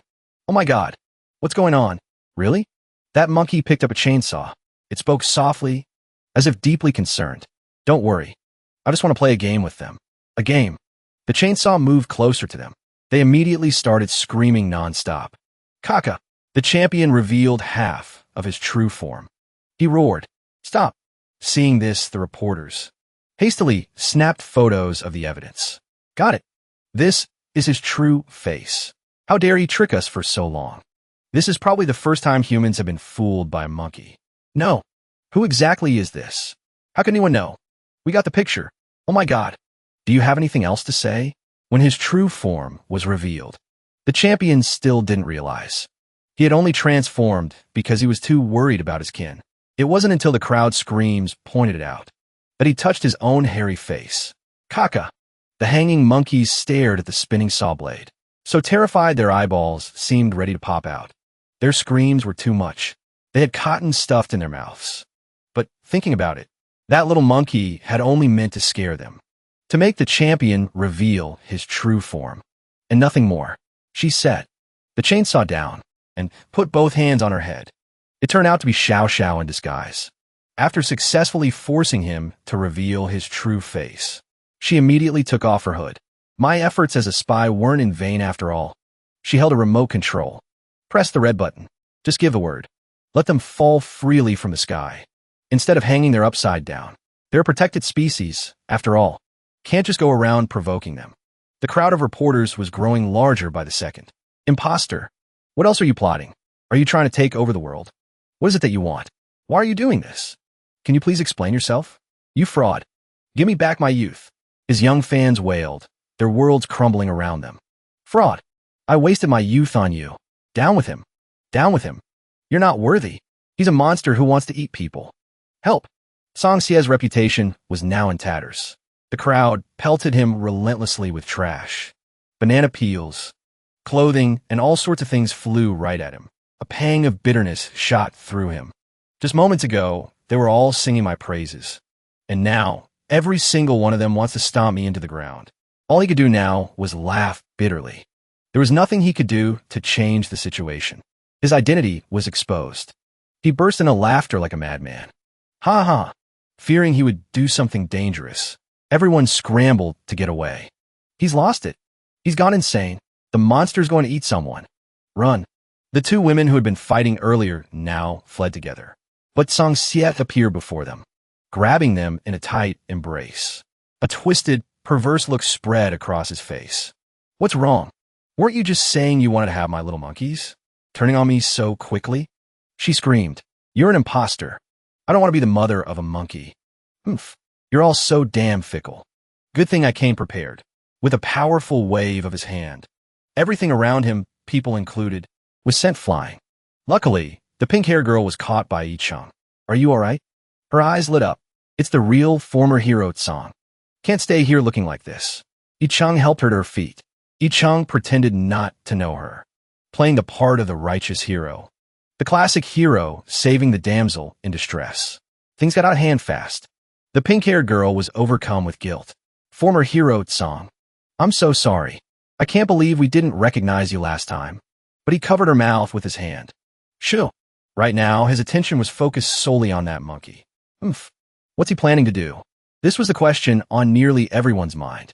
It wasn't just one person wondering. What is he planning? Six-eared macaque. Journey to the west. B-rank mission. At this point, there's no reason to hide anymore. Fur sprouted all over his body, transforming him into a complete monkey. Here we go. Let's turn some of them into monkeys first.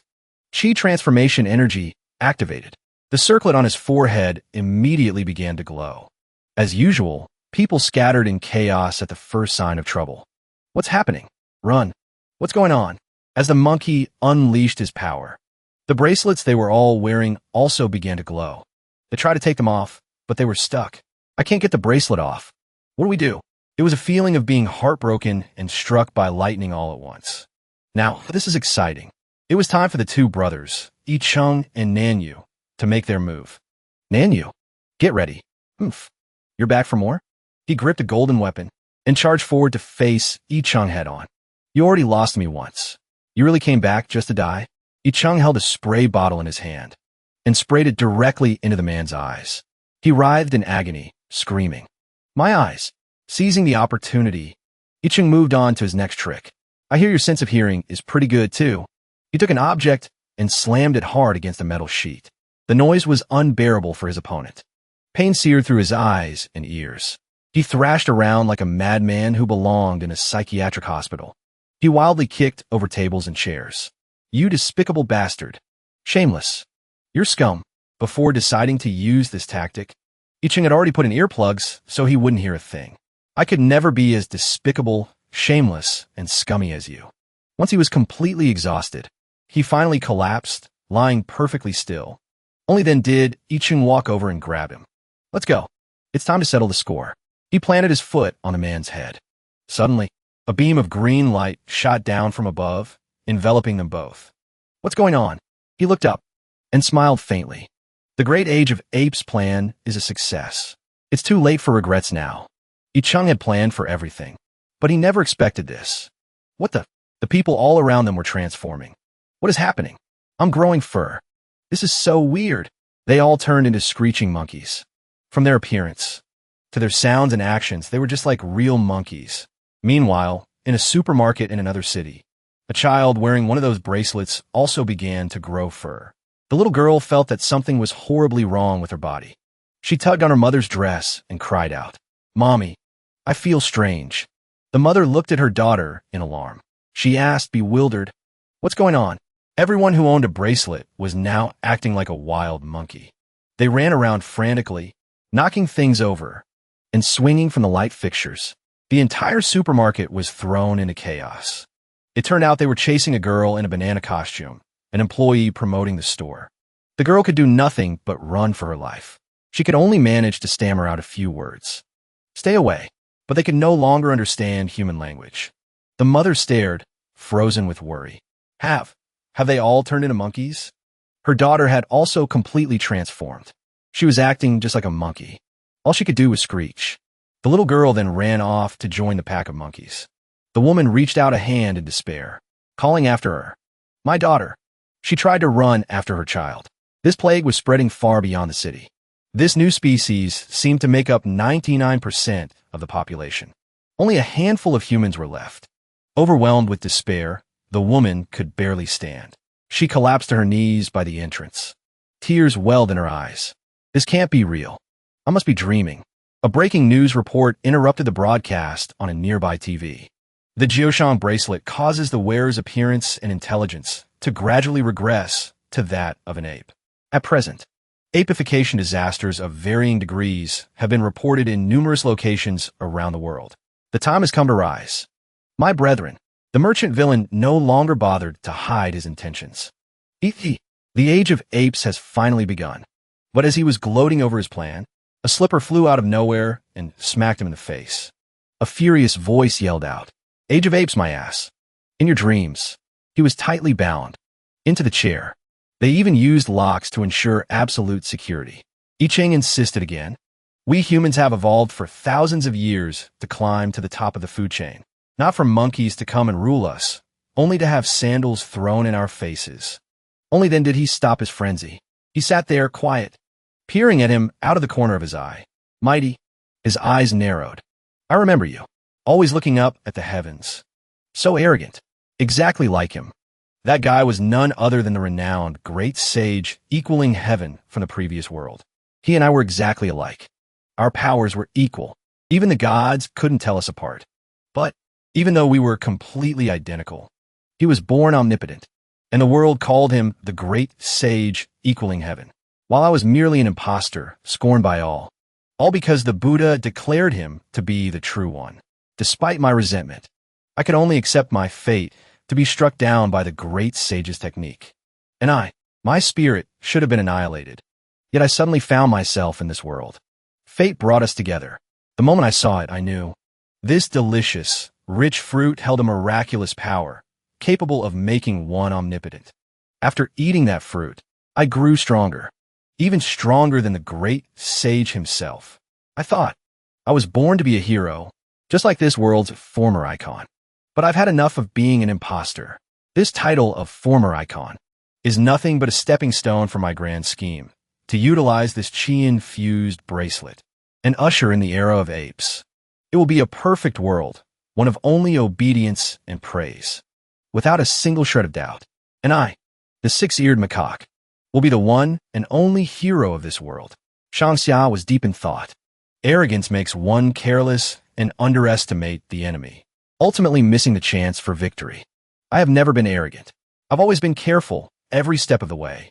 I Ching stepped forward to help him remove the golden fillet from his head, hoping to save humanity.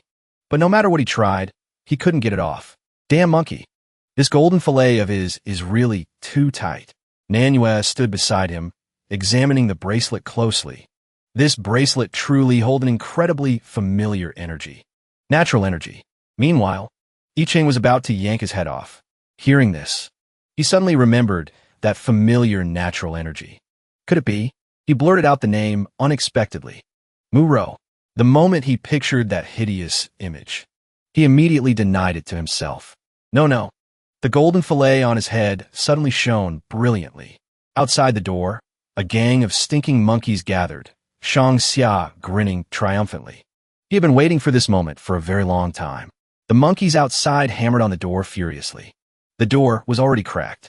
Sure enough, it wasn't long before.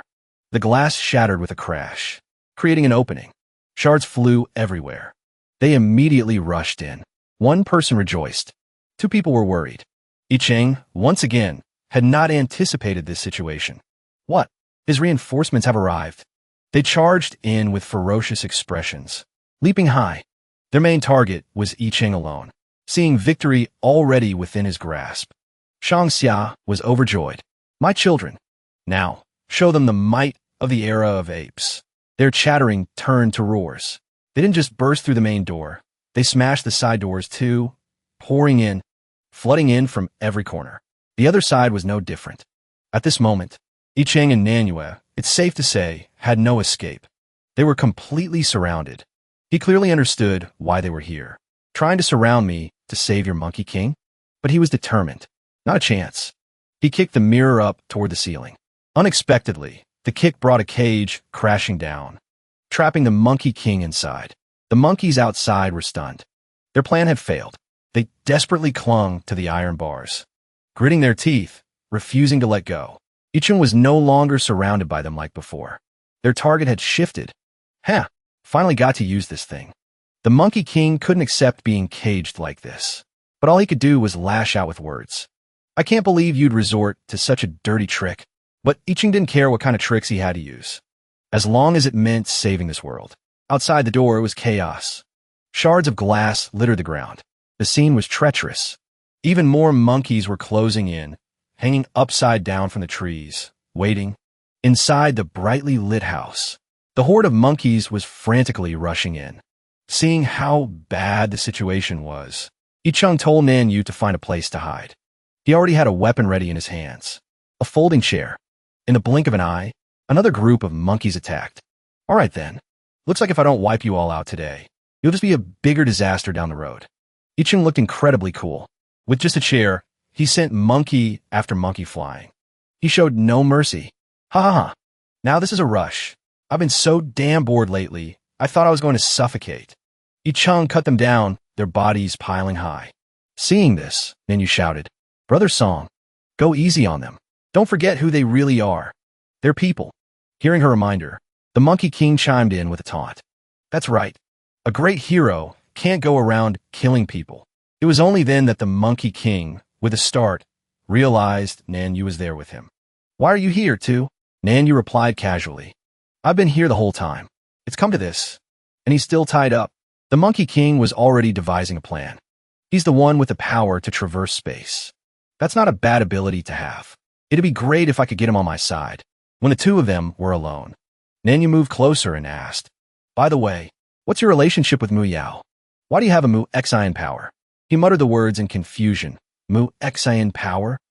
At that very moment, the melodious sound of a flute drifted in from outside the house. Icheng closed his eyes. As he listened to the soothing melody, he suddenly realized, this flute music, it possesses that same kind of power. Icheng rushed outside to see. Seeing this, Nanyu also called out, Brother Song. After finishing off the last of the troublesome monkeys, he dashed out of the house. It's unclear what he saw, but a flicker of shock crossed his face. Nanyu squeezed out through an opening. Brother Song, wait for me. The Monkey King began to panic. Where did my space-traversing power go? Why won't it work all of a sudden? Seeing that Nanyu had gotten out, while he still couldn't figure out what was happening, the Monkey King kept calling out to him. Once he was outside, Nanyu finally understood why Icheng had been in such a hurry. It's Mu Yao. She was sitting on the opposite roof, playing her flute. The music from Mu Yao's flute could actually control them. Those monkeys had all fallen asleep. Icheng asked her directly, You Mu Yao, aren't you? She stopped playing the flute. She looked at him, and slowly she rose to her feet. With a gesture of his flute, a ring of green light formed around him. In the blink of an eye, the surrounding trees began to grow at a frantic pace. They had fashioned a living staircase, using it as a platform to descend. Everyone watched in awe. Incredible. As they neared the ground, Mu Yao spoke. Ri Yao. Yuan Yao. It's been a while. Song Yicheng's face immediately lit up. So it really is you. Nanyu watched them, a thought crossing her mind. Mu Yao's ability, it must be controlling plants and animals. Does that mean they're involved in what's happening now? Is Mu Yao a friend or an enemy? It's too soon to tell. Song Yicheng stepped forward, his curiosity piqued. Hey, brother, so your power is some kind of control? Or maybe you're not a brother, but a sister? Mu Yao ignored the question. Instead, they made a request of their own. Hif. How about you take me to see that greedy little monkey first? Song Yicheng was a little bummed, but he complied. Let's go. Meanwhile, the three of them headed inside, only to be stunned by what they found. The Monkey King had vanished without a trace. The six-eared macaque had transformed into a mole and dug his way to freedom. He thought to himself, Fools, I can shape-shift. What good is a cage against me? Dig. As he tunneled, he plotted. My original plan was to turn their own scheme against them, get rid of Song Yicheng, and take his place. But now this flute player shows up. Things just got a lot more complicated. Dig. Suddenly, he heard a strange sound, and an unbearable itch spread across his entire body. Arg! Luer! Then, the monkey clutched its head, screaming in agony. No! Stop! This feeling, it has to be that flute. I can't listen to it. He scrambled to dig even deeper, trying to escape the sound. So frantic, he didn't notice an invisible thread wrapping tightly around his tail. Just a little further, and they won't be able to touch me. A moment later, a safe distance away, the six-eared macaque finally broke free from the danger zone. He burst from the ground, celebrating his escape. Phew! Safe at last. He reverted to his true monkey form and gloated. As long as I can create enough of my subjects, it won't matter how many of them come for me. Suddenly, a soft chuckle echoed from right behind him. Hiv. Your optimism is truly touching. He whipped around, crying out in alarm. What? To his shock, Mu Yao was already there, waiting. They teased, stealing my woodheart fruit and using it to cause all this trouble? That's not what good little monkeys do, you know. Countless roots erupted from the earth, wrapping tightly around the six-eared macaque. He struggled violently, desperately denying it. Woodheart fruit? What's that? Never heard of it. The monkey's mind raced. I have to transform. They can't catch me if I do. But before he could even act, the roots had already enveloped him, squeezing tight.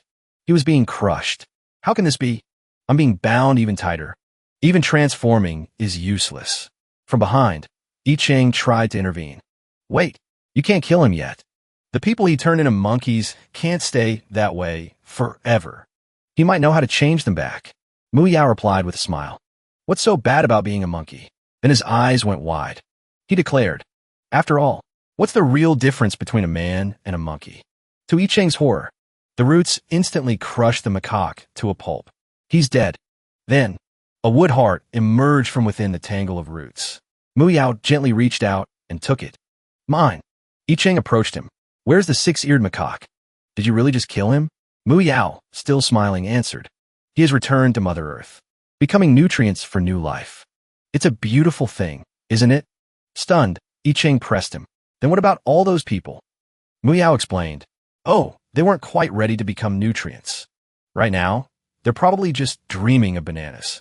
Humans and their endless desires. It's so pathetic. I Ching's anger boiled over. He grabbed Mu Yao by the collar and roared. Cut the crap. Was this your plan all along? Standing nearby, Nan Yu interjected. Their friends and families must be devastated. Mu Yao burst out laughing.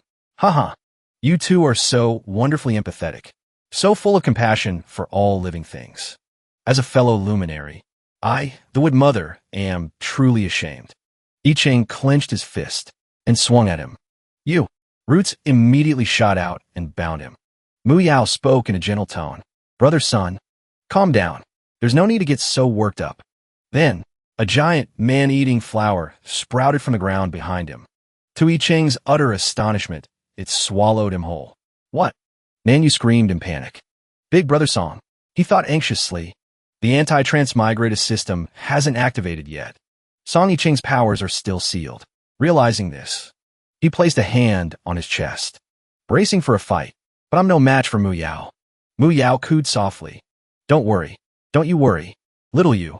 Meanwhile, trapped inside the carnivorous plant, I Ching was screaming curses at Mu Yao. You damn bastard. Let me out of here. It's so dark. Mu Yao idly examined the six-eared macaque's golden fillet. He continued speaking. I'm nothing like Brother Sun. He's always so quick to resort to violence to solve his problems. Suddenly, he sensed a disturbance from within the flower. A split second later, with a massive explosion, I Ching burst free. At that moment, his power was fully restored. Gripping a long spear in his hand, he leveled it at Mu Yao. You cold-blooded demon, I'm warning you. Change everyone back right now, or this ends in a fight to the death. The little system had also received an upgrade, now clad in a suit of gleaming golden armor. It spoke with a smug grin. Hey, Hith, the upgraded system is pretty slick, huh? Nan Yu was overjoyed at the sight. This is great. It's as magnificent as it used to be. Suddenly, a little monkey on Mu Yao's shoulder let out a squeak. He frowned and spoke to it. Look there. That violent fiend is back again. The monkey scrunched up its face in response. Then he placed the golden circlet back on the little monkey's head. Comforting it, he said, but don't be afraid. The monkey chirped happily. Suddenly, the little system shouted. Transmigrator detected. I Ching was suddenly itching all over. He immediately turned to Mu Yao and asked, The six-eared macaque isn't dead? Mu Yao stroked the little monkey's head and explained, Such an adorable little monkey. How could I possibly kill it? I only took back the energy from the Mu Exan fruit that was inside its body, and I took a little extra just to make sure it wouldn't cause any more trouble. I Ching covered his face with his hand and sighed. So, we were all tricked, weren't we? Weren't we? Weren't we? The little system also sighed in response. I think so too. Nan Yu thought for a moment, then asked, I see. Mu Yao, if you can draw out the energy from the six-eared macaque's body, then you must be able to take it from the people who were turned into monkeys too, and turn them back to normal, right? Mu Yao crossed his arms. Oh, that? If you can make me happy, then maybe I'll do it. I Ching and the little system both flew into a rage. They both rushed forward to threaten Mu Yao. Are you happy now? Yi Cheng pointed the tip of his spear right at Mu Yao's throat. He shouted, Mu Yao, change everyone you turn into a monkey back to normal now. He sighed. Giving in, he said, all right. You're terrifying. Mu Yao immediately played his flute, causing a sapling to grow and sprout a flower bud. Then, the bud blossomed, revealing the Mu Xin fruit inside. Yi Cheng said, the Mu Xin fruit's energy, it's starting. The Mu Xin fruit began to absorb all the remaining six-eared macaque energy. Recall, after the energy was absorbed, everyone returned to their original forms. They woke up. Dazed, they asked each other, how did I get here? Where is this? My back hurts. What happened? Seeing this, Nan Yu was overjoyed. They all changed back. The power of the Mu Xin fruit is truly incredible. Once it was finished, the flower began to close its petals, enclosing the Mu Xin fruit within. Nan Yu happily ran up to thank him. Thank you, Mu Yao. Mu Yao replied softly. Just call me Muin. Then he turned to Yi Cheng and said, Yi Cheng, now that the little monkey's mess is cleaned up, it's time we had a talk. Yi Cheng thought for a moment. He held up a hand, signaling. Hold on, I have something urgent to do. System upgrade. Yi Cheng obtained Infinite Hero Tower. At that moment, inside the system space, Yi Cheng stood before the tower, muttering to himself. The system went through so much trouble to upgrade, and I haven't even had a chance to process all the new functions. He turned to the little system and asked, So, I don't see anything different here. Is this golden holy armor what you meant by upgrade?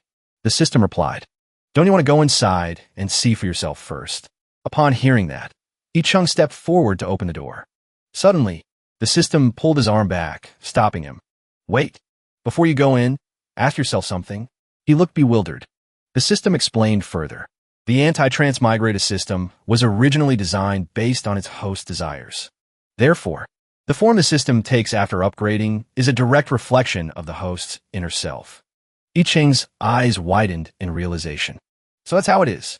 Hopefully, this new system can help me control the Heartstar's energy. He pushed the door open and stepped inside. He exclaimed in surprise. It really formed. The Infinite Hero Tower. Inside the tower was a vast space, filled with countless doors. He approached the cluster of light ahead. What is this? The moment he touched it, a strange formation immediately activated under his feet. Yi Cheng was astonished.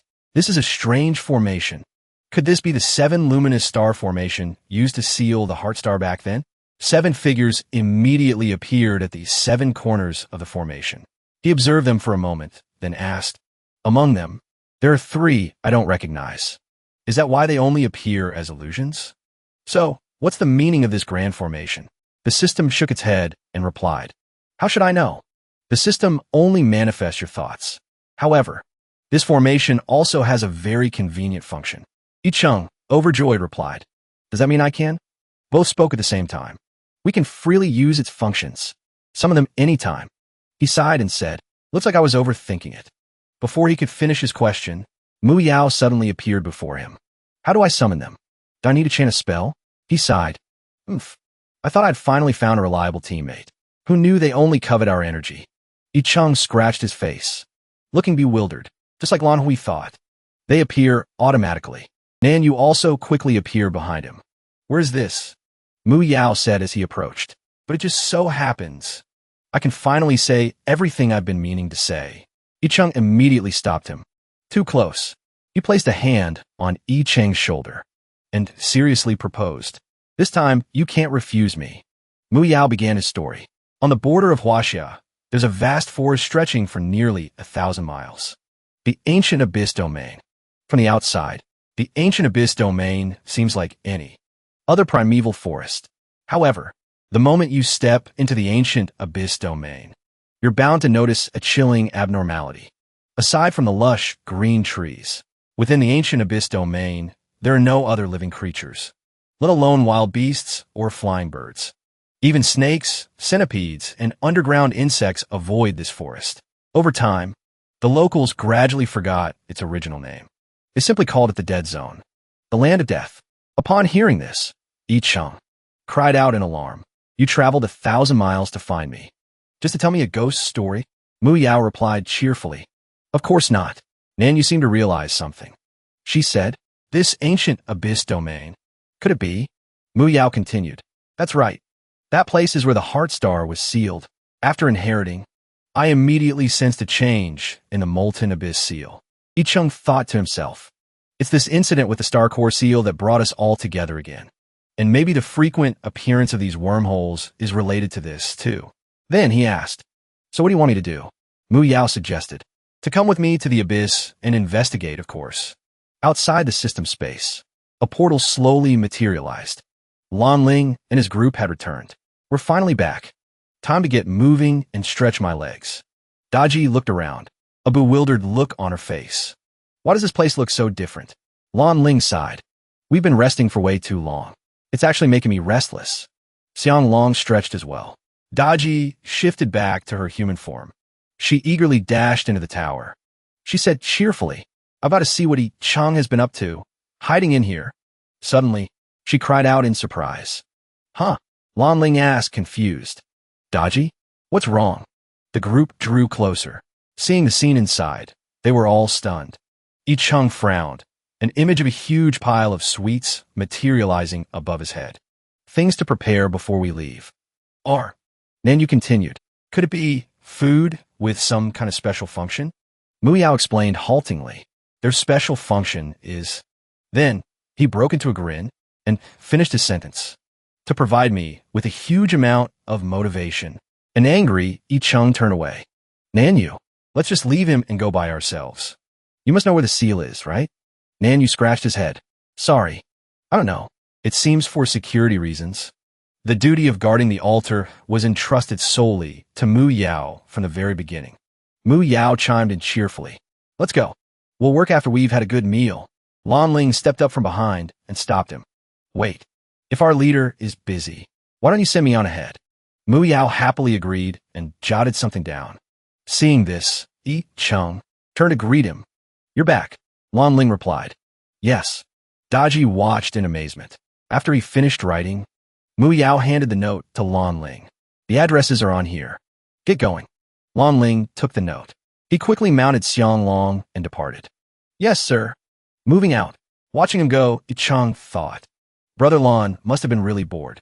Behind them, Daji's eyes lit up as she stared at the images of sweets. Thrilled, she exclaimed. Hee. Eat first, work later. I couldn't agree more. He sighed to himself. Sigh. Oh, whatever. Looking at Mu Yao. It should be easy enough to fill him up. A short while later, Icheng grimaced. I take back what I just thought. At that moment, Mu Yao and Daji were happily gorging themselves on sweets. Huh. So good, so good. Mu Yao announced. After we finish up at this place, let's go get some boba. Icheng, loaded down with shopping bags, complained angrily. This is the 29th shop already. Are these two bottomless pits? Nanyu tried to console him. Just let it go. You know how Mu Yao is. We're all used to it by now. He then turned and whispered. But, about going to the Gulong domain. What do you think? Keep your voice down. Icheng replied seriously. I have a strong feeling that if we figure out the full story behind the unsealing of the Heart Star, we'll uncover the truth about the specialized users. So, we absolutely must go to the Gulong domain. Nanwen nodded in agreement. But the HHD in your body, no one else can know about it. It's best not to tell Murong either. As the two whispered, Murong silently observed them. Suddenly, a voice cut them off. Excuse me, handsome. How much sugar would you like in your bubble tea? Hearing the staff member's question, Murong quickly turned and answered. Half sugar. Thanks. Meanwhile, above the Gulong domain, Lan Ling, riding his elephant dragon, slowly delved deeper, surveying his surroundings. We're here. This is the legendary Forbidden Zone. The closer we get to the center, the more barren it becomes. After traversing the desolate terrain for a while, Lan Ling looked at the directional map, a blank expression on his face. This path.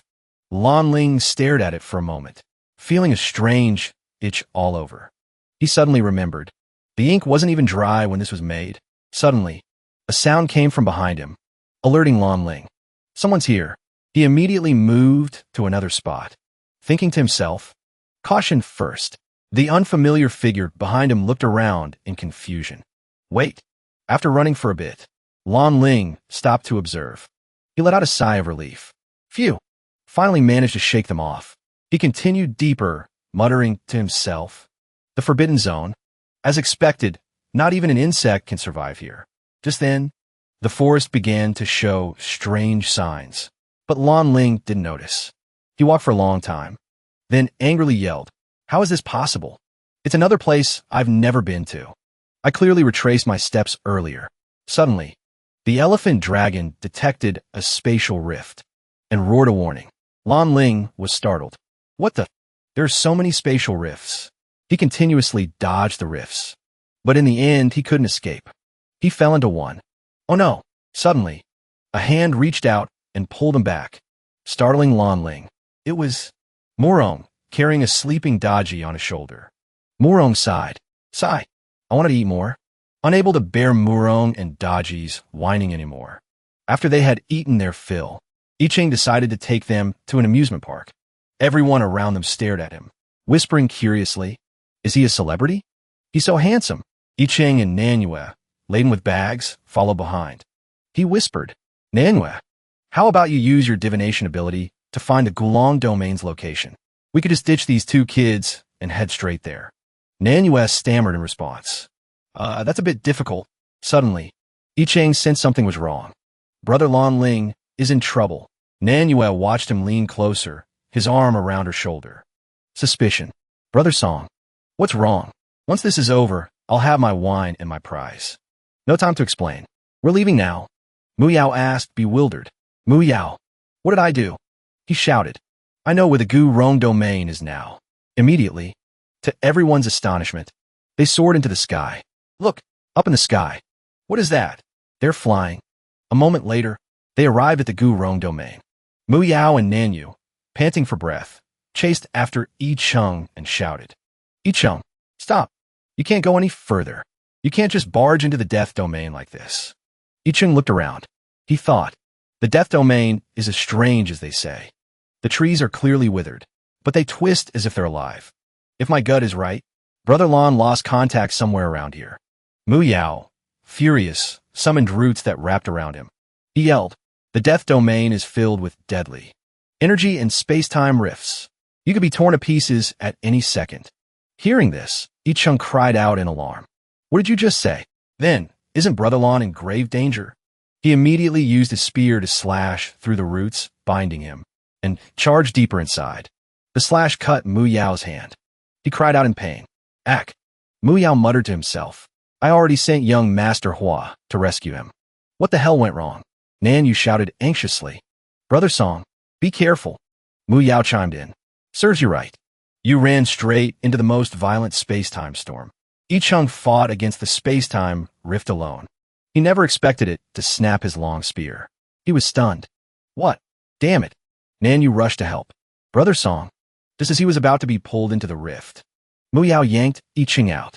Nanyu chased after them, shouting, "Let's go. We have to get out of the death domain first." Mu Yao immediately ran ahead to lead the way. "This way. Follow me." Yi Chung had no other choice but to follow him. Once they reached a safe area, Yi Chung suddenly threw Mu Yao against a tree. Clutching his wound, Mu Yao spoke. "Brother Mu Yao, this is no way to treat the person who just saved your life." Yi Chung glared at him and demanded, "Tell me the truth. You knew damn well how dangerous the Gu Rong domain is. So why did you send Brother Lan to his death? What were you really after?"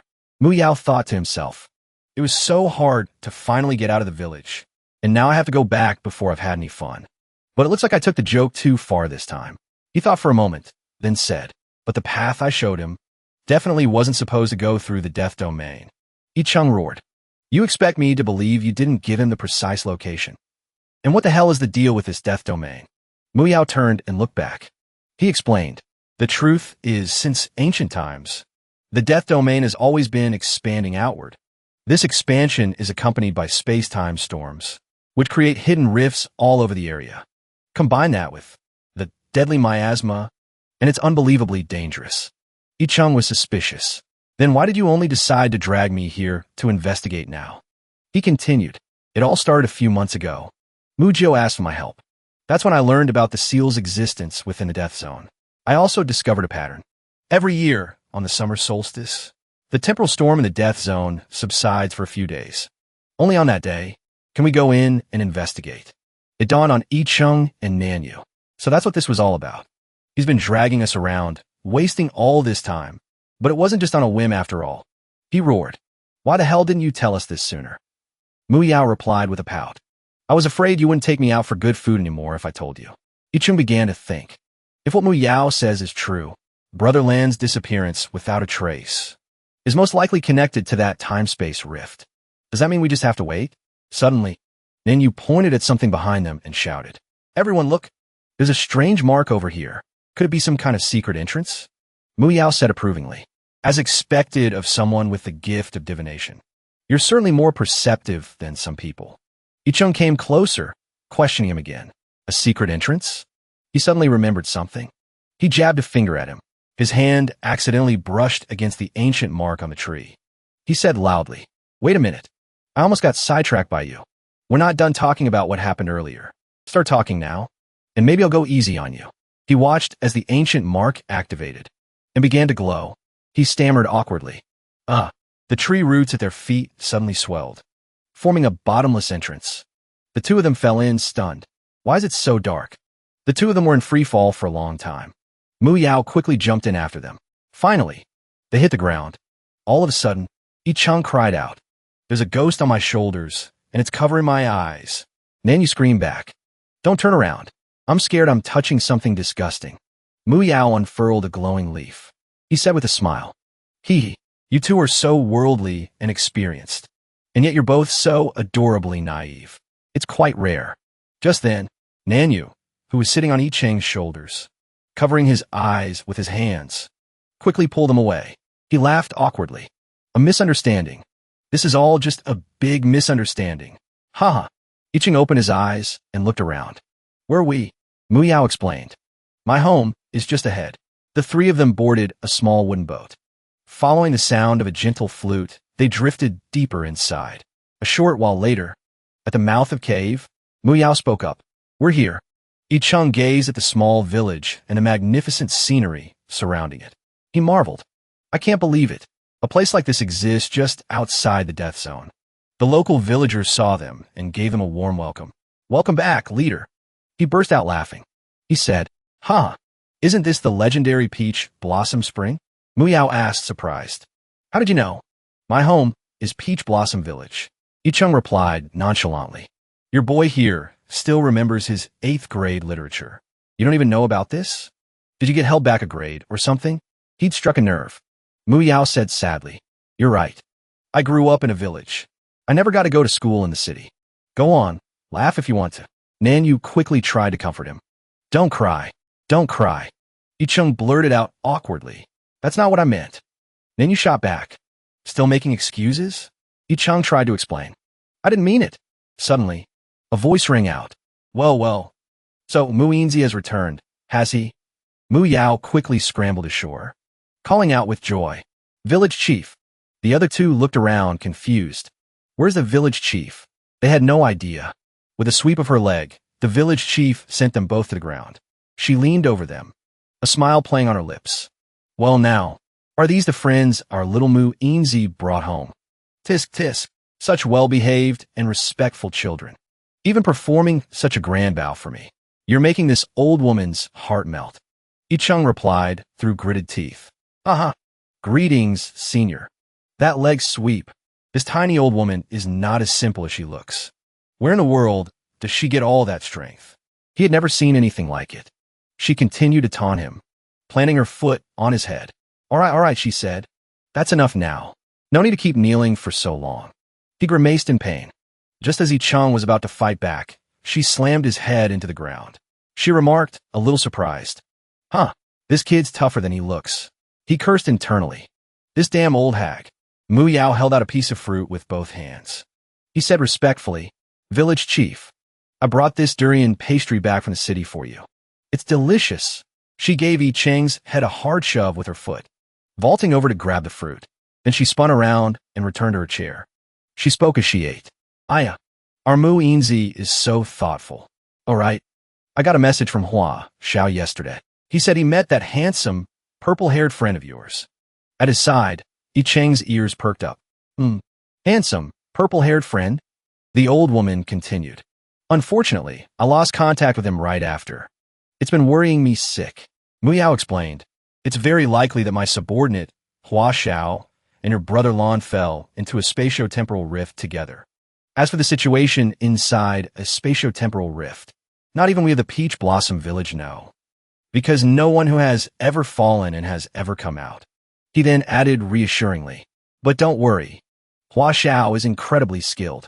He's the only one who has ever successfully performed the leap of life in the death zone. He's known as the hope of our village. The miracle boy. Hua Xiao. Yicheng replied with a frown. Everything you just said only makes me more worried. You know that, right? A few hours earlier, at the ancient algae chasm, in the instant he was pulled back by an arm, Lan Neng cried out in alarm. Watch out, there's a rift behind you, too. Panic seized the man who'd saved him. No, there's no time. If that rift pierces him, he's dead. To save him, he pulled the stranger into the spatio-temporal rift along with himself. The two of them materialized in midair. Then he plunged into an unfamiliar place. Lan Ling clutched his face. He looked around, muttering. Ancient streets. Ancient clothing. Where am I? Don't tell me I've transmigrated again? He looked at the person who had saved him. He thought to himself. So, he's a young martial artist.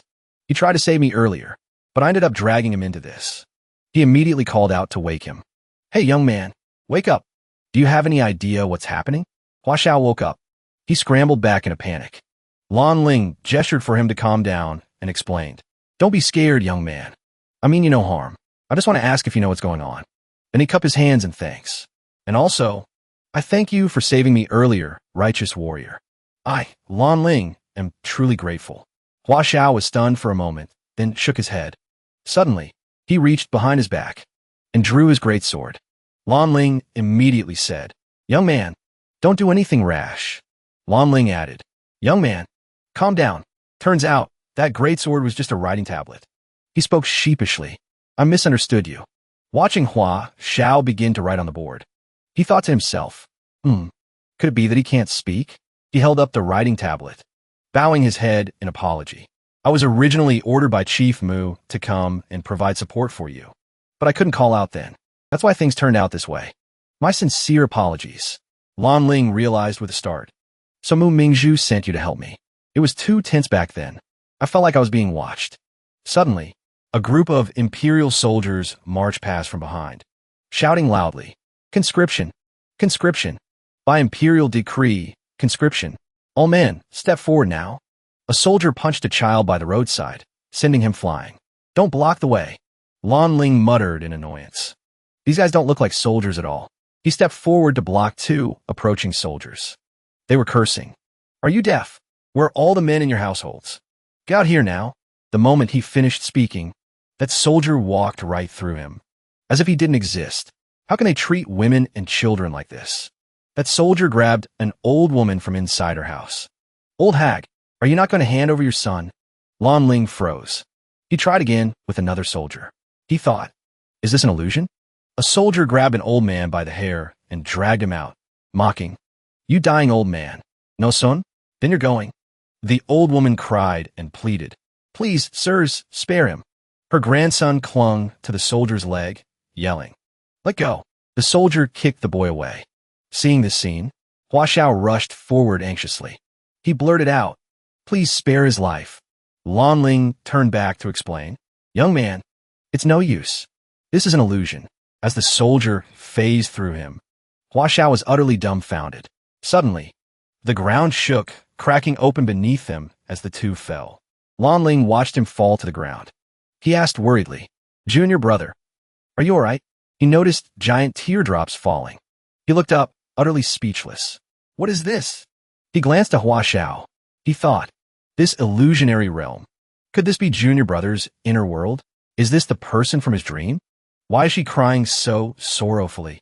The giant woman stopped weeping. She used scissors to cut off her long hair.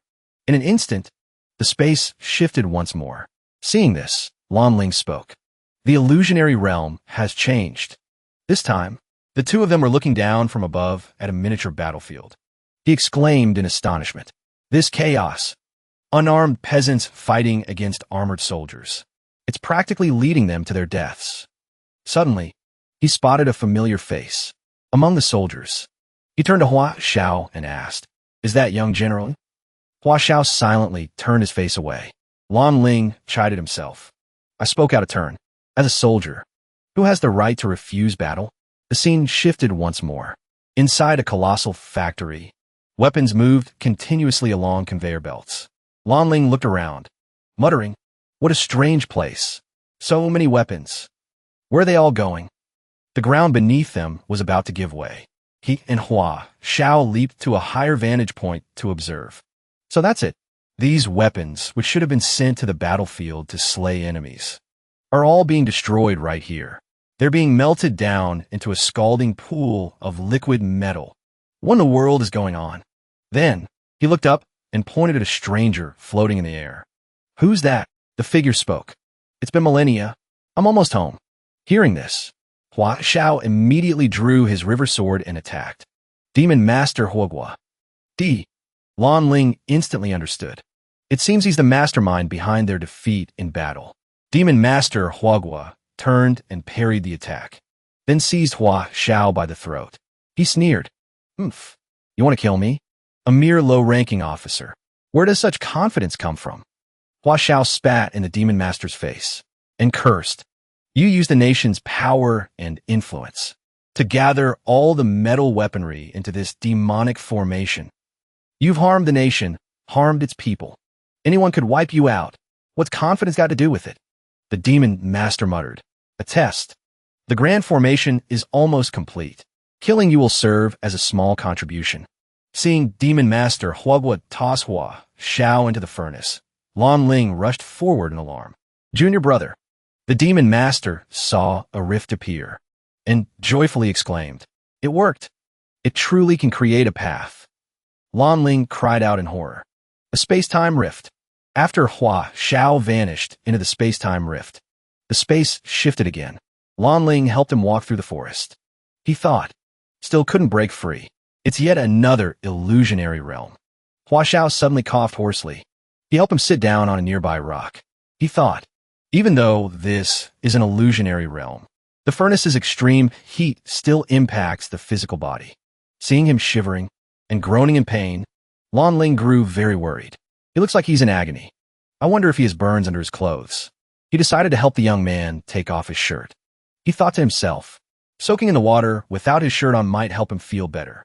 Lan Ling then saw the bindings wrapped tightly around his chest. He mused. His chest is so prominent. Why is it wrapped up like this? Could he have another injury? If he has another wound, he can't go in the water. Maybe I should just help him wipe down instead. As he tore at the bindings, a book fell from inside Hua Xiao's robes. He picked it up and read the title, The Grave Robber's Journal. After reading for a moment, Lan Ling was suddenly stunned. Isn't this the formation diagram from Brother Song's Infinity Tower? A strange, incredibly intricate drawing. Why would a formation diagram like this be inside a grave robber's journal?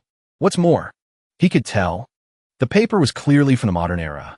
The owner of this notebook couldn't possibly be this young man. Lan Tuanluo's eyes widened in realization. The journal didn't just contain formations, but all sorts of other strange things. It recorded numerous methods for disabling traps and navigating passages in ancient tombs. There was even a good amount of information on the death zone. Maybe I can find a way to escape this illusionary realm in here. Hua Xiao's feverish muttering caught Lan Tuanluo's attention. Huh. He quickly closed the book and set it aside. He rushed over to check on him. I almost forgot. Taking care of this kid is more important right now. I can ask him about it after he wakes up. He swiftly helped Hua Xiao sit up. I should wipe down his back, too. Just then, a gap in the chest bindings opened up. It made Lan Tuanluo flinch. Hua Xiao was still talking in his sleep. Let my father go. You ignore the suffering of the common people. You're not fit to be the imperial preceptor. And yet, even after all that, he still hadn't realized the truth. So the kid can talk. His voice is just a bit delicate. But among a group of men, a soft, weak voice like that would just get him ridiculed. He probably just stopped wanting to speak over time, didn't he? He suddenly fell silent. To be looked down on by others just because of your appearance. We're kindred spirits, in a way. Lan Tuanluo was, in fact, disastrously mistaken. A while later, he finally breathed a sigh of relief. Looks like his condition has stabilized. He then picked up the book. He wanted to read a little more. Hua Xiao's clothes were now neatly arranged. He sat comfortably beside him and began to read. The first time the book mentioned the ancient Moss domain was last summer. It read, June 2nd, year 3019. Receive guidance from a certain expert today. Next target, the ancient Moss domain. Finish this job, and I can finally retire. He idly flipped through the book.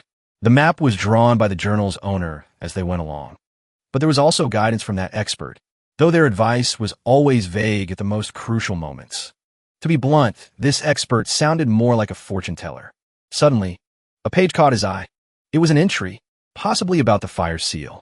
It even had a copy of the mechanisms inside the seal. But turning to the next page, he found it blank. The entry stopped right at the fire seal. The rest of the pages were empty. Without warning, the book was snatched from his hands. Hua Xiao was awake.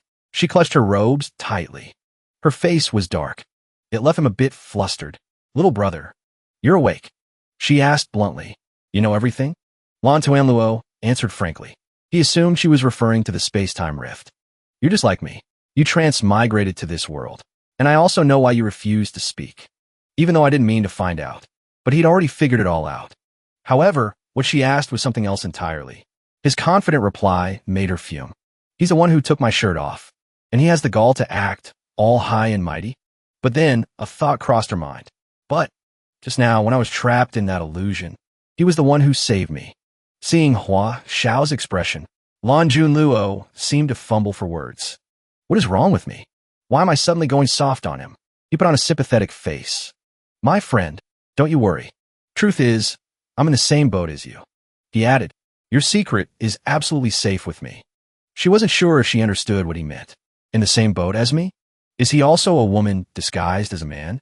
She even pictured Lan Junluo in women's clothing. He had misunderstood one part of the situation, while she had misunderstood it completely. I saw his body, even if it was just a glimpse. How did I not realize it? It all makes sense now. With a face that beautiful, I should have known sooner. I'm so jealous of her figure. Even dressed as a man, she has so much more charisma than I do. Lan Junluo abruptly changed the subject. Ahem. Well, I'm just glad you're all right. We should focus on finding a way out of this illusion. He pointed to the book in Hua Xiao's hands. Can that book help us? Hua Xiao answered honestly. I actually found this book right after I arrived. But there's nothing in it about this illusion. It was just as Lan Junluo had suspected. The book is all about, she said seriously, the center of the death zone. It describes the method for entering the sealed area. The scene shifts to the council room in Peach Blossom Village. The room had become Mu Jio's lecture hall. Mu Jio pointed to the round and square symbols on the blackboard. Originally, to prevent the seal from being broken, the 7 luminaries cultivators set up numerous traps and trials based on the 7-star luminary formation. A large group sat in silence, listening intently. The purpose of this operation is to investigate the truth behind the weakening of the seal. Mu Jio had also compiled the briefing materials himself. They were based on the long-term records from Peach Blossom Village headquarters and the testimony of the only person to have experienced it, Hua Xiao. The Alliance worked tirelessly to compile a guide. The teaching rod in Mu Jio's hand transformed into a pointing hand. He gestured for everyone to see. The guide has been distributed to all of you. Please turn to page 404. Mu Jio then announced, at high noon tomorrow, the spatio-temporal storms in the death zone will cease for approximately 3 days. 90% of the space-time rifts will vanish. This will be our best chance to cross the death zone and reach the seal. The document in Song Yicheng's hands was crumpled into a ball. He was clearly struggling to read it. Meanwhile, Mu Jio continued his lecture. Of course, the death zone is always dangerous. You must find a way to avoid the dense fog in the region. He suddenly paused, his attention drawn to Song Yicheng. Master Song, is there something you don't understand? Only then did the others notice that a man who appeared to be over 50 was also attending Mu Jio's class. Song Yicheng unconsciously read a line from the book aloud. The Huaxia Loose Cultivator Alliance. As soon as the words left his mouth, a series of images of a grand assembly flashed before his eyes. The 2333rd Huaxia Loose Cultivator Alliance Convention. The 233,333rd Huaxia Loose Cultivator Alliance Elder Council.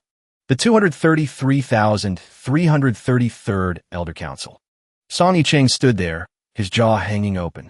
Nanyu gave him a worried look. Looks like the name of this alliance really threw Big Brother Song for a loop. Suddenly, another thought struck him. The Huaxia Loose Cultivator Alliance. That name sounds so familiar. I feel like I've heard it somewhere before, but I just can't place it. It was as if Mu Jio could read minds. Did I not mention it before? Peach Blossom Village is the headquarters of the Huaxia Alliance. The two of them, in fact, had never heard of it. She shook her head. An image of a powerful organization appeared, deeply respected by all its disciples. To outsiders, the Huaming is just a loosely organized martial arts group. But in reality, it was founded by the 7 luminaries cultivators to protect the Heart Star Seal. It's an organization with a crucial mission. Mu Yao said seriously. Of course, the secret of the seal's location is known only to the core elders. Hearing this, Song Yicheng fell in a deep thought. The 7 luminaries cultivators must have planned everything out. The only thing they didn't expect was me being chosen by the Nemesis Star. His expression suddenly hardened. If the plan to explore the seal is set, then hurry up and tell me the plan to rescue Lan Huang. Regarding that matter, Mu Yao looked a bit awkward. Of course we have to talk about it. But he trailed off, unable to continue. We can be sure they fell into a spatio-temporal rift. This situation is truly... An image of the two of them was projected onto a large screen. As for a solution to young Master Hua and Lan Junluo falling into the spatio-temporal rift, Mu Yao seemed to want to avoid the topic of the rift. Let's hope for their speedy return. Let's all pray for them together. His words sent Song Yicheng into a furious rage.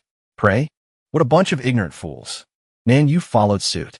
Everyone actually began to pray. Their soft prayers only fueled the fire of his burning rage, making him even more furious. He stormed up to Mu Yao, demanding answers. Pray? What the hell is that supposed to do? Don't you have a more effective solution? The door to the lecture hall burst open. A panicked voice cried out, "This is bad." A villager ran in with a report. "This is bad. Elders, the water in the Peach Blossom Spring has turned black." The mouth of the cave where the stream flows out was indeed stained black. Even a frog that took a small sip lay motionless on the bank. To say nothing of the fish. The expansion of the death zone has suddenly accelerated. Everyone was horrified. Mu Yao said worriedly, "At this rate, the Peach Blossom Village will be completely overrun." The village chief acted swiftly. She immediately gave an order. "Quick, go tell everyone to prepare for evacuation." Without a word, Song Yicheng bolted toward the contaminated area. By the time Mu Yao noticed, it was too late to stop him. "Don't touch that black mist." The black mist suddenly seemed to come alive, as if controlled. It lunged forward violently. Mu Yao realized something was wrong. Oh no! Nanyu only had time to scream. Big Brother Song. The surrounding villagers were even faster than them. They had all already fled. The black mist coalesced into the claw of a giant beast. It wrapped itself around Song Yicheng completely. The mist swallowed him whole. Inside the mist, he could only curl up defensively. The roaring mist swirled past. Just a moment ago, his figure was still visible. Now, all that could be seen was a pillar of black mist blanketing the area. The villagers scattered in terror. "Run for your lives," Mu Yao finally shouted. "Everyone fall back." He unleashed his power. Countless branches shot out from the spheres he had condensed. Nanyu, at his side, yelled out a question. "Have you guys ever dealt with something like this before? How do we save Big Brother Song?" Mu Yao didn't know how to answer. Suddenly, the village chief slowly walked forward. "Well now, as this old woman sees it, there's no need to save him." The two of them stared at the chief, confused by her words. "He's really something else. Take another look, kids. Doesn't it look like that boy is enjoying himself?" And so, the two of them stared blankly at Song Yicheng. Not only was the black mist diminishing, but it was being absorbed right into his body. Nanyu had a sharp eye. She was the first to notice. "He's inhaling the black mist," Mu Yao said in amazement. The black mist is actually receding.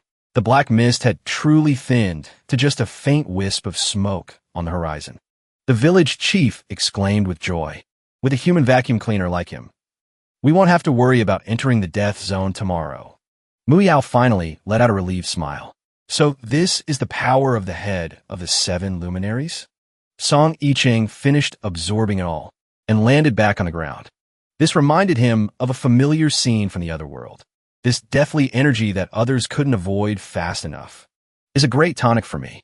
Is it all because of that guy? Nanyu rushed over, concerned. Big brother Song, are you okay? Song Yicheng cheerfully reassured her. I'm fine. He looked at the villagers not far off. He thought to himself, well, is there really anything to celebrate right now? The villagers were dancing with joy, celebrating that everything had been resolved. Huh, this is great. We're safe now. Nanyu could only force a laugh. Huh, they're probably just happy you're safe. The crowd then began to make their way back. If the death zone didn't have the space-time rift and the Black Death mist, it'd be no different from a normal forest. He felt fortunate.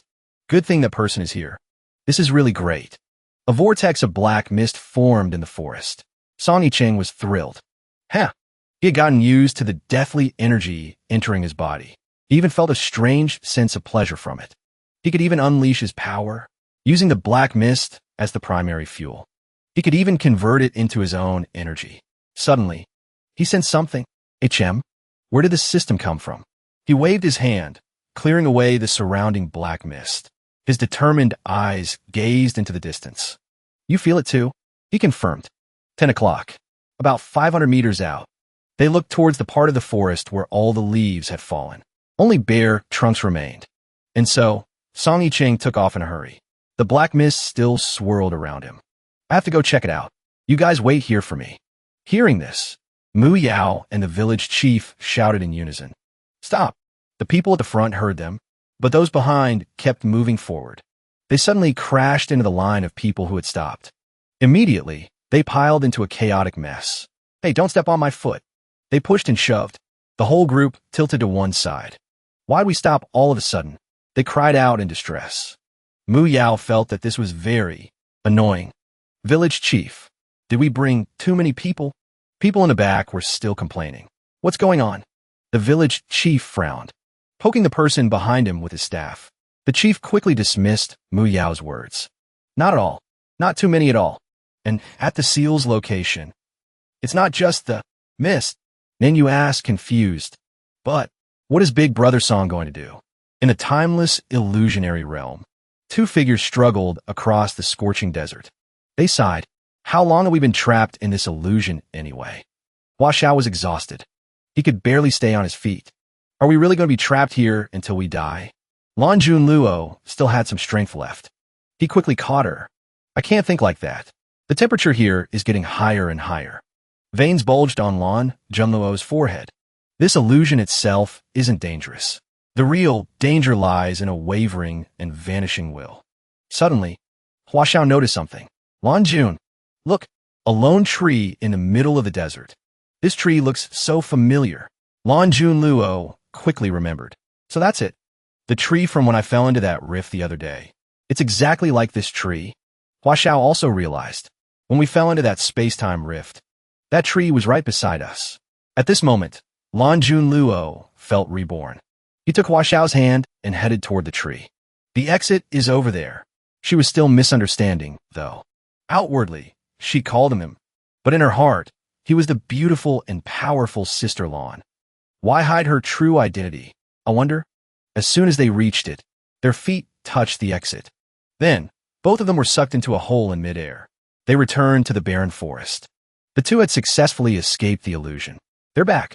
They lost their balance and promptly fell backward onto the ground. Lan Junluo looked at the surroundings. Sure enough, they were back in this place. Both were so stunned that they couldn't immediately get up. At this moment, Song Yicheng was still searching. He had felt it very clearly. They were nearby. The system detected the two of them over there. Song Yicheng joyfully ran over. Brother Lan. But when he saw the two sitting together, he stopped in his tracks.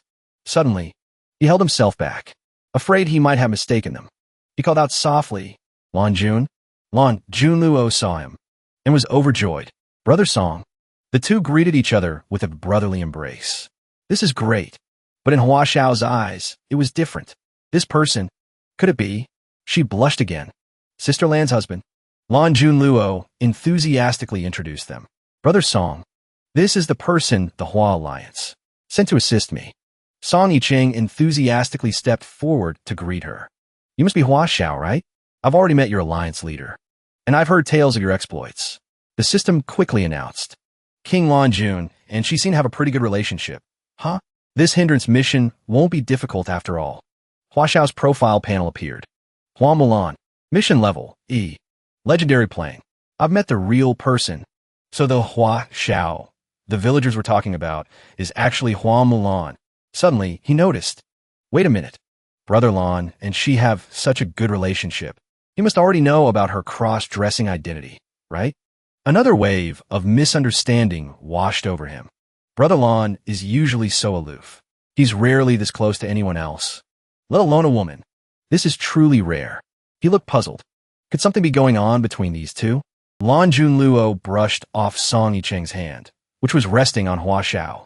Ahem. Brother Song, you're here. Are you preparing to go to the seal? Song Yicheng didn't deny it. Yes. Master Yao and his people have already arrived over there. A few villagers ran over. Are you all right?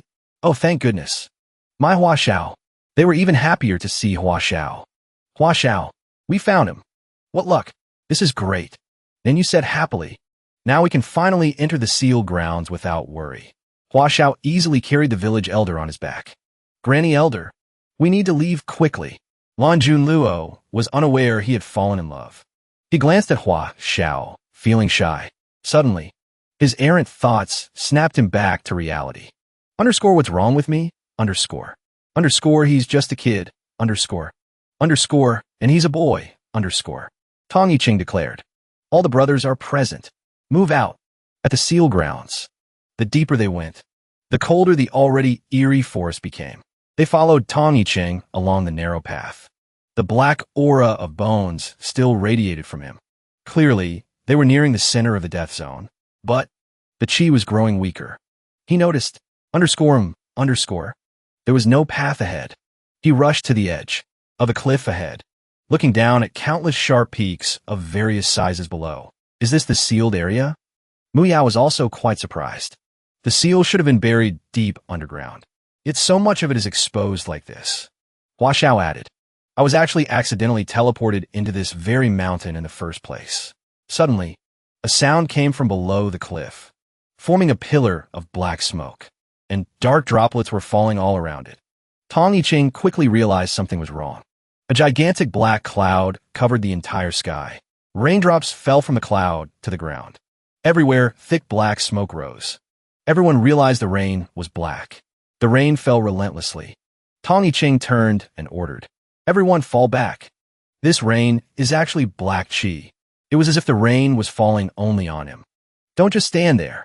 At that moment, his mind hadn't fully reacted. What are you all standing around for? Suddenly, a pillar of light descended from the sky, shining upon Mu Yao, Nanyu, and Tong Yicheng. After being illuminated, all three seemed to vanish. The village elder immediately explained, the grand sealing array has taken them. The sealed area only accepts the inheritors of the 7 luminaries. Hua Xiao seized the moment while Tong Yicheng's body was only half vanished. He passed his book over. Take this. It might be of help to you all. Everyone shouted in unison. Mu Yinzi, you must return within 3 days. Everyone wished them luck. Alliance leader, please be careful. Be careful. We'll await your safe return. The 3 vanished before everyone's eyes, and the space fell into a deathly silence. The 3 reappeared in that space. Bright moonlight illuminated the entire area. Under their feet was water up to their ankles. It seems there are only 3 of us. Is this inside the sealed area? For a moment, they couldn't grasp the situation. Water continuously splashed. He suddenly remembered the book Hua Xiao had given him. Oh right, the Tomb Robber's Journal. He opened it. The owner of the journal had been here before. After reading the contents, he also formed his own conclusions. No wonder he said the journal might be helpful. The 2 of them suddenly rushed to his side. Nanyu's reaction was a bit overly dramatic. Brother Tong, this book, where'd he get this? Song Yicheng was confused. He worriedly wondered, why is Nanyu having such a strong reaction? But he still passed the notebook to the others. After looking through this, Song Yicheng said, sharing his thoughts, this appears to be the journal of a tomb raider, detailing how to get through the trials in the sealed land. Nanyu was lost in thought. Song Yicheng added a few more words of praise. This guy was a true exploration expert. Every single page is filled with survival skills. Mujio didn't entirely agree. Something doesn't feel right. The sealed land is only supposed to allow the descendants of the 7 luminaries to enter. Could this person be one of them? Song Yicheng quickly pointed out the evidence. No, look at the beginning. This person got in because a master showed them the way. As for the identity of this master, there was a drawing in the journal. It depicted the very same mountains they had all seen back on April 7th. Guided by a master, he ventured deep into the secret realm. Nanyu looked as if she remembered something. I know someone. She spoke a name. Jin Yao. The other two were stunned. Jin Yao. Nanyu didn't deny it. That's right. From what I know, he and Tu Yao were both pulled into a space-time rift during that Great War. Song Yicheng recalled what Lan Junluo had told him. Brother Song. In the illusionary realm, there was a man known as State Preceptor Jin. That State Preceptor Jin was always trying to create a space-time rift. He must have wanted to return to Earth. So, connecting that with what Nanyu just said, Jin Yao must be State Preceptor Jin. But according to Nanyu, Jin Yao is in another world. How could he possibly contact a Tomb Raider on Earth? Nanyu explained further. Unlike Tu Yao, Jin Yao is a cultivator with an incredibly deep-seated obsession. It wouldn't be surprising if he found a way back. Mujio started to piece things together. So according to you, this Tomb Raider, the space-time rift, and the expansion of the Death Zone, it was all this guy named Jin Yao pulling the strings? Nanyu wasn't so sure. That's just a guess. Song Yicheng took the notebook back from Nanyu. Worrying about this now isn't going to help. We need to get to the center of the seal, and fast. Mujio suddenly wrapped her arms around herself. I didn't notice before. Don't you two feel it? There's definitely dark energy here. He flipped to another page. If this journal is right, that thing is close. A water-type sealed beast. The moment the words left his lips, a massive explosion suddenly ripped through the air. Boom! That was followed by another sound. Tap, tap, and then dead silence. Mujio could tell the situation had taken a bad turn. She warned them urgently. We can't stay here long. We have to find a way out. What in the world does this say? Song Yicheng wasn't entirely sure himself. It seems to be about how to leave unseen. The page was covered in bizarre drawings. It read, a way to leave unseen. Gather chi to the Dantian. The white tiger's tail sees the light. The azure dragon's head sees the water. Mujio was confused. Why do we have to be unseen? He couldn't make sense of it either. I recognize all the words, but when you put them together, it's complete gibberish. Song Yicheng put on a knowledgeable air. I've seen symbols like this in movies. I think it's a feng shui hexagram. Then he quickly passed the responsibility to someone else. I bet Nanyu understands it. Nanyu's expression grew serious. Divination depends on the right time and the right place. A conclusion for back then is probably useless now. Besides, Nanyu analyzed.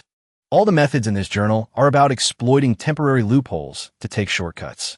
If we do that, it'll be really hard to investigate the seal's condition. Song Yicheng looked at her with suspicion. Don't tell me you're having second thoughts. He then tucked the notebook back into his robe. Forget it. Let's just go. He'd already made up his mind.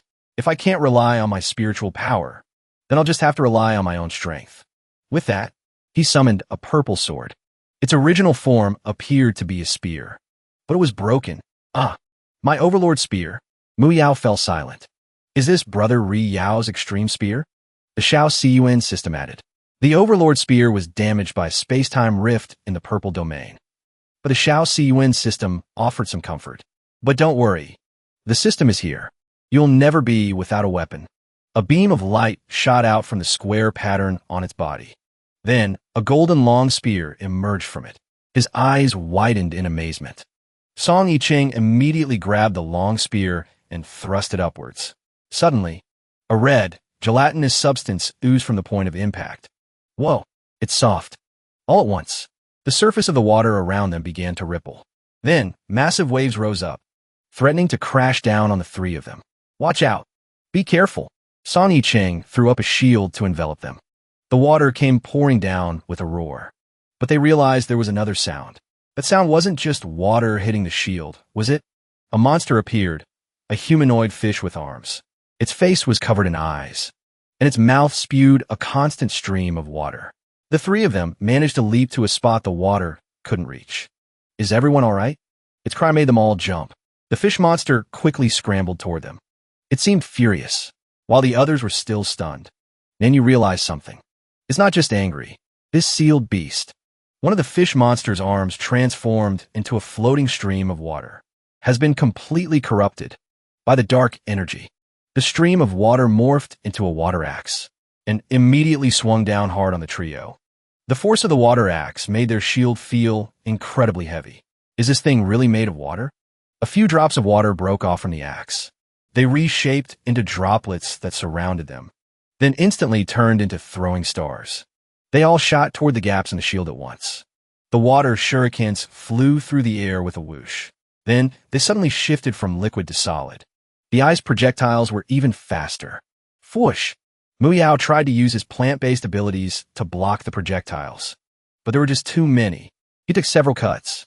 My botanical shield can't hold up anymore. The water element puts me at a disadvantage. Ack!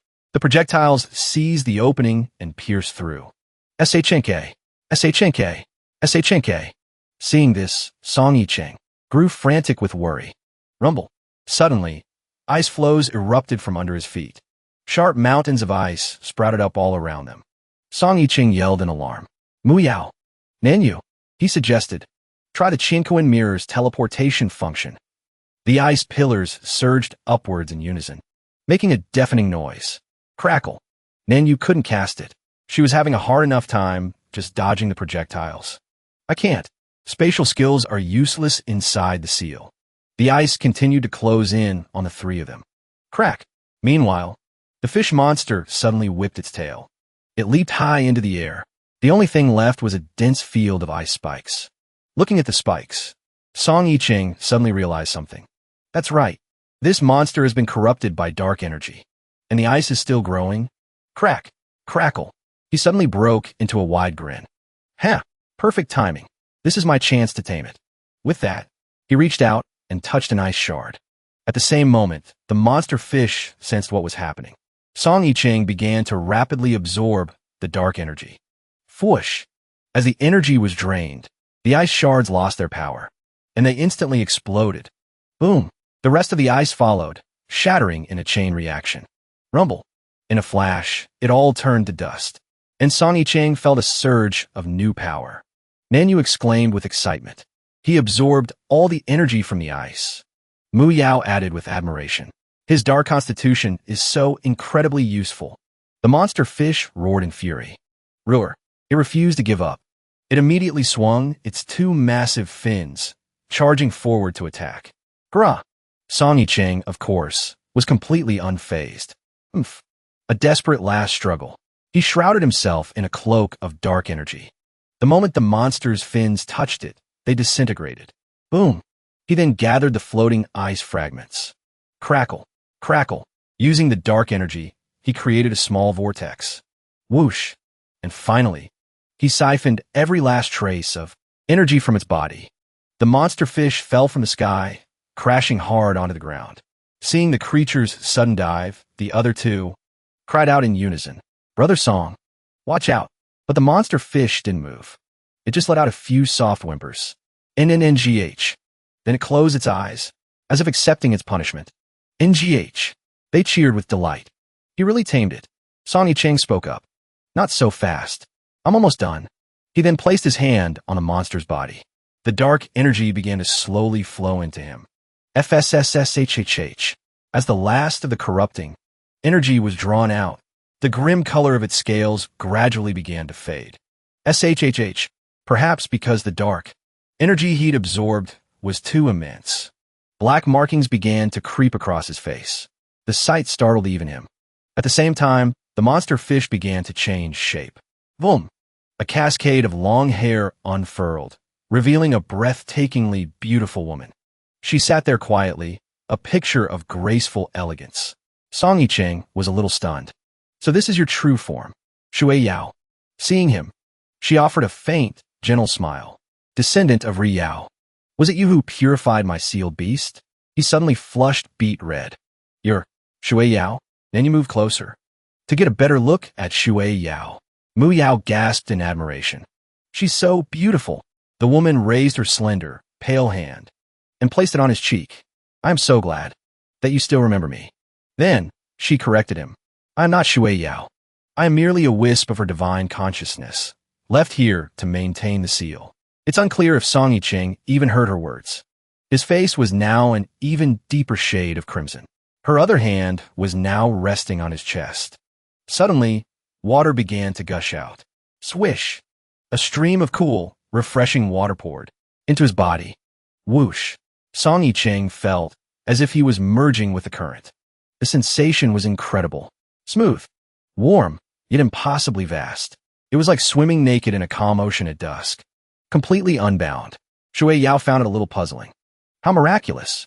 To think the sun luminary's fiery aura within him could coexist and even fuse with this. He looked at the water swirling around him. What in the world is this? Mu Yao asked politely. Shui Yao sis, you're not going to do anything to harm our little Ri, are you? She reassured them. Don't worry, it won't hurt him. But first I want to ask you all something. Regarding the seals that the 7 luminaries placed here all those years ago, do you know their true purpose? Song Yicheng was still enveloped in the water. He unconsciously repeated her words. Placed here, whoosh. It was only now that he realized. You mean, besides sealing the heart star, it had another purpose? She turned away. Sealing the heart star was, of course, the most important reason. But besides that, there was another objective. The sound of water still echoed around them. Splash. Drip. Her expression suddenly turned serious. It was to help the 7 luminaries keep each other in check. Then she added, her voice full of meaning. After all, the power of our nemesis is alluring enough to corrupt the heart. Who can guarantee that they will never be swayed? And you had no idea what she meant by that. Shui Yao breathed out a gust of wind. Ri Yao, take this. Foom. The wind enveloped Song Yicheng and the water. Swish. The water surrounding him gathered in his hand. It formed into a perfect sphere. A small blue fish appeared inside of it, swimming silently. Song Yicheng playfully poked the watery sphere. What is this? She explained, as a blue mist began to form around her. This is my unique treasure, the wave-birth pearl. The mist grew thicker. Shui Yao's form became more indistinct. As for its purpose, you'll find out in due time. The mist let out a whooshing sound. Finally, both she and the mist vanished completely. Mu Yao was stunned. Sis is gone. Nanyu was just as surprised. These spiritual projections only exist to maintain the seal. There's no way they can wield the full power of an ancient cultivator. Song Yicheng was still murmuring Shui Yao's words to himself. Find out in due time. The sphere of water suddenly flew into his head. His eyes snapped open. It was as if he could now clearly see the 7 luminaries' star formation within his own sea of consciousness. Great waves crashed relentlessly. Rumble. The sphere of water hovered above one of the formations, spinning continuously. It seemed to be on the verge of transforming. Swish, swish, swish. Then the sphere shattered, revealing the fish inside. Splash. Outside, the mountains began to tremble. Rumble. An illusion appeared, as if all the mountains were about to merge into one. Rumble. The sound of the wind grew to a roar. Whoosh. They arrived before a massive staircase. Boulders were constantly rolling down it, scattering everywhere. Mu Yao created a moving shelter. They carefully made their way down the steps. Song Yicheng was impressed. Mu Yao, that's a handy trick you've got. The legs of the house groaned, creaking without pause. Mu Jiao feigned a scolding tone. Look at you two, taking it easy. Have you no shame? Looking at the scene before them, Song Yicheng couldn't help but worry. I have a feeling we won't be relaxing for much longer. The seals descend one layer at a time. We can't be far from the next one. Suddenly, another sound mixed in with the house's footsteps. Creak, squeak, moo, moo. Mu Jiao suddenly sensed something. This presence feels so familiar. Song Yicheng didn't quite catch that. What was that? The surrounding vines suddenly stirred. They made no attempt to hide their movements, letting out a distinct rustling that drowned out even the noise from the house. Creak. Without warning, a vine shot down from above, piercing straight through the house. Crash. Song Yicheng barely managed to pull Nanyu out before the vines completely took over. Watch out! The vines now coiled tightly around the house. Several even stabbed through its transparent walls, invading the space inside. He asked Nanyu, "Did you see where Mu Jio went?" Nanyu hadn't had time to look. She could only shake her head. No. A wave of anxiety hit Nanyu. "I'm afraid this is the wood seal." Mu Jio. Hearing this, Song Yicheng frowned. That last attack didn't feel very powerful. "I'm sure Mu Jio is alive." Then he heard that repeating sound again. Moo, moo. It was coming from below his feet. Moo, moo. They were little wooden people, each with a glowing bulb on its head. This is the wood seal. Suddenly, they began to leap onto the two of them. These annoying little things. Could this be a wood-type beast seal? Hundreds of wooden figures swarmed them, climbing all over. Song Yicheng roared in frustration. "What the hell do you pests want?" But they didn't seem to want to harm them, only repeating that single word. Nanyu realized, "I think they're trying to lead us somewhere." And so, they followed the little wooden figures. But he remained on high alert. "Where are you, Mujio?" They led them to a gate that emanated the aura of fresh leaves. Nanyu remarked, "The outside looks a lot like the main hall of the water seal." Song Yicheng noticed. The door's opening. The door swung open with a soft thump. They stared inside in astonishment. What is that? It was a tree, seemingly growing upside down from the ceiling. But what caught their attention were the figures hanging from its branches. Countless human figures, like grotesque ornaments. Song Yicheng's sharp eyes spotted Mu Jio among them. All the figures on the tree looked identical. They were all Mu Jio, but their hair had turned stark white. Nanyu stared, dumbfounded. It looks like some kind of ritual. Song Yicheng shot forward without a second's hesitation. Whoosh! He rushed toward one of the Mu Jios on the tree and sliced through the vine, holding him with his spear. Swish! But he couldn't catch him in time. The body of Mu Jio plummeted toward the ground. Crack! Then, the figure of Mu Jio smashed onto the floor, shattering into countless pieces. The little wooden figures immediately swarmed the fragments. His eyes widened in shock. That's not Mu Jio. It's just a puppet. He flew into a frenzy, slicing through all the vines holding the other figures. None of them. This is all wrong. He was starting to panic. Where is Mu Jio being hidden? Nanyu watched as they fell, one by one. A sudden doubt crossed his mind. There's something about this wood seal. It's strange. It's forcing our hand without actively attacking. What's it trying to do? Then, he realized something. The black leaves on the tree were suddenly all turning green. The dark energy on the tree is weakening. Suddenly, the faint image of Mu Jio appeared before his eyes. Squeak, squeak. Nanyu was overjoyed. Mu Jio. He excitedly called out to Song Yicheng. Brother Song, it's Mu Jio. Mu Jio is back. Hearing the call, Song Yicheng immediately stopped. Really? This version of Mu Jio seemed surprisingly gentle. Mu Jio, hurry up and come down. He even explained, I just got permission from the ancient wood spirit. Let's hurry to the next seal. Song Yicheng said cheerfully. But he wasn't so easily fooled. Something's not right.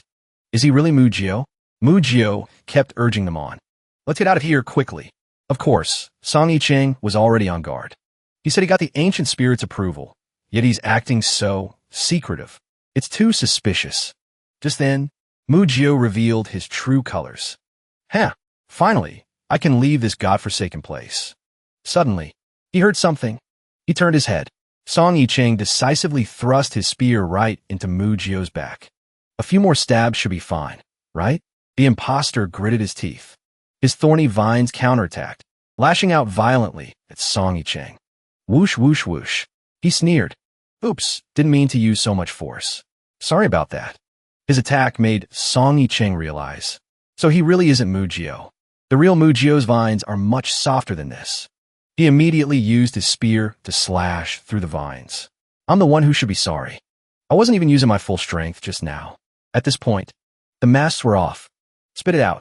Where did you hide the real Mu Jio? The imposter's face twisted into a grotesque expression. His eyes turned bloodshot, a look of demonic hatred. But then, his expression changed again. Actually, I am the real Mu Jio. Hearing this, Nanyu reacted. He's another one. A divine consciousness from the wood seal. Just like the water spirit before. The imposter praised him. Haha, you catch on quick, don't you? As he spoke, he glanced upward. So what do you think? Ancient wood spirit. I'm way more useful than that useless trash, right? Let me join you. Wouldn't that kill two birds with one stone? Song Yicheng noticed. What's he looking at? He followed his gaze. Your responsibility is to protect this place. Isn't it? He figured it out. Judging by the way he's looking, the real Mujio must still be on that tree. He immediately leaped into the tree to find Mujio. Whoosh. Before he left, he gave an order. Little Yu, don't let him get away. I'm going to find Mujio. Manhwa was startled.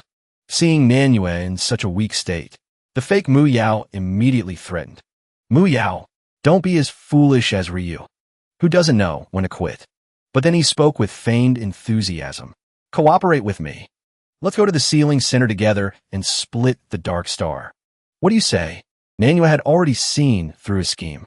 No wonder he'd been rambling on about taking Mu Yao's body. All that talk, yet he still hadn't made a move. Manhwa feigned agreement. All right, he looked towards the door. Let's talk on the way.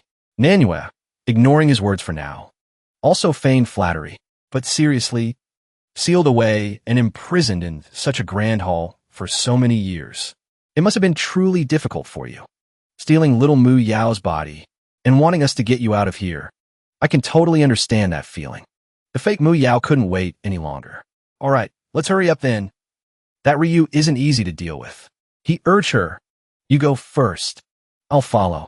Manhwa quickly realized his true intentions. She grabbed his shoulder and said with a knowing smirk, Mu Yao, after all these years, you still haven't changed. All your wicked schemes are still plain as day on your face. The fake Mu Yao didn't understand at first. What did she mean by that? Manhwa shoved him forcefully. Oof! He tumbled down. On the ground in front of the door, numerous talismans were affixed. Manhwa! You! He saw the talismans, but it was too late. Damn it! The divine sense restriction has been activated. The talismans activated their power. Crackle! A bolt of lightning violently struck him, sending him violently flying out of Mu Yao's body. He thrashed in the air. Before vanishing completely, he cursed, I'll never let you off the hook. Manhwa finally let out a sigh of relief. If you want to be evil, you can't be so obvious about it. Finally, she let out a cold laugh. Huh. Song Yicheng suddenly noticed her and asked, Manhwa, are you all right? Manhwa immediately put on a delicate act. When you pushed me away earlier, I didn't see you looking so worried then. Song Yicheng was momentarily confused. What are you talking about? Manhwa didn't press the issue. She looked at Mu Yao, who was lying outside the door. It's nothing. That imposter fell at the door, activating the divine sense restriction on the threshold. His soul has been scattered to the winds. Song Yicheng praised her. Well done. Manhwa, however, wasn't pleased. You're being far too casual about this. She turned to him. Aren't you curious about the repercussions of the true Mu Yao's spirit vanishing? Song Yicheng spotted a hollow in a tree. Let's see. What's that? He said joyfully. I found him. He's in here. Mu Yao was curled up, nestled inside a large cocoon within the tree's hollow. He wasn't moving, utterly still. He immediately jumped into the hollow. Mu Yao, wake up. But the moment he touched the cocoon, his hand recoiled instantly. Below, Manhwa gasped. Don't touch him. Gu Mu Yao captured him to use his energy to power the seal. If we pull him out of there by force, the entire seal will collapse. Seeing Mu Yao like this, he couldn't bear it. But Mu Yao isn't an ancient cultivator. If his energy keeps getting drained like this, he won't last much longer. Manhwa saw no other option. Maybe we should go to the center of the seal first. We can deal with the Heijing and then come back for him. But he refused.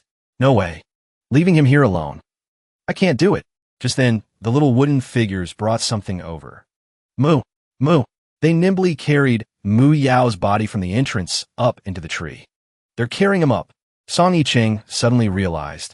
Those are the fragments from before. They began placing the shards onto Mu Yao's body. What were they doing? The area fell silent. All that could be heard was the unified chant of the wooden figures. Mu. The wood spirits worked diligently, picking up each white shard and placing it on Mu Yao's body. Mu Yao's aura still lingered on these white fragments. Song Yicheng didn't quite understand, but seeing the gentle way the wood spirits handled him, he thought to himself, it seems they don't mean any harm. I'll just have to wait and see. The wood spirits kept chanting as they gathered the fragments. Moo, moo.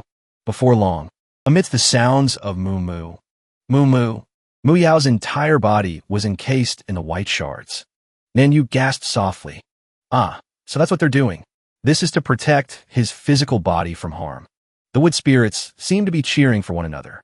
Song Yicheng smiled. This time, his soul should be able to return. At that moment, one of the wood spirits suddenly pointed in a direction, urgently calling to its companions. Mu, Mu, Eve-ho. Several wood spirits scrambled to fill the remaining gaps on Mu Yao's body. Once Mu Yao's body was completely sealed, Song Yicheng noticed something incredible. His body and soul were beginning to absorb one another. Small, green shoots began to sprout from all over his body. Just a few moments later, his body had transformed into a blooming flower. The sealed energy began to glow with a brilliant golden light. With a whoosh, it began streaming into Mu Yao's encased body. The two forces began to fuse into one. Soon after, the energy had completely merged with his body. It was done. The wood spirits sprang back into action. Together, they slowly carried Mu Yao's body out of the tree hollow. They never stopped their chant. Mu, Mu. Song Yicheng looked at Nanyu, bewildered. So, is he okay now? Nanyu nodded. It seems so. As they carried Mu Yao's body out, Song Yicheng rushed over and called out to him. Mu Yao, can you hear me? There was no response. The white shell around him began to make cracking sounds. Then it shattered completely. Mu Yao's body was revealed, but his eyes were still tightly shut. He didn't move a muscle. Song Yicheng grew anxious. Why isn't he waking up? Nanyu theorized. Perhaps it takes some time for the soul and body to fully merge. She had barely finished her sentence when a tremendous, rumbling explosion echoed from above. Startled, Song Yicheng looked up. The very place they were standing began to collapse. The wood spirits moved like lightning. Chanting moo moo moo moo, they dragged Mu Yao's body to safety, while Song Yicheng grabbed Nanyu by the waist and leaped away. We need to get out of here now. The next second, just as they cleared the area, the seal completely disintegrated. Shattered boulders screamed as they plummeted through the air. About 5 minutes later, everything fell silent. The thick white mist that surrounded them began to dissipate. Song Yicheng lets out a dry cough. Meanwhile, Nanyu looks around. Now that we're free from the energy of Mu Yao's spiritual sense, the wood seal has really collapsed. His expression suddenly turns grim. He continues. This isn't a good sign. Looks like we need to pick up the pace. Just then, they both turn to look toward the exit, where they see the wood spirits rushing out. Song Yicheng yells after them. Mu Yao! Damn these little tree sprites. He takes off after the wood spirits as he speaks. Nanyu mutters to himself in confusion. How could this be different from what my divination predicted? As Song Yicheng pursues the wood spirits, the further he runs, the more he feels that something is wrong. After a short chase, he abruptly stops in his tracks. Before him is a vast array of doors, each one a different shape and size. He yells out, "What kind of seal is this now? There's so many doors. Which one did Mu Yao go through?" His eyes scan across all the doors, finally landing on one where a small wood spirit is faintly visible, seemingly stuck.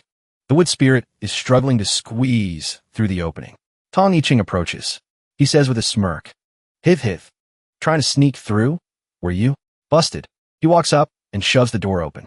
But to his surprise, the door seems to pivot in two directions at once. As Song Yicheng pushes on the right side, someone on the inside pushes out from the left. Song Yicheng loses his balance and tumbles through the doorway. Meanwhile, Mu Yao is shoved out in the opposite direction. Song Yicheng lands with a painful thud. A wood spirit falls in right after him, slamming right on top of his head. My head's going to be crushed. Back outside, Mu Yao and the other wood spirits have been pushed clear of the door. The two are now separated. Just then, Mu Yao seems to regain consciousness. He sits up, rubbing his head, just as Nanyu runs up to him. He calls out anxiously, "Mu Yao, why are you all alone? Where's Brother Tong?" Mu Yao rubs his head, answering with a dazed look on his face. I'm not sure. Everything happened so fast. Was that an earthquake, just now? Just then, a frantic pounding comes from the door. Song Yicheng's muffled shout follows. "Mu Yao, are you guys out there? Help me open this door, quick. I can't get out." Nanyu walks up to the door. He shouts through it. Brother Tom, we're out here. We just need to give it a push to get in. With that said, he pushes on the door. It clicks open. A faint light spills out from within. Nanyu, Mu Yao, and the wood spirit step inside. But the room is empty. Nanyu calls out. Brother Tom, Mu Yao says. He's not here. They scan the room. Suddenly, Mu Yao points. There's something on that stone tablet over there. Over here. The two of them also find a set of tools. They don't rush to grab them, however. Instead, they first read the instructions on the back of the tablet. It reads, the Earth Seal, Path of Opportunity, the long and arduous road, the shortcut fraught with peril. This must be a path of opportunity. In another dimension, the trapped Tong Yicheng is also reading a stone tablet. So this is the trial of the Earth Seal? By the faint light, cast by the wood spirit that followed him in, he reads the inscription, the long and arduous road, a dead end or a crossroads. Whether the path to life or a road to death, both are destiny. Song Yichin grumbled after a moment of frustrated reading. What is all this nonsense? I don't even have anyone to talk things over with. Oh right, I totally forgot something. He said aloud. Can't the 7 luminaries star formation in the infinite pagoda summon teammates? I can just call Nanyu and the others over, right? Suddenly, a line of text appeared in his mind. The path you choose for yourself can only be forged with your own feet. Not only could I not contact them, but this message popped up in my head instead. Furious, Song Yichin slammed a fist into the wall. He yelled, what the hell is this? Is the Earth Seal also in charge of dispensing motivational platitudes now? His hands were shaking slightly. A hint of fear crept in. Then he tried to reassure himself. It's just walking alone in the dark, isn't it? Fine, I'll go then. Who's afraid of who? Suddenly, the wall he'd punched earlier began to tremble, startling Song Yichin. The wall started to melt into a viscous liquid. What the hell is happening? Song Yichin wondered, baffled. The next moment, his feet were suddenly trapped by the ground beneath him. The floor was like a pool of mud, preventing Song Yichin from pulling his feet free. A rustling sound filled the entire room. Then, the room began to spin violently, pulling Song Yichin's body deeper down. Song Yichin let out a startled cry. A colossal green creature was coiling tightly around his body. His face went pale with terror. He thought to himself, what the hell is this thing? It wriggled free. The green creature thrashed its tail, pulling itself free from the muddy depths. It wrapped itself even tighter around Song Yichin, then lunged at him with its gaping, tooth-filled maw. Song Yichin screamed, whoa there, which genius designed this killer tentacle? Meanwhile, behind another door, Nanyu and Mu Yao were following a set of instructions. Go straight now. Use your hands to explore the path ahead. After reading the stone tablet, they put away their advanced tools. Now, they were using these very tools to clear the path. A swarm of moo-moo creatures, chirping their names, worked together to clear the soil aside. Nanyu stood by, watching Mu Yao shovel away the earth. She said, the Earth Luminary clearly wants us to use our own hands to dig this path. Mu Yao scoffed coldly in response. Who said we weren't lucky enough for this? The stone tablet did say, after all, there are many kinds of paths. After a strenuous period of digging, Mu Yao said to Nanyu, Lily Ware, it's your turn now. Nanyu looked reluctant.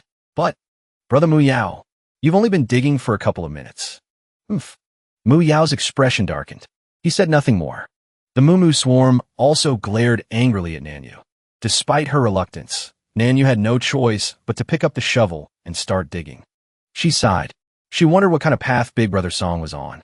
Taking Mu Yao's spot, she started digging the path again. Inside Song Yichin's dimensional gateway, the entire room was rumbling violently. Wielding his weapon, he fought the monster, desperately trying to escape its grasp. He roared, "Stay away from this old man," then brought his weapon down in a powerful cleave. He severed the monster's tail, successfully freed from its coils. He wiped the sweat from his brow and muttered, "Oomph, damn, that was annoying," before he could even catch his breath. Song Yichin tensed up again. The monster, now split into two halves, wasn't dead yet. It surged forward to attack once more. Song Yichin sprang back. A torrent of power gathered in his palm. "All right then, let's see how you handle this," he roared, turned to dust. Radiant Palm. A powerful surge of energy instantly constricted the monster, causing it to let out an agonizing shriek. Even its slimy, muddy exterior began to dissolve completely. The monster was blasted into oblivion. The mud and grime covering the room vanished with it, leaving only a deep crater in the ground. Song Yicheng glanced over at the aftermath. He scoffed. No matter how big you are, you're still just a worm. Without hesitation, he walked toward the nearby tunnel. He had to keep moving forward. Guess we're going this way. Xiao Mumu scurried after him. The two of them entered a pitch-black tunnel devoid of any light. After walking for a while, Song Yicheng slowed his pace. The path ahead split in two. Song Yicheng sighed. Another fork in the road. Time to use my secret technique. He pointed his finger back and forth between the two paths and began to chant. Eeny, meeny, miny, mo. Catch a tiger by the toe. His finger landed on the path to the right. This is the one, he decided with absolute certainty. Just as he was about to step forward, something tugged on his leg. Xiao Mumu was pointing insistently at the left path. It chirped urgently. Mumu, moo. Song Yicheng picked it up. Huh, don't worry, little guy. I didn't forget you. He completely missed the point. He continued toward the path on the right, ignoring Xiao Mumu's frantic struggles and protests. He even told it, relax. Stick with me. A main character who's always smiling. Can't have bad luck. 5 minutes later, a distraught Song Yicheng screamed at the top of his lungs. I was wrong. I'm sorry. He had run into a swarm of giant, mutated cockroaches. Song Yicheng scrambled back the way he came, begging for his life. My mistake. Please spare me. I'm sorry, Mr. Roach, sir. After sprinting for some time, he finally managed to shake the swarm of roaches. Song Yicheng gasped, breathing a sigh of relief. That was horrifying. One swat from those things, and I'd be a puddle of goo. He ran a little further. Then he cried out in despair. Another split in the path, and this time it's 3 ways. Behind him, the thunderous sound of the roach swarm was getting closer. Song Yicheng started to panic. If I pick the wrong way this time, I'm dead meat. But there was no time to think it over. The swarm of roaches charged forward like the wind. By the time they reached the 3-way fork, Song Yicheng was nowhere to be seen. A few of the roaches chittered among themselves, as if discussing what to do. Finally, they made a decision. 3 roaches split off from the group. Each one took a different path. Hith hith. Song Yicheng chuckled to himself. His trembling hands were clinging tightly to the ceiling. Seeing that the roaches had gone down the other paths, he finally dropped down. Wiping his hands, he said, Finally, dodge that bullet for now. But which way do I go now? Xiao Mumu patted him on the shoulder. It pointed forward and chirped. Mumu. Song Yicheng looked over. He asked it, You have an idea? Following the direction Xiao Mumu was pointing, Song Yicheng asked, full of doubt. Over here. But there's no path this way. Xiao Mumu leaped from Song Yicheng's shoulder. It chirped nonstop. Mumu, Mumu. It began tapping insistently on the wall with its tiny hands. Its gaze was incredibly firm and certain, and from its small arm, countless tiny branches began to sprout. It burrows deep into the wall. Song Yicheng laughs. Well, look at you all grown up. Mumu punches a hole clean through the wall. Thwomp. A new path opens up. Mumu chirps smugly. Mumu. Song Yicheng can't help but praise it. Whoa, there really is a path. You little chubster, are you some kind of genius? Mumu chirps again, signaling for Song Yicheng to follow. This time, Song Yicheng obediently follows behind Mumu. He doesn't dare to argue. The path they take is lit by small orbs of light. Song Yicheng asks, puzzled, What are these glowing things on the wall? He stepped closer and takes one to examine. With a crack, it shatters. It's black crystal. Song Yicheng looks around, stunned. He murmurs in awe. Don't tell me. This entire place is made of black crystal? Mumu chirps again. It turns and leads the way. Frowning, looking displeased, it slowly heads toward the end of the path. Song Yicheng stares at it. His eyes widen in disbelief. Did I just get judged by a sapling? He follows behind, yelling at Mumu. You dare look down on me. You're the one who doesn't know its place, you little plant. Suddenly, he stops dead in his tracks. His eyes go wide, fixed on the glittering sight before him. He gasps. Is this a treasure trove? Ha! No wonder it was giving me that look. Just then, Mumu moves forward. It climbs onto a sword lying beside a pile of gold, pointing at it and chirping insistently. Mumu. Song Yicheng walks over, but his gaze is drawn to the wall behind the treasure. He exclaims in amazement. Incredible. How can flowers bloom in a place with no sunlight? He's completely captivated by the strange plants on the wall. This clearly annoys the ignored Moo Moo. Curious, Song Yicheng reaches out to pick a flower. But Moo Moo is faster. Its vine snatches one right from under his nose. It gives him a smug look and lets out a little chirp. Moo Moo, holding the flower, it begins plucking the petals, revealing a fruit-like core inside. Moo Moo pops it into its mouth and chews happily. It looks absolutely delicious. Is it really that good? Song Yicheng watches it, then hastily plucks several flowers for himself. He eagerly imitates Moo Moo, pulling off the petals. If it's that good, I'll have a bunch. He shoves all the flower cores into his mouth and starts chewing. The next second, his entire face freezes. It's as if he's just swallowed poison. Clutching his head with his tongue hanging out, he screams, "It's so bitter, I'm going to die." At that moment, tiny purple particles begin to float up from Song Yicheng's head. His muscles suddenly swell to an unnatural size. Shredding his clothes, Song Yicheng lets out a guttural roar.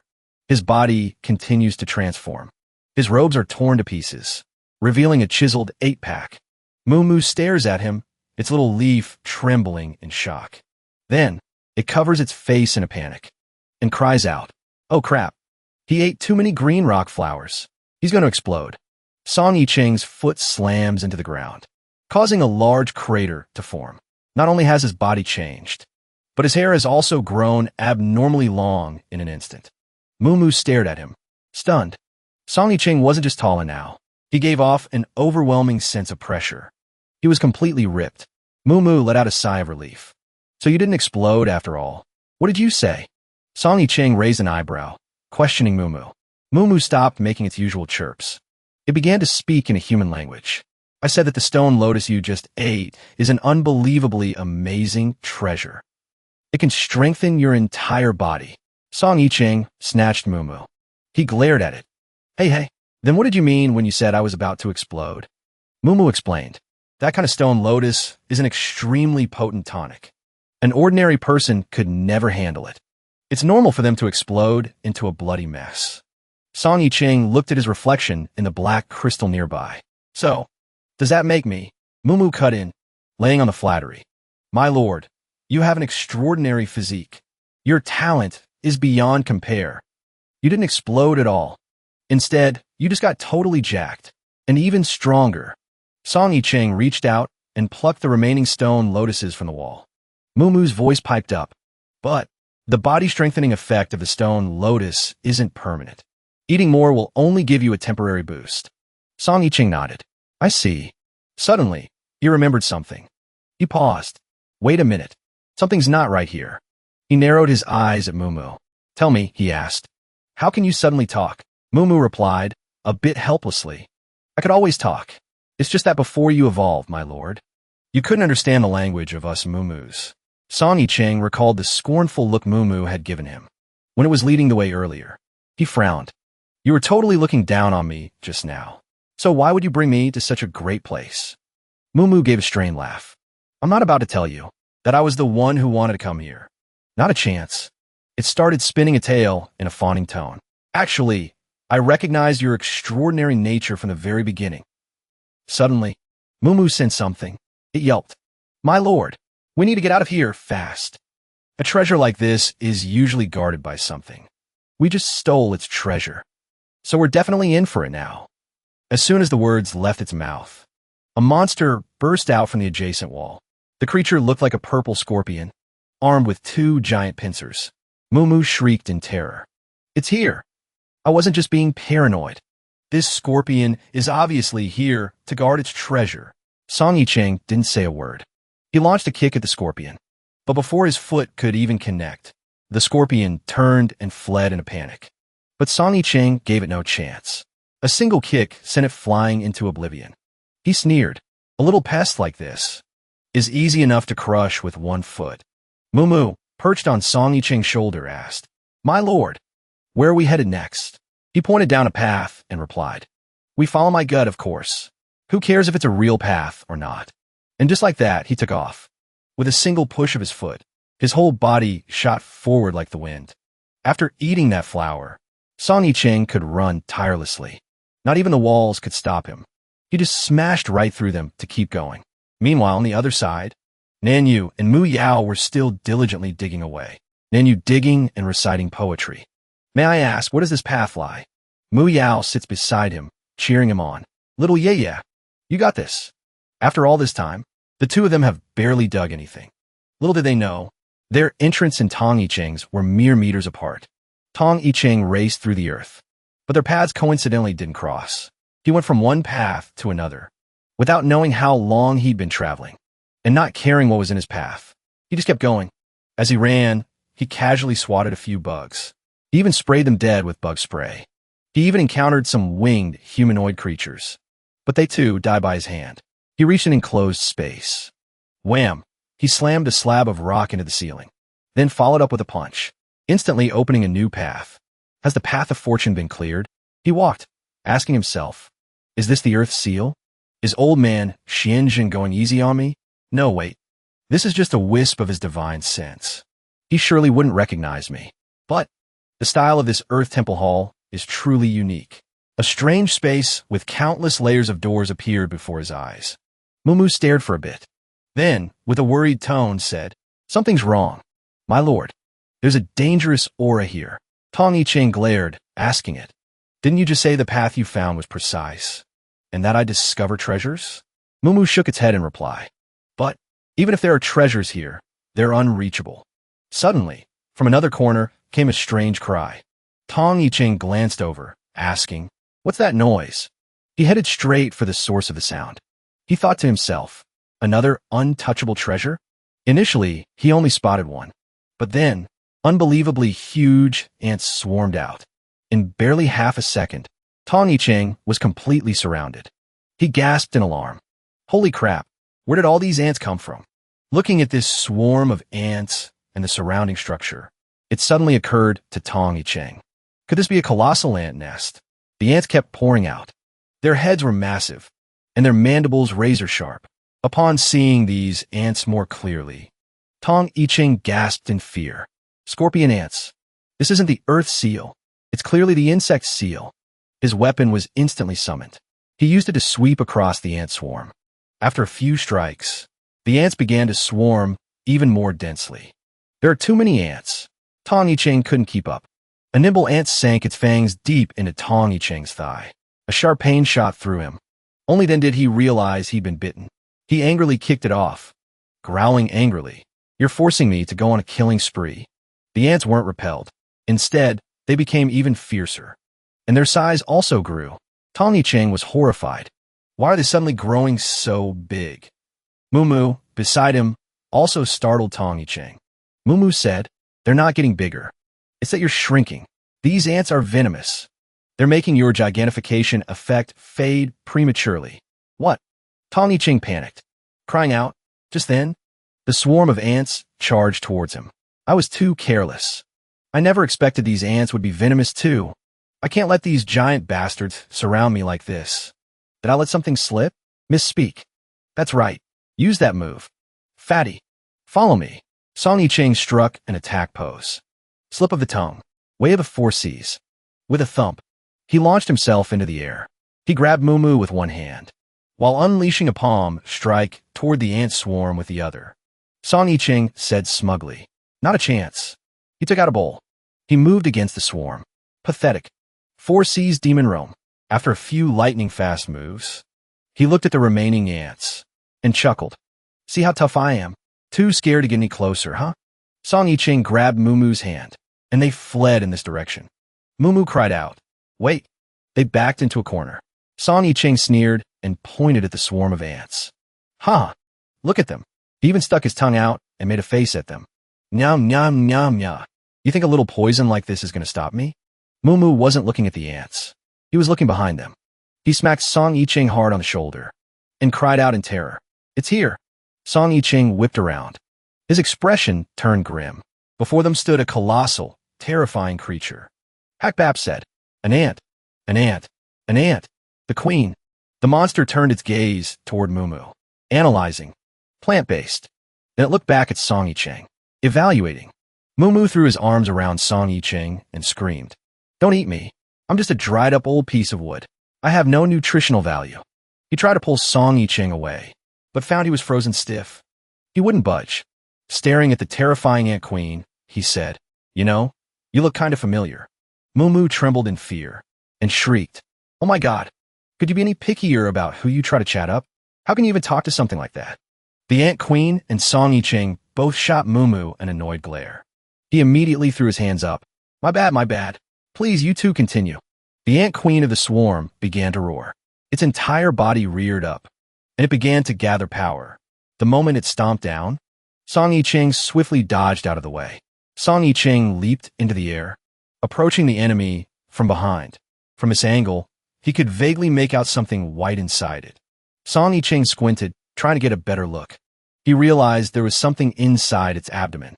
The Ant Queen seemed to realize that Song Yicheng had seen what was inside it.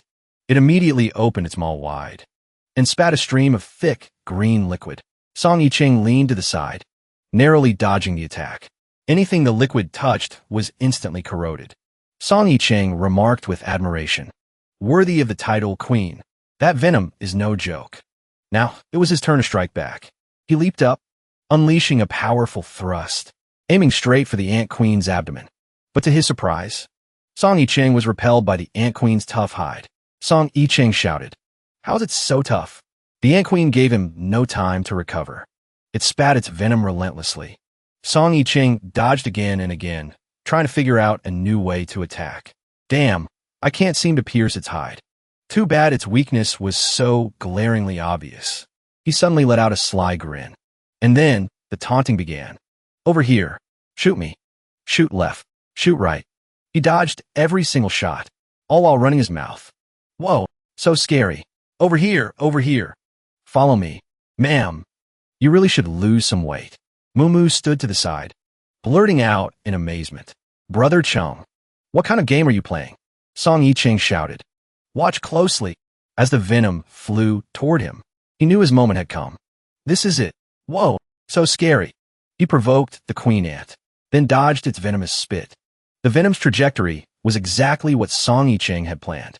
In the blink of an eye, he backed away, and the venom struck the queen ant right in its own abdomen.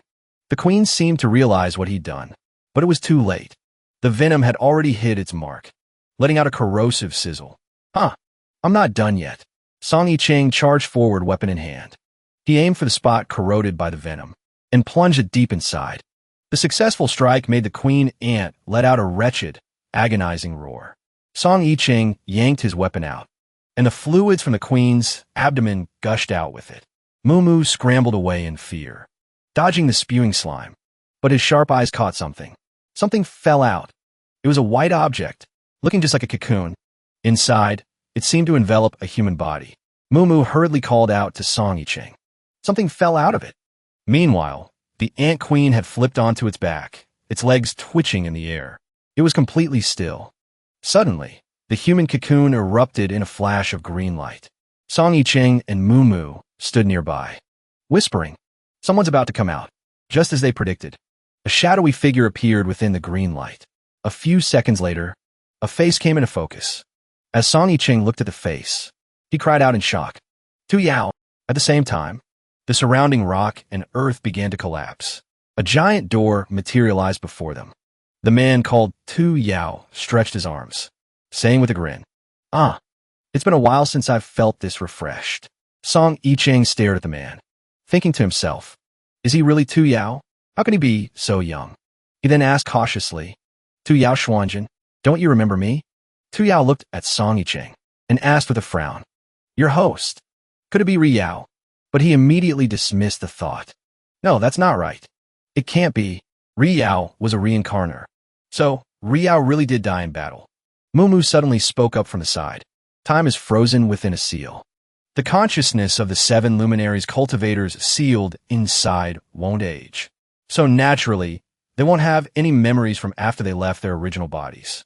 Tu Yao walked up to Song Yicheng and said in a hearty voice, "So you met my original self when you were just a kid? Sounds like I lived a pretty good life then." Song Yicheng scratched his head and replied, "Well, actually, when I met you in the other world, you had already been dead for a long time. But you were still incredibly powerful. The founder of the greatest cultivation sect in this other world a patriarch revered by thousands. Tu Yao shook his head and said, Haha, nah, not at all. To be lucky enough to survive that great battle. Xianzhen was already fortunate enough. Then Tu Yao gestured. Tell me your story first. You help me out of this bind, and I'll naturally lend you a hand.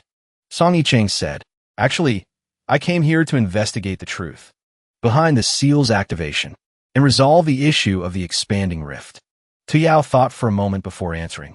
The truth about how the Great Formation was activated is...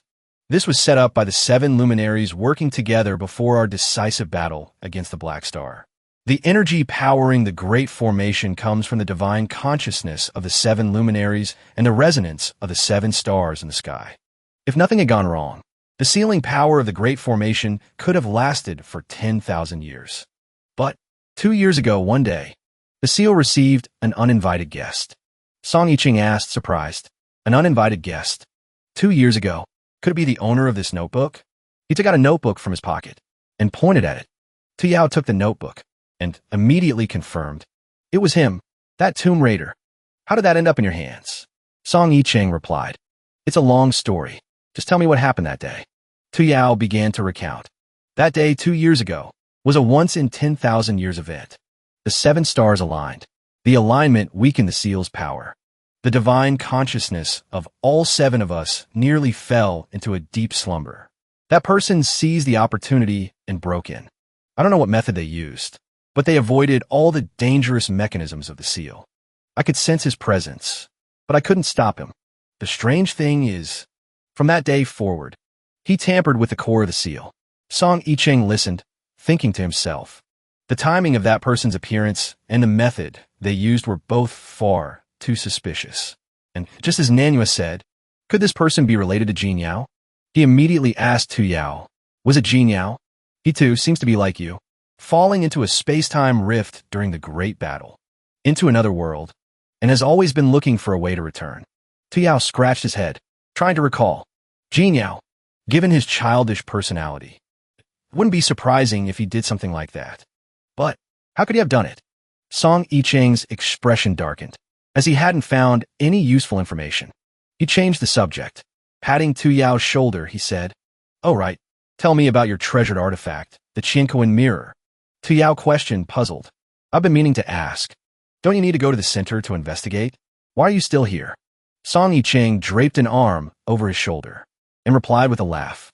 I forgot to tell you, I'm still waiting for someone. Waiting for whom? Tu Yao asked.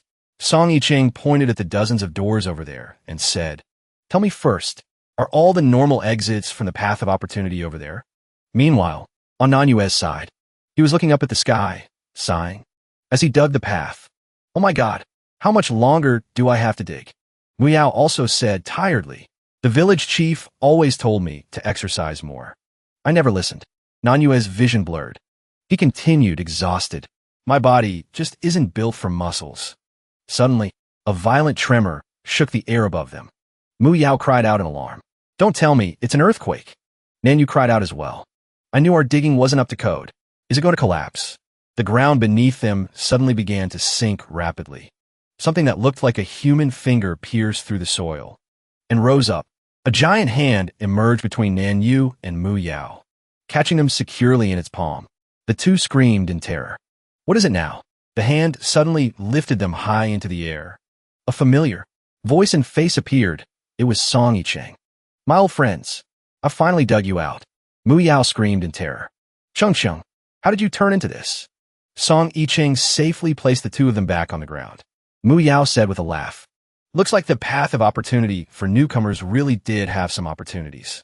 Song Yicheng chuckled and slowly shrank back to his normal size.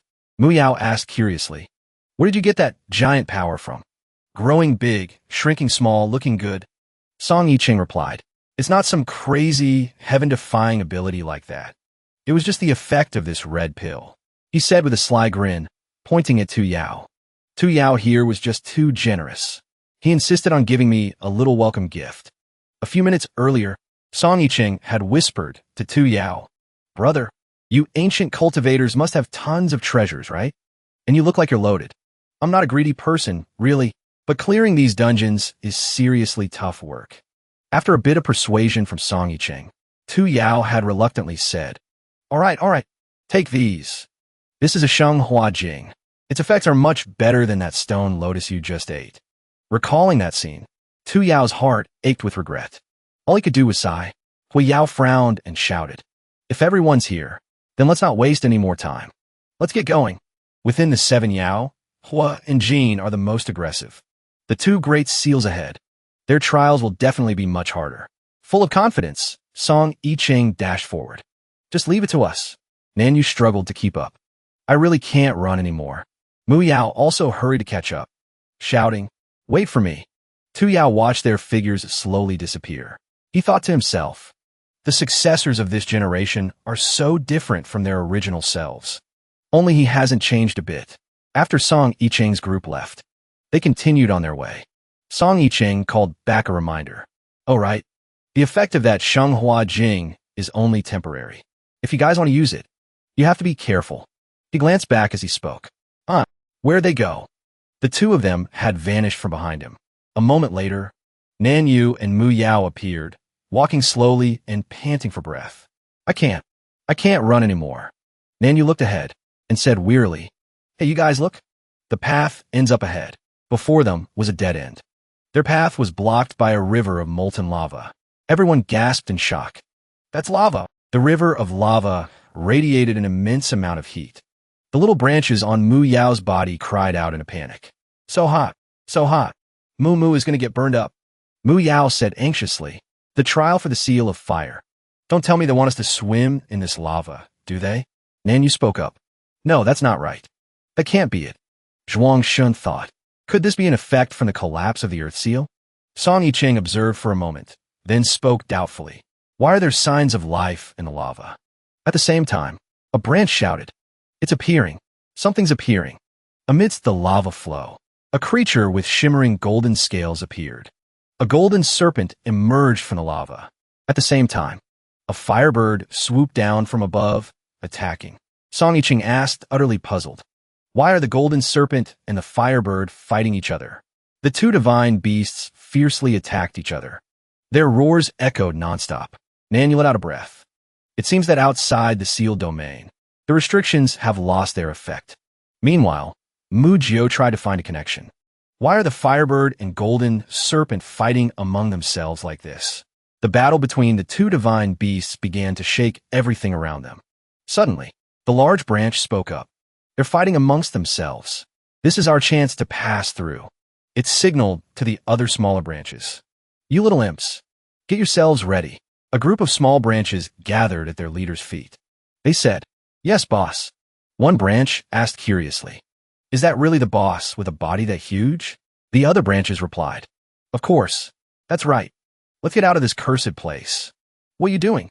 Song Yicheng saw the group of branches rushing towards the lava. He shouted loudly. They cheered. Charge! A few small branches were flung away by debris from the battle. But the large branch didn't stop. It used its body to withstand the surging lava. Suddenly, the firebird stopped attacking. It began to rush in another direction. The golden serpent also abandoned the fight and followed close behind. Both were now targeting Song Yicheng's group. Mu Jio exclaimed in horror. We're done for. It's over. They've decided to unite against us outsiders. The golden serpent let out a hiss, and one of its heads instantly transformed into 10. Meanwhile, the firebird simultaneously spat out scorching hot flames. You 2 again. Song Yicheng shouted back at the 2, while he himself charged forward. He brought down a sword, striking directly at the firebird's body. The firebird's head split open, but then it slowly regenerated. Mu Jio shouted loudly from behind Song Yicheng. This firebird has no physical form. Physical attacks are useless against it. Behind you. Song Yicheng turned his head. He saw that the golden serpent, which had been about to attack him, was tightly bound by Mu Jio. But unfortunately, one of the snake heads had managed to break free. It bit into Song Yicheng's arm. That 1 second of carelessness gave the firebird an opening to blast him with fire. Mu Jio pulled the golden serpent with all his might. He yelled, "Get lost!" Surrounded by intense heat, Song Yicheng remembered Shui Yao's words. As for the purpose of the Langsheng Pearl, You'll naturally know when the time comes. A sudden realization struck him. So that's it. I almost forgot that water counters fire. He closed his eyes. With a thought, he summoned the Langsheng Pearl and gave a silent thanks to Shui Yao. With just a single thought, the Langsheng Pearl instantly appeared. Song Yicheng pointed at the firebird and commanded it. In a flash, a massive torrent of water surged towards the firebird. The flames are quenched, and he's surrounded. A torrent of water douses Jin Yao. What was once fire is now solid ice. You're next. Song Yicheng gets a firm grip on the golden snake biting his shoulder. He yanks it off with all his might, revealing the massive bite marks it left behind. The remaining snake heads lunge at him.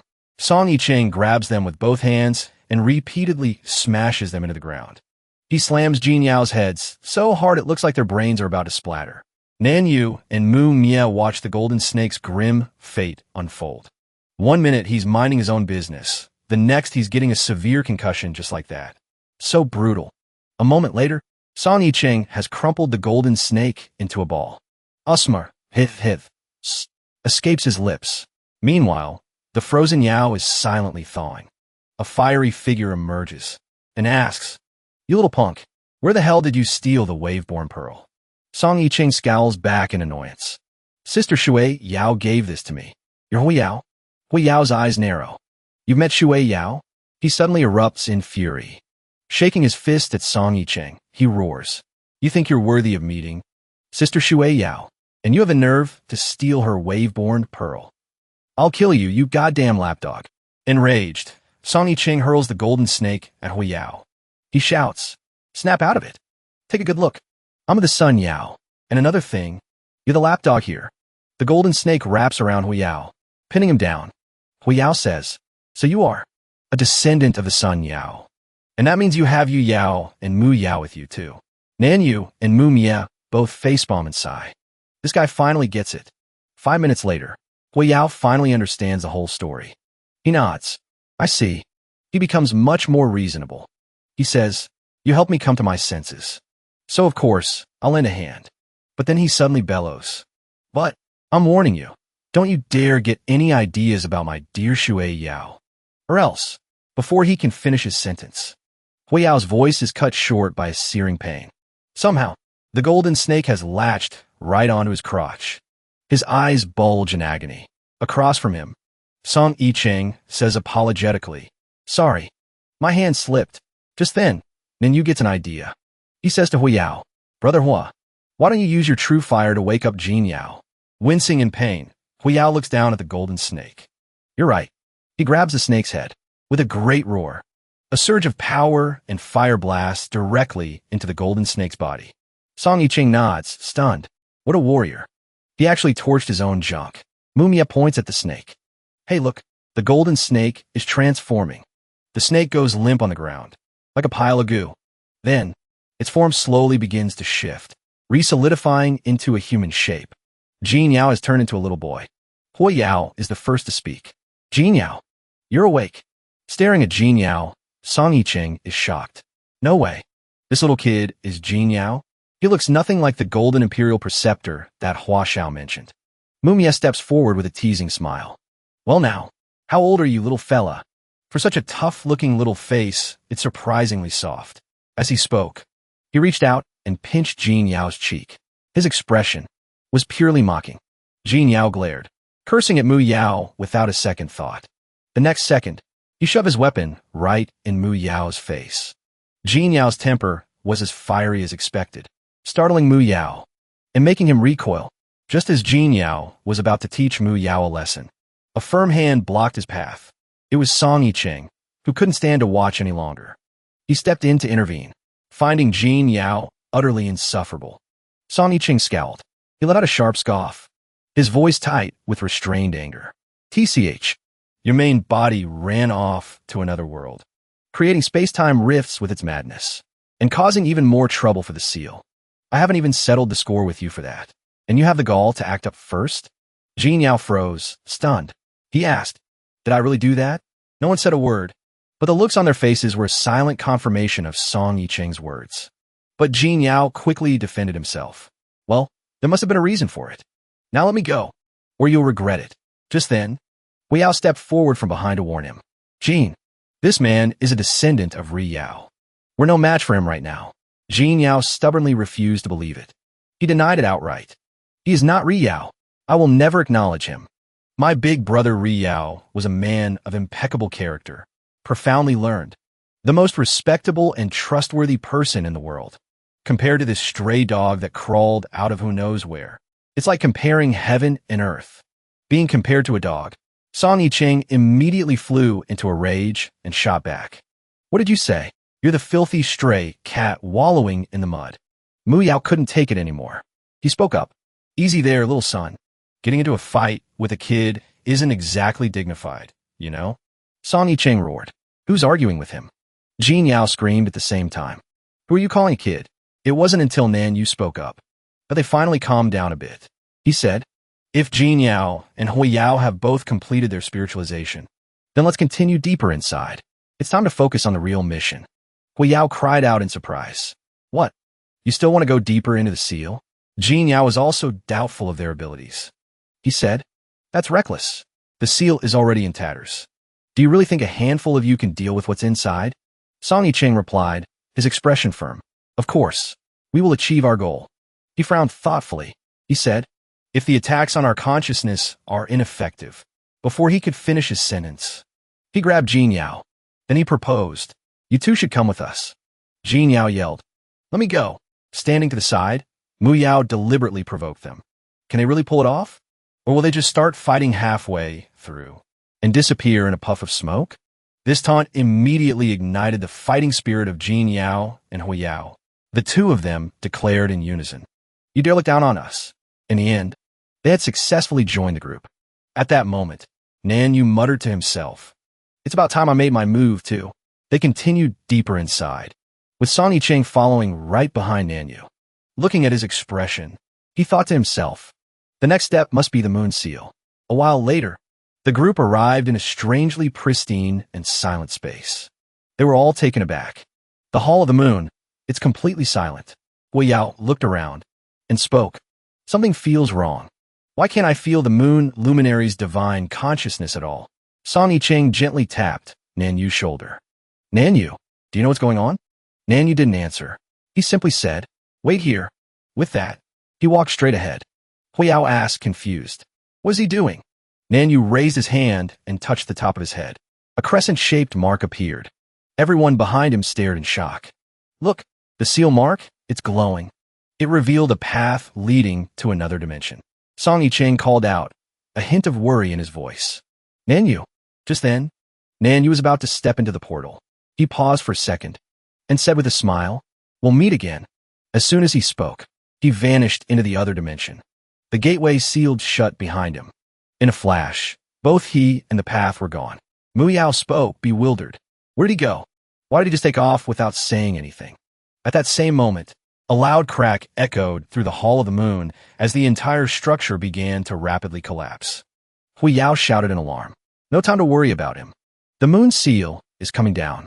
The next second, the entire floor caved in, revealing a massive, bottomless pit. If the layout is what I think it is, then the sun seal is right below us.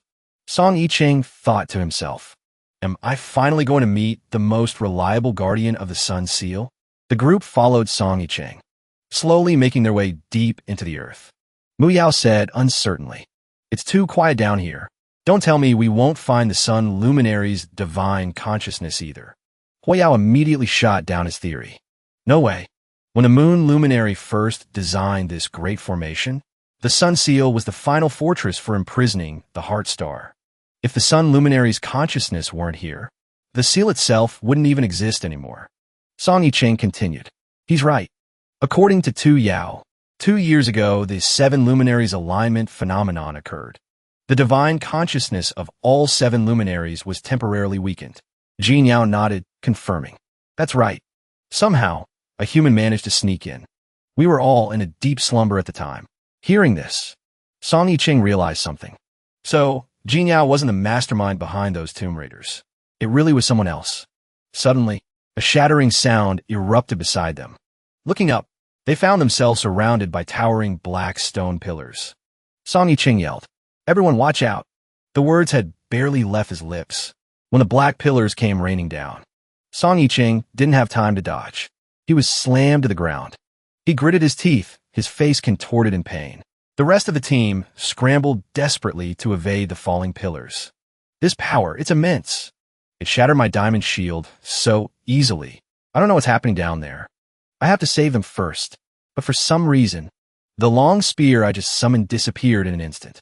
I can't use it. A horrifying thought struck Song Yicheng. Rahu Star energy. These black pillars. They're all infused with the aura of the Heart Star. That's what's making my system's energy go haywire. I'm losing control. He gritted his teeth. He forced himself to calm down and figure out a plan. Don't panic. Even without the system, I can still rely on myself. Black stone pillars came crashing down, piling on top of one another. Tong Yicheng used the momentum to leap onto the growing stack of pillars. When he looked up, the sight before him made his blood run cold. It was a creature covered in purple scales that shimmered just like the black stone pillars. A dragon. The dragon let out a mighty roar, revealing its ferocious nature. Tong Yicheng said through gritted teeth, "Bring it on.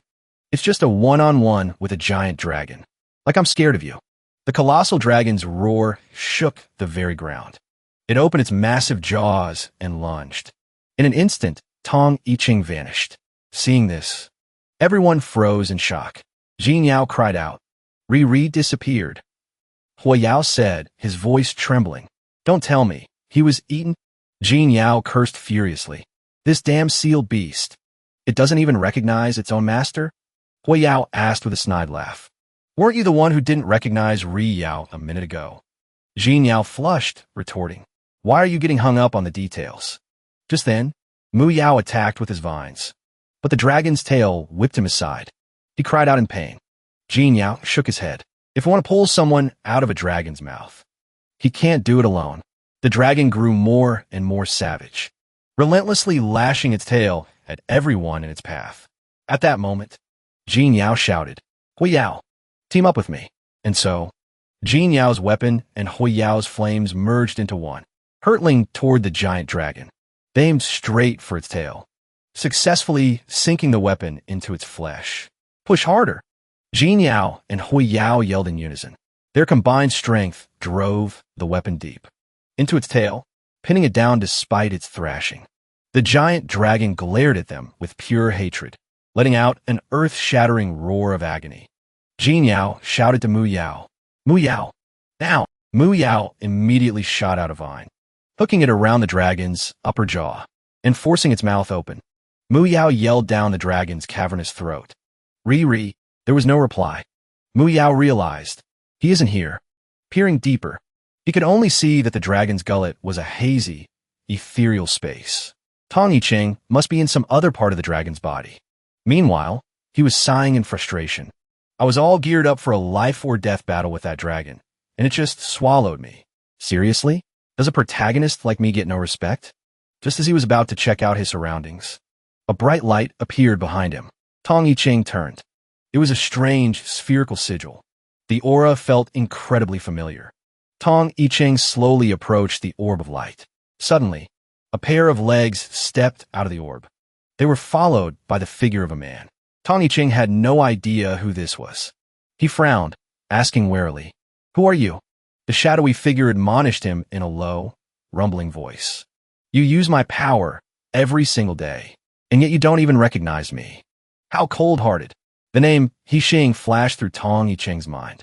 Damn it, I haven't even found Ri Yao yet. And this guy shows up first. Hixing stepped closer. A cold smile played on his lips as he said, "Why act like we're strangers? We've been one and the same for a long time now. But there's just one thing. I'm stronger than you, as fast as lightning." Hixing plunged his bare hand straight through Song Yicheng's chest. In that instant, he was completely defenseless. Blood sprayed from his chest and mouth. Hixing abruptly ripped his hand out. He sneered, "You should just give up this pointless resistance. Let me be the master." With that said, Hixing reached for Song Yicheng, as if to merge with his very being. But Song Yicheng sprang back to his feet. Dodging Hixing's claws, he reappeared behind Hixing and clapped his hands with a call. "Hey, brother. Over here, you ugly thing. Stop hiding." Hixing roared. just as he spun around to attack. Song Yicheng tripped him, sending him sprawling face first onto the ground. The wound on his chest had already vanished without a trace. Song Yicheng loomed over him, and so he raised an eyebrow at Haixing. The strongest part of the light is its pitch-black shadow, but a shadow will always be just a shadow. I have already accepted your existence. Wouldn't it be better for you to just behave? Haixing lifted his head. A smirk twisted his lips. I guess there's nothing left to say. You're forcing me to do this the hard way. He scrambled up from the ground. A dark aura exploded from his body, its tendrils lashing out like snakes to bind Song Yicheng. Haixing's demonic voice echoed all around them. From this moment on, you will accept a brand new version of yourself. Song Yicheng struggled, clawing at the black mass consuming him. But Haixing's corruption was spreading too fast. A scream was choked in Song Yicheng's throat. Hey, what are you doing? His desperate shout was answered by the voice of Haixing. Give up. Accept my power in its entirety. You'll be stronger than you can ever imagine. A transmigrated savior. Please. You don't really believe you're a hero, do you? Admit it. Everything you've done along the way was just to satisfy your own lust for power. For a moment, Song Yicheng's mind went clear. He roared back. That's not true. I never enjoyed any of it. I did it for... Song Yicheng's voice died in his throat. Haixing pressed him relentlessly. For what? For other people? Or was it exactly as I said? For your own selfish desires. Haixing's words sent a tremor of doubt through Song Yicheng. Who am I, really? The former mercenary, Song Yicheng? Or, in the midst of his inner turmoil, the orb of light before him began to pulse with an unearthly glow. Song Yicheng stared, dumbfounded. What is that? It's so bright. Is that the light of Riyao? Meanwhile, on the outside, the colossal dragon was under siege by the other three. By all accounts, the dragon was losing, but Jin Yao was clearly unhappy. He griped, how come I'm stuck with the head? While you two get to look so awesome. Mu Yao, in his giant form, held down one of the dragon's flanks and shot back. Little Riri only gave me 2 of those essence beans. It'd be a waste to use them on a pipsqueak like you. From the other side, Hu Yao bellowed. Can you two shut up? What the hell are we supposed to do now? Are we killing this thing or not? Mu Yao immediately responded. No, little Riri is still inside its belly. We can't land a killing blow yet. Jin Yao said anxiously. Don't you know the peanut essence is about to wear off? We have to take this chance and kill it now. Huh. Let's move. Mu Yao struggled to stop him. Wait, Nanyu is definitely bringing back reinforcements. Hua Yao shook his head, throwing a punch downward. We can't wait. At the same time, Mu Yao's body suddenly shrank. Hu Yao suffered the same fate. Both of them fell from the dragon's back. They screamed in frustration. The peanut essence wore off. Damn it. Of all the times, why now? Jin Yao struggled to hold onto the chains in his hand. He said, See, I told you, you two are useless. No longer under their control, the giant dragon began to counterattack. Its blood-red eyes glared at its surroundings. Jin Yao cried out in terror. We're finished. This is it. Something terrible is about to happen.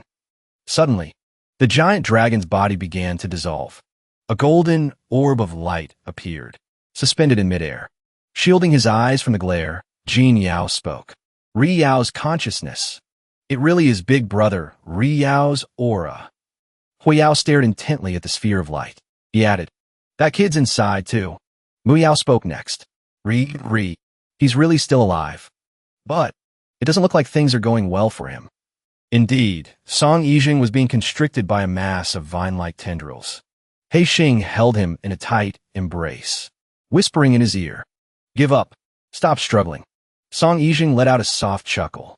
Stop pretending. You're completely surrounded by Riyao's purification power. You're the one who should give up. As soon as the words left his lips, an overwhelming aura erupted from Song Yicheng's body, causing Haixing's face to pale in shock. How do you have Riyao's power of purification? Song Yicheng's voice rang out, deep and majestic. Because I am Riyao. In the chaos, I received Riyao's entire inheritance. So what? Haixing suddenly looked intrigued. He tightened his grip on Song Yicheng, and with every slight squeeze, blood seeped from Song Yicheng's muscles. Watching his prey writhe, Haixing spoke with excitement. Why choose such a difficult path? We could own this entire world together. Wouldn't that be wonderful? Song Yijing answered with scorn. I'm not like you. Insatiably greedy. Besides, I have no interest in being devoured. He Xing roared with fury. Fool, so stubborn. Then you leave me no choice. Splat. He Xing unleashed his full power. In an instant, Song Yijing was torn to shreds. Song Yijing. Mu Yao screamed in horror. Seeing that Mu Yao was about to intervene, Jin Yao immediately held him back. Don't do anything reckless. Ri Yao's body is far stronger than that. Hu Yao looked up, a slow smile spreading across his face. Looks like this situation has actually sped up his fusion with Ri Yao's energy. Inside the sphere of light, each shredded piece of Song Yijing's flesh began to sprout roots, connecting with one another and reassembling. Watching Song Yijing's body become whole again, He Xing screamed, "Impossible! This can't be happening." And with that, the power radiating from Song Yijing began to exert an immense pressure on He Xing. The Black Star's anguished screams grew fainter and fainter until they finally faded into silence. Song Yijing's body returned to its original state, without a single scratch. Immediately after, a wave of positive changes swept through the area. The dark clouds in the sky began to part. Warm sunlight shone down on the vibrant green sprouts. It was as if Song Yijing's aura had brought new life to the entire region. Before long, the dense forest was once again covered in a layer of fresh green. Seeing this, the villagers with the village chief embraced each other, sobbing with joy. Cheering erupted. It's over. The problem's solved. The dead land has been revived. We don't have to move anymore. The village chief, leaning on his staff, walked over to Hua Mulan. Young Master Hua, what's on your mind? Hua Mulan looked off into the distance where the battle had taken place. I wonder if they're all right. What's the situation in there now? Suddenly, a streak of light flashed across the sky. Everyone saw it. The village chief sighed. This storm has passed, but another one has just arrived. That streak of light flew directly to where Song Yijing's group was. It was Nanyu. He called out with a bright smile. Big brother Song. No, I should call you Ri Yao now. Song Yijing, in his identity as Ri Yao, replied, You're finally back. Nanyu. Mu Yao cut in, his voice full of resentment. Hey, how can the two of you be so calm? Nanyu, where did you run off to? Do you have any idea how dangerous that was? Nanyu, you went to such great lengths on this journey. What the hell are you plotting? At Mu Yao's question, Nanyu lowered his head. His expression darkened. Ri Yao also pressed him. Nanyu, speak. You went to such great lengths on this journey. What was your scheme? Nanyu suddenly burst out laughing. After receiving Ri Yao's inheritance, your mind really has gotten a lot sharper. He gritted his teeth, his expression filled with deep resentment as he spoke. Since you already know, I won't beat around the bush anymore. Wait. Mu Yao cut him off. I think I get it now. Nanyu, you hid your identity because you planned to betray us, right? As the great traitor, you have an obligation to explain the whole story from the beginning. If you don't, even if the readers don't have a problem with it, I won't allow it. Nanyu hissed through his teeth. Since when do I have that kind of obligation? And so, Mu Yao and his brothers waited for an explanation. But Nanyu seemed intent on just laughing it off. He just chuckled, refusing to elaborate. Ri Yao stepped forward. He covered Nanyu's mouth and said with a smile, Little Yue, if you're going to switch roles, don't force it so much. This look doesn't suit you. As for what happened back then, how about you let me explain first? During the final battle that year, the 7 of us fought with all our might. But the result was catastrophic. We watched our comrades fall, while others were lost to the rifts of space and time. As the leader of the Qi Yao, in the end, I didn't have the strength to completely destroy the Black Star. My only option was to seal him away by taking him down with me. At the same time, I prepared the Great Sealing Formation in the Gu Rong domain. Hearing this, Nanyu smirked. He cut in, Brother Ri Yao, you really are quite forgetful, aren't you? Ri Yao replied, I haven't forgotten, because Nanyu's spiritual arts are unique. You didn't engage in direct combat. Instead, you remained within the grand sealing array to perfect its formation. Nanyu frowned, adding, Exactly. You all said I wasn't skilled in combat. You wouldn't let me join the battle. You force me to guarantee the grand array success, Hiao said with a suspicious gaze. So in the end you still? Nanyu scoffed. That's right. I am weak. Joining the fight would only cause more trouble. So, even with my heart seething with resentment, I still bowed to your decision. I poured my entire being into the grand array. However, what awaited me was a colossal mountain that would forever keep me crushed beneath it. Brother Riao, how could you seal a living, breathing person like me into this eternal cage? Time stopped for me in that moment. Because it was a restriction I designed with my own hands. I was forced to drag myself through that sunless place every step of torment. Not for 5 years, not 10 years, but for thousands of years. Some of you have long since reincarnated. Others are living carefree lives in different realms. But what about me? I became a prisoner, forgotten by the entire world. If I hadn't suddenly remembered the half-coin Qian mirror left on the battlefield all those years ago, if I hadn't performed divination daily and calculated the 7 luminaries alignment anomaly from 2 years ago, perhaps I would have been trapped here forever. Forever becoming, I don't even know what anymore. Nobody remembered. Nobody cared. A fate worse than death itself. Nanyu's voice grew increasingly frantic. Mu Yao observed.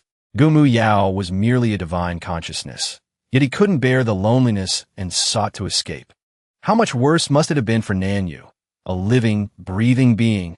Jin Yao nodded upon hearing this. So that's what happened. Nanyu used the half-coin Qian mirror to contact those reckless tomb raiders. Hiao added, on the day of the 7 luminaries alignment, the tomb raiders, exploiting the weakened seal, sabotaged it, and Nanyu seized the chance to escape. Riyao remained silent.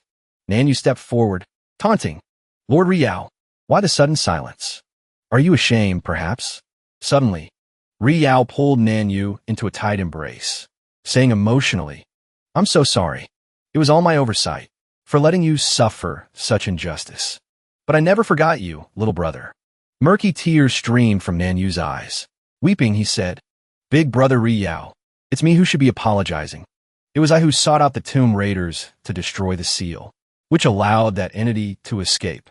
The energy of the sealed land spiraled out of control, leading to widespread suffering among all beings, and the transmigrators wreaking havoc everywhere. It's all my fault. I even exploited Manhwa, used every means possible to find you, to approach you, and bring you back to this treacherous place. At this point, his hands suddenly pulsed with green veins. I absolutely don't regret it, not one bit. But I absolutely will not forgive you. Nanyu launched a punch at Riyao. Riyao blocked his fist with one hand. He still tried to reason with Nanyu. You painstakingly plotted every step to get here. Was it truly just to take my life? Now, hand over the black starstone to me. Nanyu scoffed in response. Riyao gripped the black starstone tightly in his hand, gasping. As expected of Nanyu, even this little trinket I just created was part of your schemes. Nanyu looked at the black starstone and smirked. Little trinket, you say? Who was I kidding? This is the dark core, cleansed through Ryu's purifying power. It's the most stable and potent energy source in this world. Once I absorb the dark core, I'll be the strongest, no longer that weak scholar who let others walk all over him. Ryu sighed, still a weak scholar. He already knows the importance and danger of this thing. How could I possibly give it to him? Nanyu, from seemingly nowhere, produced an object. He began to issue a warning. Right now, you have no choice but to agree. After all, I can't beat you. It wouldn't be realistic to try and snatch it from you. But I believe you'll soon be begging me to accept this offer. No sooner had he spoken than he tossed the object into the air. Hua Yao curiously looked up and asked, What's up there? Muyu replied, trembling, A spatial chasm. Inside the chasm, countless black cocoons appeared. Inside them, familiar faces of friends and loved ones began to appear. They were screaming frantically. Where are we? Nanyu, what is this? My son isn't in danger, is he? Xuankue, if you're so powerful, open this gate. Ryu saw his loved ones. He cried out in alarm. Xiao. Muyu stared at Nanyue's shameless actions and demanded angrily, Don't tell me your disappearance earlier was to create these demonic cocoons. Ryu impulsively lunged towards Xiao Xiao's image, only to pass straight through, as if it were air. This isn't a spatial chasm. It's just a spatial projection. Ryu looked towards Xiao Xiao and said, Xiao Xiao, don't be afraid. I'm coming to save you right now. Xiao Xiao stuttered, pointing ahead and screaming. Behind you. Ryu discovered in horror that the space they were in was rapidly shrinking. He yelled, but his mother was struggling frantically in the cramped space. Unable to respond, Ryu knew he had no choice but to use the universe mirror. Sensing Ryu's intention, Manhwa sneered. Don't say I didn't warn you. If you use the universe mirror now, the already unstable space will take their lives in an instant. Ryu paused his action. He hesitated. He thought to himself, it's probably Manhwa trying to scare me. But how could I gamble with their lives? Manhwa seized the opportunity to propose a trade. Give me the dark core. I'll naturally let you all reunite and love each other. Ryu descended the steps to face Manhwa. As Manhwa received the dark core, he nodded and said, now that's more like it. The moment Manhwa tried to take it away, Ryu's hand suddenly clenched tight. Manhwa frowned in impatience. Ryu gritted his teeth. With one hand, he seized Manhwa by the neck. His voice tight with tension, he said, release them. Now. Otherwise I'll. Manhwa laughed coldly. You always push people to their limits. Don't forget. That year, when the seal broke open, and the Heartstar Rift emerged, I was the first to have a chance at its energy. It's just that back then, the Heartstar's energy was too volatile. My cultivation wasn't sufficient. I couldn't reap its benefits. But through your purification, the Dark Core's energy is different now. Not only is it perfectly suited for me, but as for the Heartstar, you, as the Sun and Moon's successor, are no longer a suitable host for it. The Dark Core's energy can only belong to me. No sooner had he finished speaking, Manhwa's entire body merged as one with the Dark Core. The Dark Core's aura exploded with a terrifying surge of energy. What the? Huiyao panicked asked. Rieo explained. Yuan Yao. He willingly merged with the Dark Core. The energy from the Dark Core is too immense. It's about to make this entire area explode. The sky had just cleared, when once again, a thick pillar of black smoke surged upward, bringing down the nearby mountain ranges in its wake. The valley was torn apart. Deep, bottomless fissures formed in the ground. Nanyu's powerful aura erupted from the fissures. His body soared into the air. His form had also changed. His fingernails elongated. Black energy swirled around his legs. His eyes and face were consumed by a dark, sinister aura. Nanyu no longer resembled the gentle scholar he once was. Now, he looked like a demon. He sneered, saying, this power, it's finally mine. A chilling, triumphant laugh echoed throughout the land. Everyone trapped in the cocoons groaned under the oppressive power. They cried out in pain. The pressure's back. This agony is killing me. Rieo yelled at Nanyu. Let them go. Nanyu glanced at Rieo and sneered. He clenched his fist, concentrating his aura into his hand. To Rieo, he said, I'll make you regret ever looking down on me. Regret it to your dying breath. As he spoke, all the cocoons shattered. Rieo froze. Loss and shock flashed in his eyes. Nanyu reveled in his expression. He burst out laughing. Huh, now they're all dead. Don't you just want to kill me? Nanyu, Rieo roared. His entire being exploded with fury. The two of them lunged at each other simultaneously, engaging in a fierce battle. Rieo bellowed. Yuan Yao, I'll never forgive you. Then go die. Nanyu smirked coldly. As he attacked, Mu Yao still tried to intervene. Unlike Nanyu, Yuan Yao, come to your senses. Don't let the Dark Core control you. Nanyu scoffed and unleashed a strike that immediately sent Mu Yao sprawling to the ground. Fortunately, as Nanyu's second attack descended, Huiyao transformed into a bird and swooped in to rescue Mu Yao. Mu Yao gasped, looking at his companion. Huiyao? It's you guys. Huiyao said. It's too dangerous here. You must leave quickly. Mu Yao objected. No. How can we leave Rieo to fight alone? Jin Yao sighed, stating the truth. The gap in our power is too vast. Staying here will only cause more trouble. If we get injured, it'll only distract Rieo. Mu Yao suddenly remembered Huam Mulan and the village elders group. Oh no, they might be in danger too. As the valley was about to collapse, They rode on Hui Yao's back, flying away at breakneck speed. No sooner had they escaped, the entire mountain came crashing down, terrifying the villagers. What a terrifying explosion. It's over. The seal has broken. The village elder pointed to the sky and cried out. Everyone look, is that? It's Mu Yao. Mu Yao is waving at us. Mu Yao descended and asked the village elder, Grandma, is everyone all right? The village chief replied joyfully, Mu Inzi, it's good that you're all right. Everyone asked anxiously, Alliance leader, what exactly happened? Huang Milan also asked urgently, Alliance leader, just now the trial ground clearly revived. So why did it explode again? And another thing, are they? Mu Xingkou, Mu Jiao, with a serious expression, reminded them, this is a long story. Also, quickly, get everyone out of here. Jin Yao, standing on Hui Jiao's back, said to Mu Yao, you're in charge of protecting these people. We have a mission to complete. Mu Yao asked, but you guys, Jin Yao interrupted. The grand ceiling formation has been destroyed.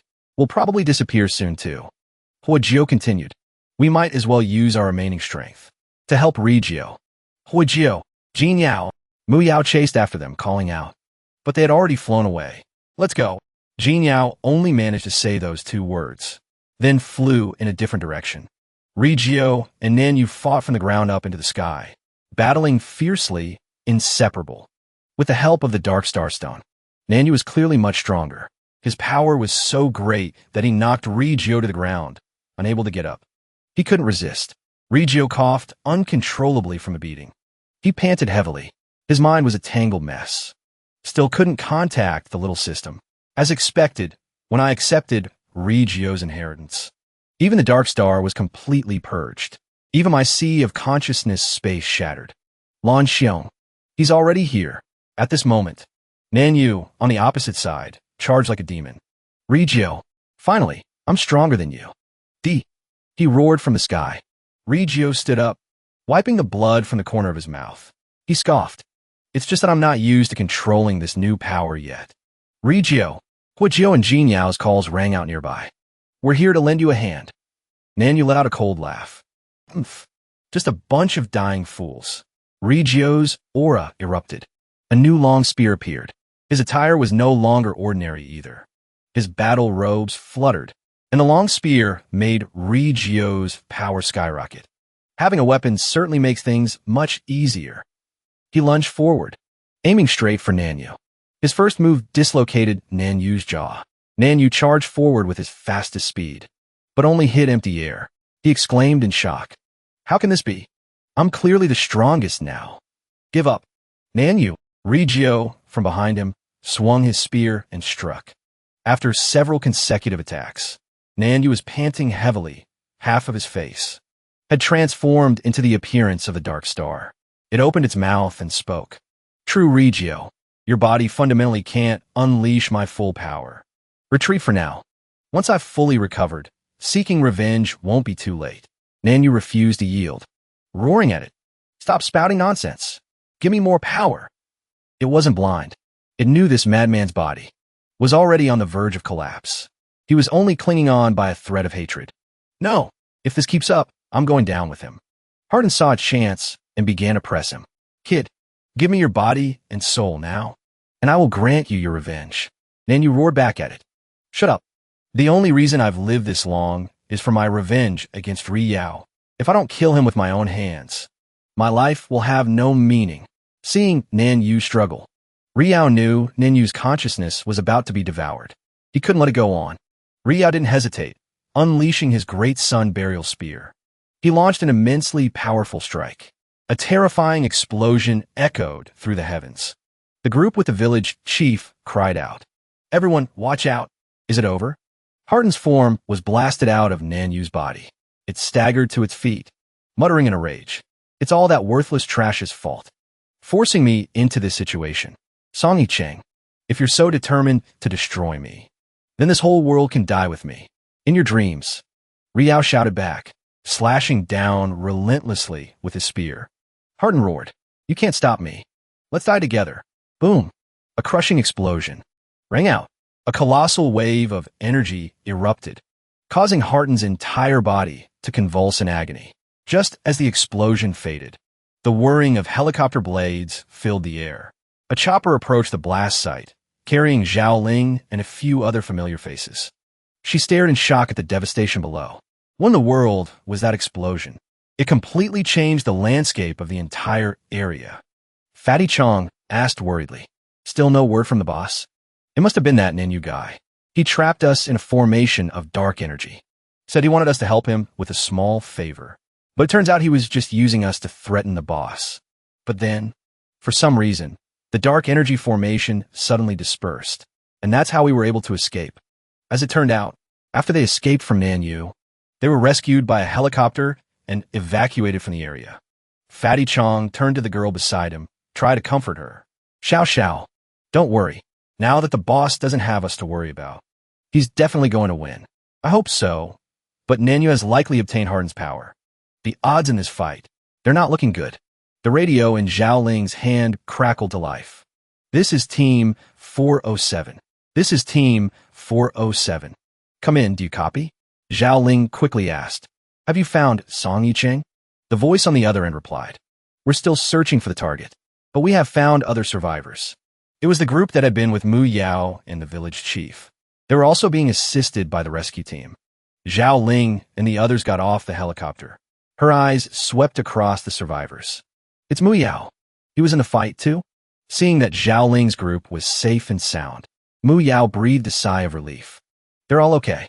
Looks like Nan, you still had a sliver of kindness left in him after all. Mu Yao replied to Zhao Ling. No, it was hard enough just watching from a distance. When the explosion happened, I barely had time to protect my team with my vines. The blast wave sent us flying. We were all knocked unconscious. So now, forget about finding Ri Yao. We don't even know what happened in the battle. An uneasy silence fell over the group as everyone worried about Song Yicheng. Song Yicheng's mother murmured, that kid's as tough as a cockroach. Besides, don't let him fool you. He's actually terrified of dying. He'll be just fine. I'm sure of it. Fatty Chong nodded in agreement.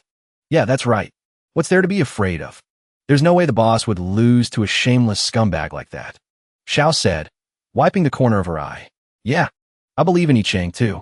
Zhao Ling stepped onto the helicopter, her voice filled with determination. Then let's hurry up and continue the search.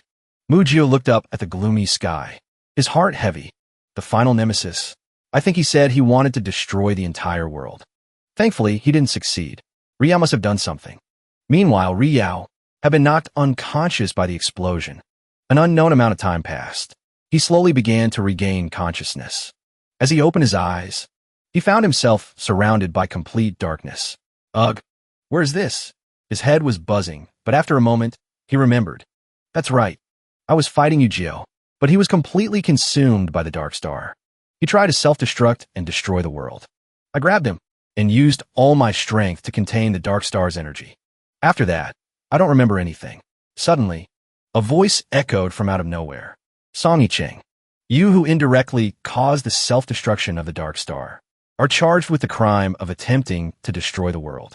Your sin is unforgivable. You are sentenced to the path of beasts. Now, choose an animal for your reincarnation. In his Riyao form, Song Yicheng fell to the ground. So, I really am dead, and I have to be reincarnated as an animal. But come to think of it, having a pet is really popular these days. If I get lucky, it might even be better than being human. Suddenly, he froze. Wait a second. This place looks a little familiar. He followed the mysterious voice, searching for its source. At present, the only reincarnation slots left are for a dog or a pig. However, this official takes pity on your plight. If you're willing to wager the treasure you carry, there may yet be a way to turn things around. As the voice trailed off, Song Yicheng found its source. It was a small fox.